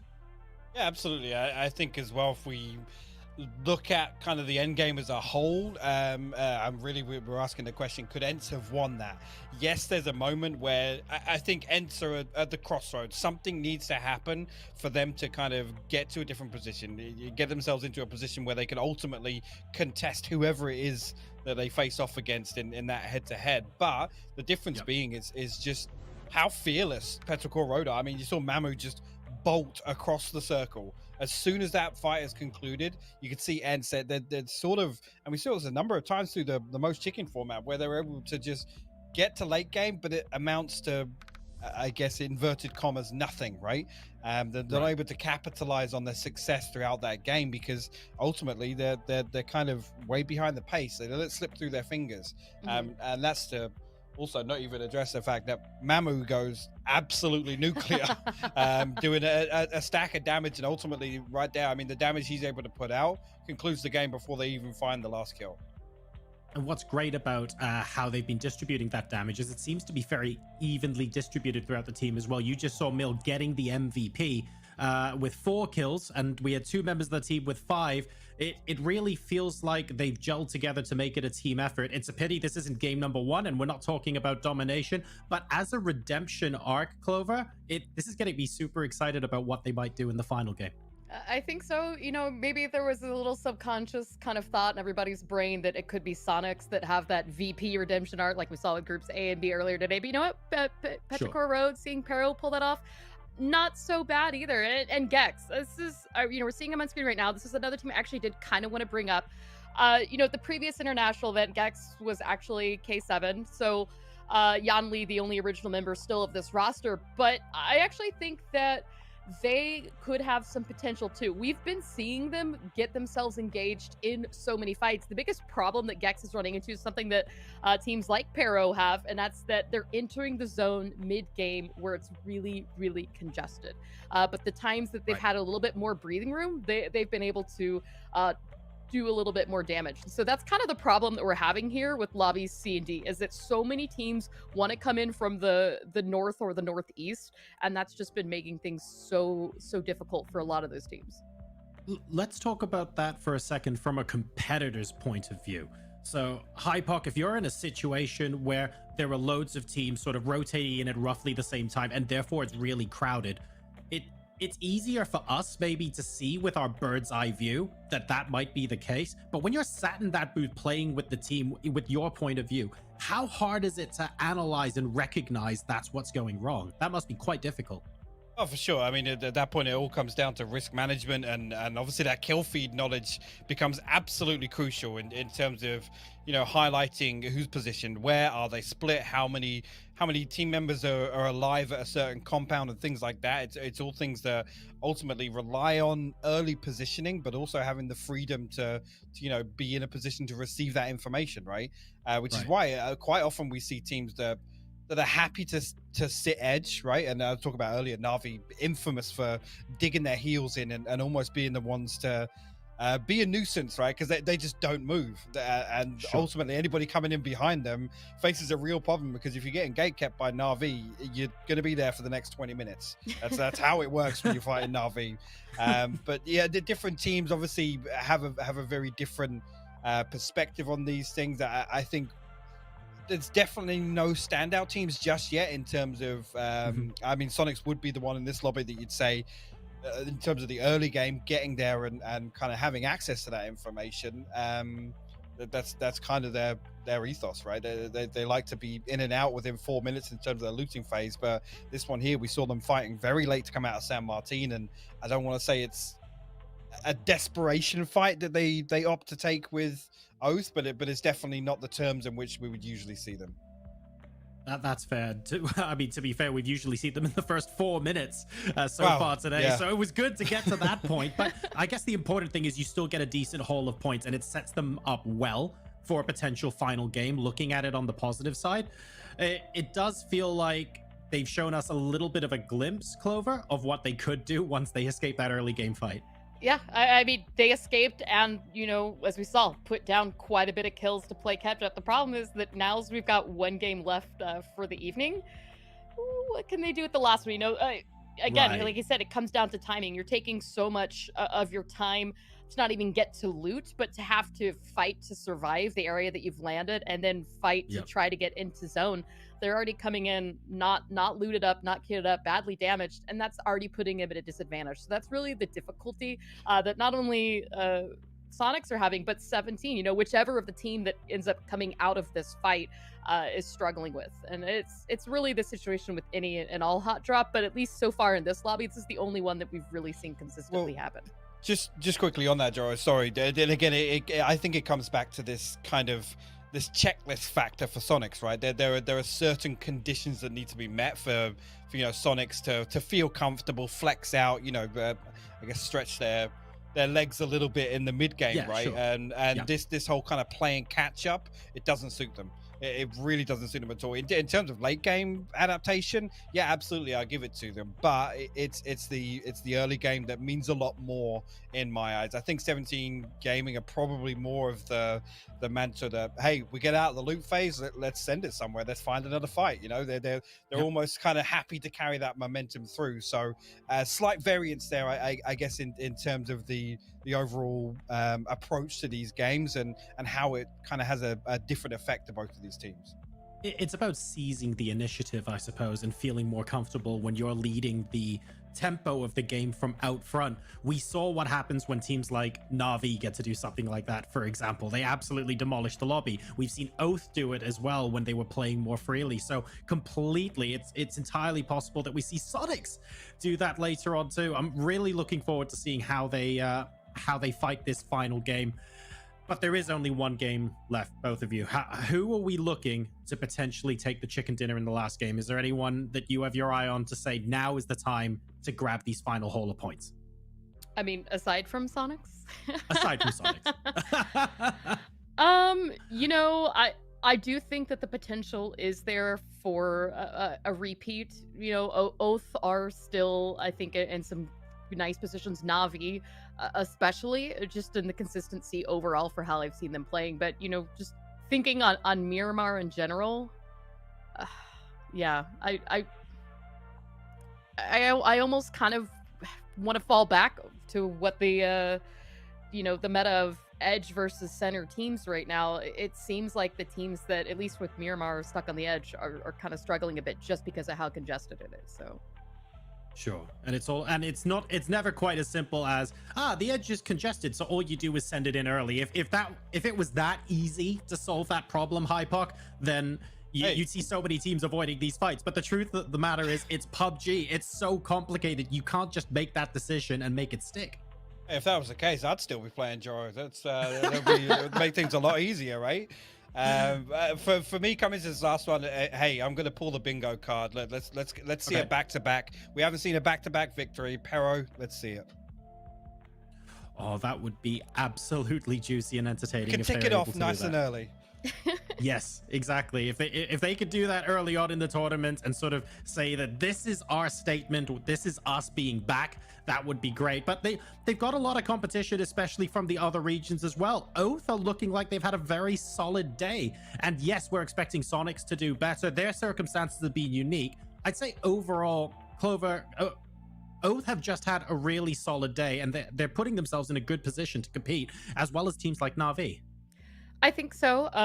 The biggest issue, and we talked about it early on, is that I think the zones where Oath has a good advantage is they're keeping their head down a little bit. They haven't been taking as many scoring opportunities as we tend to see from them, right? They're typically more of a frag-heavy team. But again, this is ranked. Not all the teams are playing it the way that we expect them to in the weekly survival or the finals. But additionally to MCG, I mean, we've brought them up a couple times, but they have been finding the points. They've been finding the kills on the games where they can't get up in the late game. And I like, you know, the word of the day, adaptability. I like their adaptability in this lobby.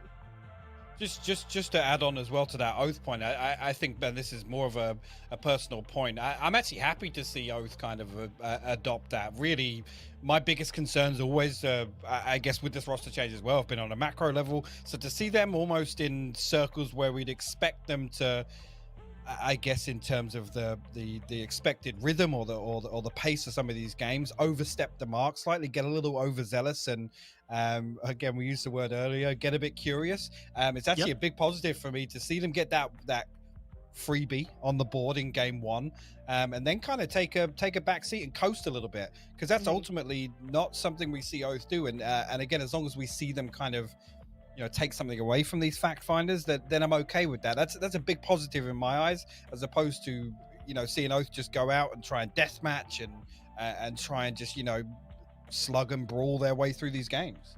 Well, this is one of those situations where even if you have a good head start on the rest of the lobby, it's really difficult to justify how much, or gauge how much you can actually take your foot off the gas a little bit, because you're not just competing against the players in the lobby, you're actually competing in a field of 32 teams, and there's a whole bunch of actions that happen elsewhere in a lobby that you're not involved with at all, Clover, that might see your team topple down the ranking. So there's an argument perhaps to say, if you're ahead, you're trying to get more ahead here, because you've got no idea what the other lobby's going to do.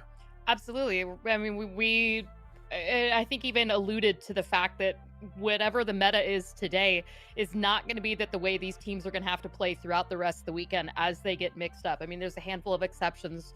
You know, Group D, 17 and Sonics are going to be together every single match regardless. But then when you look at Petrichor Rotes, you know, or Na'Vi, or maybe even TSM, some of the teams that have had some interesting, you know, shortcomings, they've had wins, they've had good games. I think some of the things that have gotten in their way might mix up, but not necessarily means that it's going to mix up in their favor going into the... Right, well, there's one more game left to go. One more time, we're going to be taking to the skies above Miramar, and this will be the end of Group C and D's day one of Ranked Decision. Xenox, paper thin, let's see what we got. Yeah, and firstly, before we get into the game, just want to say big thank you, Jurasar, Hypot, Clover. You guys have been sensational throughout the last couple of hours. So big round of applause for you guys. Of course, it is indeed our final match of the day here for PGC 2021, presented by Alienware and To Me Paper. One final go of things, one final chance to see Sonics and 17 Gaming face off again. It feels fitting that there's a casino in Picado, because sometimes it feels like you're rolling the dice with these battles in there with your future a bit, where you're going to proceed in this ranked decision. But Sonic's finally able to get one. They're able to put up some big kills coming underneath the south of San Martin there. Nicely done by them. It got stopped just a bit short. It looked like they were maybe going to steamroll through all those teams at that mini power grid to the north of San Martin, but Tank showed up from MCG and dashed any hopes of that. But this go around, Sonics, let's see if they can get that opening crucial knock. Suju, nope, not going to be able to load in time. Oh, 2 for the Sonics.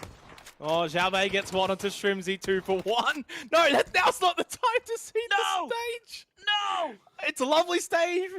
I don't know what's happening. Do they have to remake? They might have to remake. Is it a remake? Oh, hello everyone. Hello. We've gone from a wonderful hot drop to the stage to us. Unfortunately, Not I the think it is transition anyone wanted. No, it's definitely not Paper. But it was a good start for Sonics. They would have been loving what was going on. It looked good. They hit the right time. They got the right guns, and it was a 2 for 1 at that point. I think Xiao Bei had gotten one with the M16, but my assumption here is somebody crashed in the air. So if you guys aren't familiar at home, the rules are everybody has to touch the ground. If everyone touches the ground, then it's game on. Ground. Yeah, then it's just otherwise they got to remake. So if somebody is parachuting and they get cut out, that's when they do go for the remakes. Honestly, I don't even mind. We just chill for a little bit. Clinton, good old Clinton and Jake. We've of course had the analysts all day today doing an amazing job. It's our turn. I figure, why not? Our turn. Have a bit of a chat. Unfortunate start though for Sonics, right? They were winning, but unfortunately not the game to do so. Yeah, I mean it's been a rough day for them, no doubt about it, and I'm sure this has got to be a little bit tilting. But I think the Sonics boys typically have pretty good heads on their shoulders. They're able to kind of keep themselves calm and collected. So I don't think it'll phase them too much. I hope. I like what I saw from them in the last one. Again, really backing each other up quickly to get Shrimzy safe, and it's been kind of the talk of the day, right? These hot drops. That's the beginning of any one of these global events, especially with 32 teams, especially with the way the groups are situated. There's going to be a lot of hot drops because this is setting the stage, for the future of this event. Everybody wants to have their spot secured. You're playing for the grand finals, so you want to have that spot secured, not just for the qualifiers, but for the grand finals as well.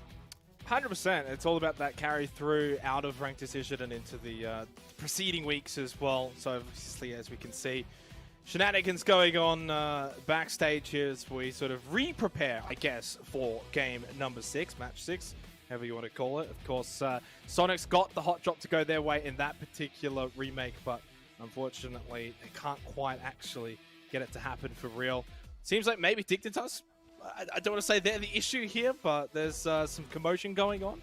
Of course, it's been a very long day as well, Paper, hasn't it? How long have we been actually going for?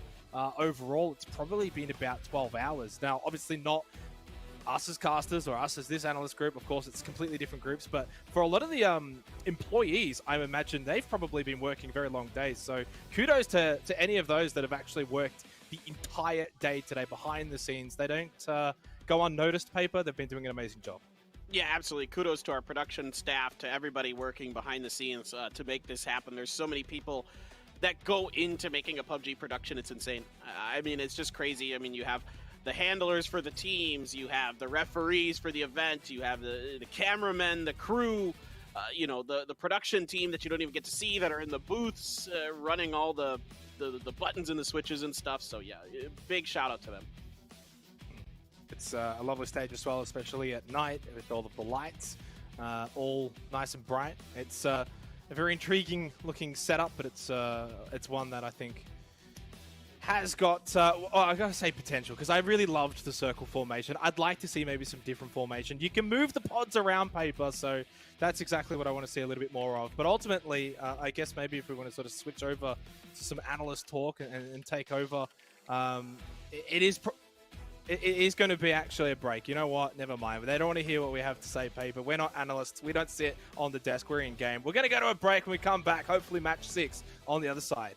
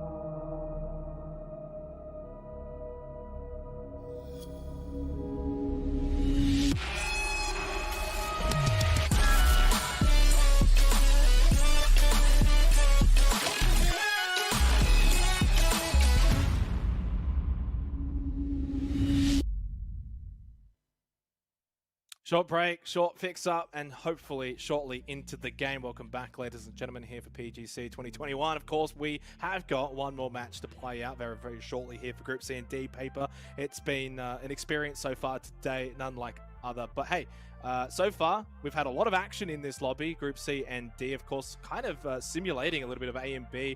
In that case, it was Virtus Pro. In this case, it's Sonics. Unfortunately, we had that remake scenario for those, of course, who wanted that confirmation. Everything that Sonics was able to achieve in that hot drop is for naught. Yeah, just go ahead and wipe that one off the board because it did not happen. We swear there was no game that time. We're just going right back, remaking the lobby as fast as we can, getting the players back in. It takes a bit of time because sometimes players have to restart their game and other things like that. So just be patient. We'll be back very, very soon. This is the last game of the night, and then we've probably going to be about 12 hours or so by the time we're all said and done with this one, Xenox. But today's games have been so good. It's just so fun to get back here to seeing these teams from across the world on LAN again, and being back in the Super Points format has been really interesting. I think it's kind of funny because my brain has been so conditioned to the chicken dinner format that sometimes I start thinking about that. I'm like, no, wait, there's other things to play for now. There's a different method to this madness. Yeah, definitely. And of course, for this particular lobby, one of the things that has stood out for me has just been a bit of that spread, at least on the top half, this left side of the leaderboard from Na'Vi down to 17 Gaming. All of these teams, so Na'Vi, Oath, I could list them all, but you see them on the left side. They've all had impactful moments over the first 5 matches. It's been a good spread of games. Now, what that does mean, of course, in our earlier lobby that we had today, A versus B, the very top end, Gen G and You Happy, well, they're going to stay at that top end. But then the next 5-6 teams, paper thin, I don't know why I said paper thin all the way there, but paper is, of course, going to be from this particular lobby because they've been able to actually soak up a lot of the points as 5 to 6 teams on this left side. You can call me whatever you want, Xenox. You have earned the privilege. Clint, all of those are acceptable. I will take any of that. C. Linton is what the old Papa Smithy used to call me back in the day. So, yeah, anything's good. I think I like this plane path better than the last one we had, to be frank. So, you know what? This is a good remake. This means that we get to see a little bit of a different plane path than what we've been seeing here on Miramar for the most part. Not so southern heavy. Now maybe the teams that drop in the northern part of the map get a little bit more freedom and flexibility potentially, but this is a given. This is inevitable, just like Thanos. This fight. Snap your fingers. Let's see who wins. I'm telling you right now, it's going to be 17 Gaming getting the drop on the Sonics, and Sonics aren't going to be happy. They absolutely had 17 Gaming in the back pocket in that remake game. But no, doesn't actually look like either team is going to actually fight each other early on here. Of course, they will play the long game. Both of them have shown that over on Pachinki, on Erangel. They both held out for very long periods of time. Elsewhere, though, surprisingly, it's not just going to be 17 Gaming and Sonics. Tosi is going to find the opening kill of this game. Example, it's going to have an early finish for Na'Vi. Yeah, how dare they get all the attention in the early parts of the game? We need to get these cameras on some other teams and players. It's going to be GNL kind of contesting Na'Vi territory a little bit. You do see this from time to time with Na'Vi's drop that teams will kind of mess with their real estate because Na'Vi doesn't have a lot of room to maneuver in this area to the north of the power grid in terms of the compounds that are available. So I've seen this from time to time that teams will try to capitalize on that. Corn's got a pretty good opportunity here with Tosi on the drive-by to put Melman down. Very nice combined fire here from GNL. 007 knocked down by Lash. So we, of course, hover over Sonics and 17 Gaming. No real surprises there. Waiting for that first shot to pop off. I actually almost prefer this more slowed approach rather than that very initial rush of landing, pick up, gun, shoot. It's actually a little bit more of that cat and mouse game paper that plays out between these two teams. It happened a little bit more on Pachinki. Of course, the first 2 games of Picardo, though, that we saw earlier, matches 4 and 5, was more of that actual hot drop chaos from the immediate landing. Yeah, it looked like 17 didn't get a good drop to land on top of the hotels, so they had to divert a little bit over to the eastern buildings, and that slowed things up. And I'm with you in a way because it gives the teams the chance to kind of flex their brains, try to figure out where they're going to go, how to maneuver, how to set up their firing lines and that kind of thing, instead of just grab gun, you know, who can out mechanic who could shoot a little bit faster, who could get that reload a little bit faster, who had the slightly better drop, and it gives it a little more, a little more flavor to the fight. Yep. We saw a lot of that on Pachinki as well. 17 Gaming definitely were better when it came to their positioning around Sonics, and that sort of helped them win most of those fights, basically. Whereas I think the ones here on Picardo, of course, have favored Sonics a little bit more with that, hot drop action and a little bit more of that RNG, who picks up what gun. Still some pretty clean moments from them, though, and of course in that previous match for Sonics, being their first time actually winning out in this little exchange with 17 Gaming. Speaking of the previous match, actually no, there's actually a replay of an earlier kill, lashed onto 3007 that happened not too long ago. In fact, only about 2 minutes ago, roughly. Mad Clan, a team that has, I guess, started very well and then had kind of slowed off a little bit, but all it would take is one more really good game here to cement themselves at a high point in this lobby. Yeah, it's a pretty good opportunity, potentially. I'll get into some circle theory here in a minute, because I think if Show had decided to take a venture outside of that particular window, but it's going to be the call out from Win to the location of Show. They know where that room is. There's two sides to it. So Mime sets up on the other side, gets a little bit of damage in. Opening salvo goes this way of the Sonics ever so slightly. That forces some utility out. And your utility, in terms of heals and armor and those kind of things, is going to be very, very limited in these fights. So every ounce of damage you can do is so key in situations like this.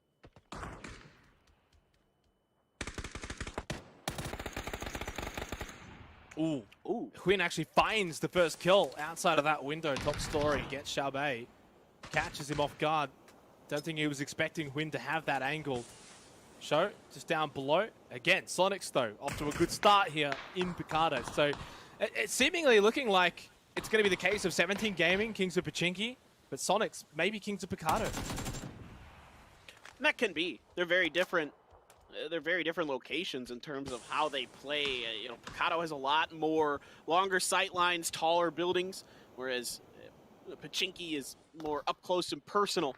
And I think it plays a little bit more into the Sonics' hand as they are going on a mission here to make sure that Huynh can get out of that window safely. Shrimsy comes in to cover it, and Huynh is able to get down. If he's stuck up there too long, 17 can kind of get an opportunity to punish his position. And it's a really nice communication, really nice teamwork here from the Sonics. This is definitely what you would expect out of a team that has won a major global title. Yeah, and pretty similar to what we saw, I think it was basically the last match where, Sonics get those first couple of kills, then they clean up the rest in that slow fashion. They'll group up, groups of 2. Obviously, they can even go more than that, 3 and above, but they will clean out the rest of 17 Gaming. It's not a matter of like, okay, we've got 1, maybe we've got 2, and we're going to leave. No, they will make sure that they find all 4 members. Petrichor Road getting a little bit of airtime here, both from the Observer and apparently from the Driving.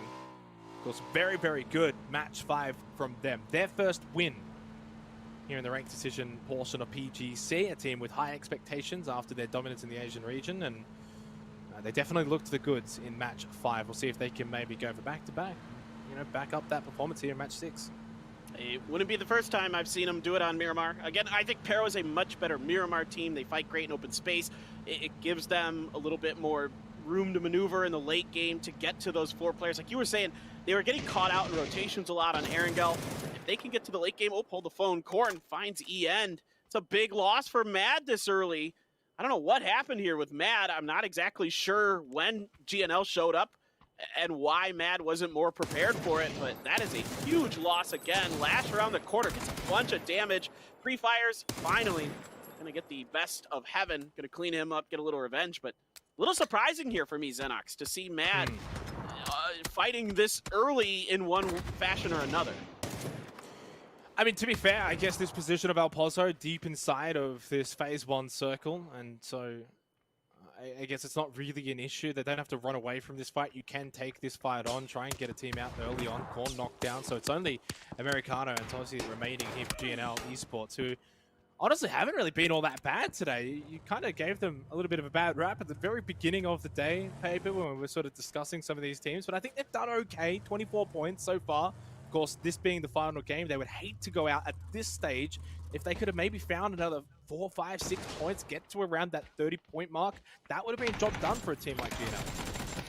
Yeah, they've definitely continued to kind of prove me wrong when I've doubted them, and props to them for doing so. Suju, somehow, some way, those shots just didn't quite hit, and that's occasionally the problem you're going to have with the shotguns, is that the bullet spread isn't quite in your favor if you're not really on top of things there, and that's going to be Suju down, so 2 gone.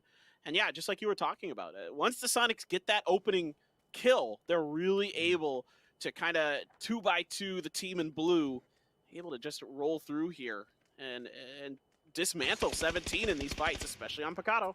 There it is. There's another one. Tiggleton playing that Overwatch as well from the arena, so he's able to just basically keep complete vision of where 17 Gaming are located. Then they can have the other 3 sweep together. They've got the numbers. Lugos is knocked. Show's not going to be able to even make the cross from this window. Goes for a bit of a cheeky peek. Not going to go for it. Instead, will actually go down looking for that revive, but the pressure mounted. They're not going to allow that revive to take place. Sonics looking for the finishing blow here. Show with that S686. It's not going to be enough.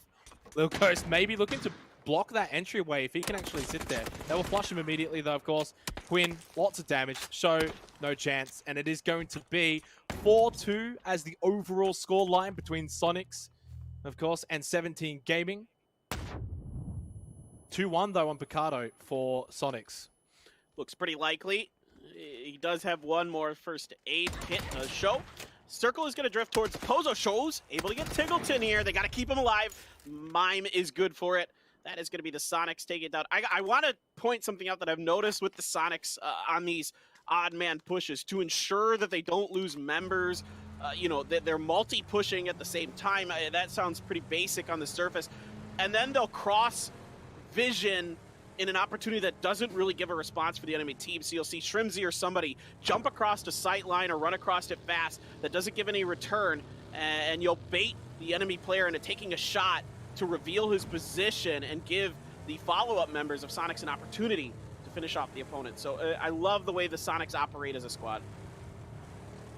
So Sonics win that. We move away from them now, of course. Phase 2. We haven't really seen too much else. Where? Alpozo, the major point of interest for this particular phase, for this particular match. Crater Fields, of course, still in Trailer Park. We did see that actually earlier today in the AVB lobby. There's KPI on the move, nice and early, trying to get themselves towards the northwestern side of Alpozo. And they can sort of just hold in here for the time being. Of course, early on, so it's fine. Just don't make it a permanent location. Purdy, though, unfortunately finds himself with a permanent death as Ling Du finds the kill for Multi-Circle Gaming, who have had a very, very good time in this lobby today.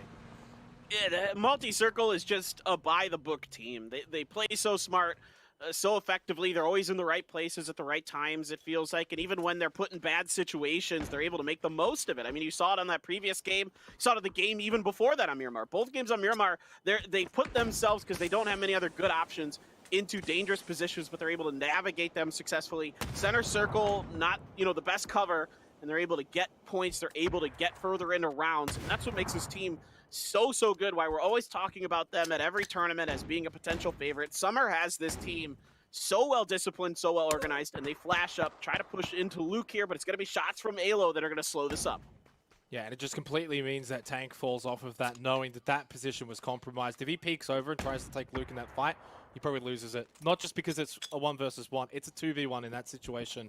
Alo landing those shots, then you would have had Luke 12 as well. That could have gone really, really wrong for MCG very quickly. Tank makes the right decision, falls back. Obviously, it allows Luke 12 to survive and get away. So a reprieve for TSM. Obviously, you want him up and alive. Halo, though, the nade from Ling Du, it's perfect. It finds the knock, and now Evil Lee looking to follow up. Oh, just hits that rubbish bin and falls away from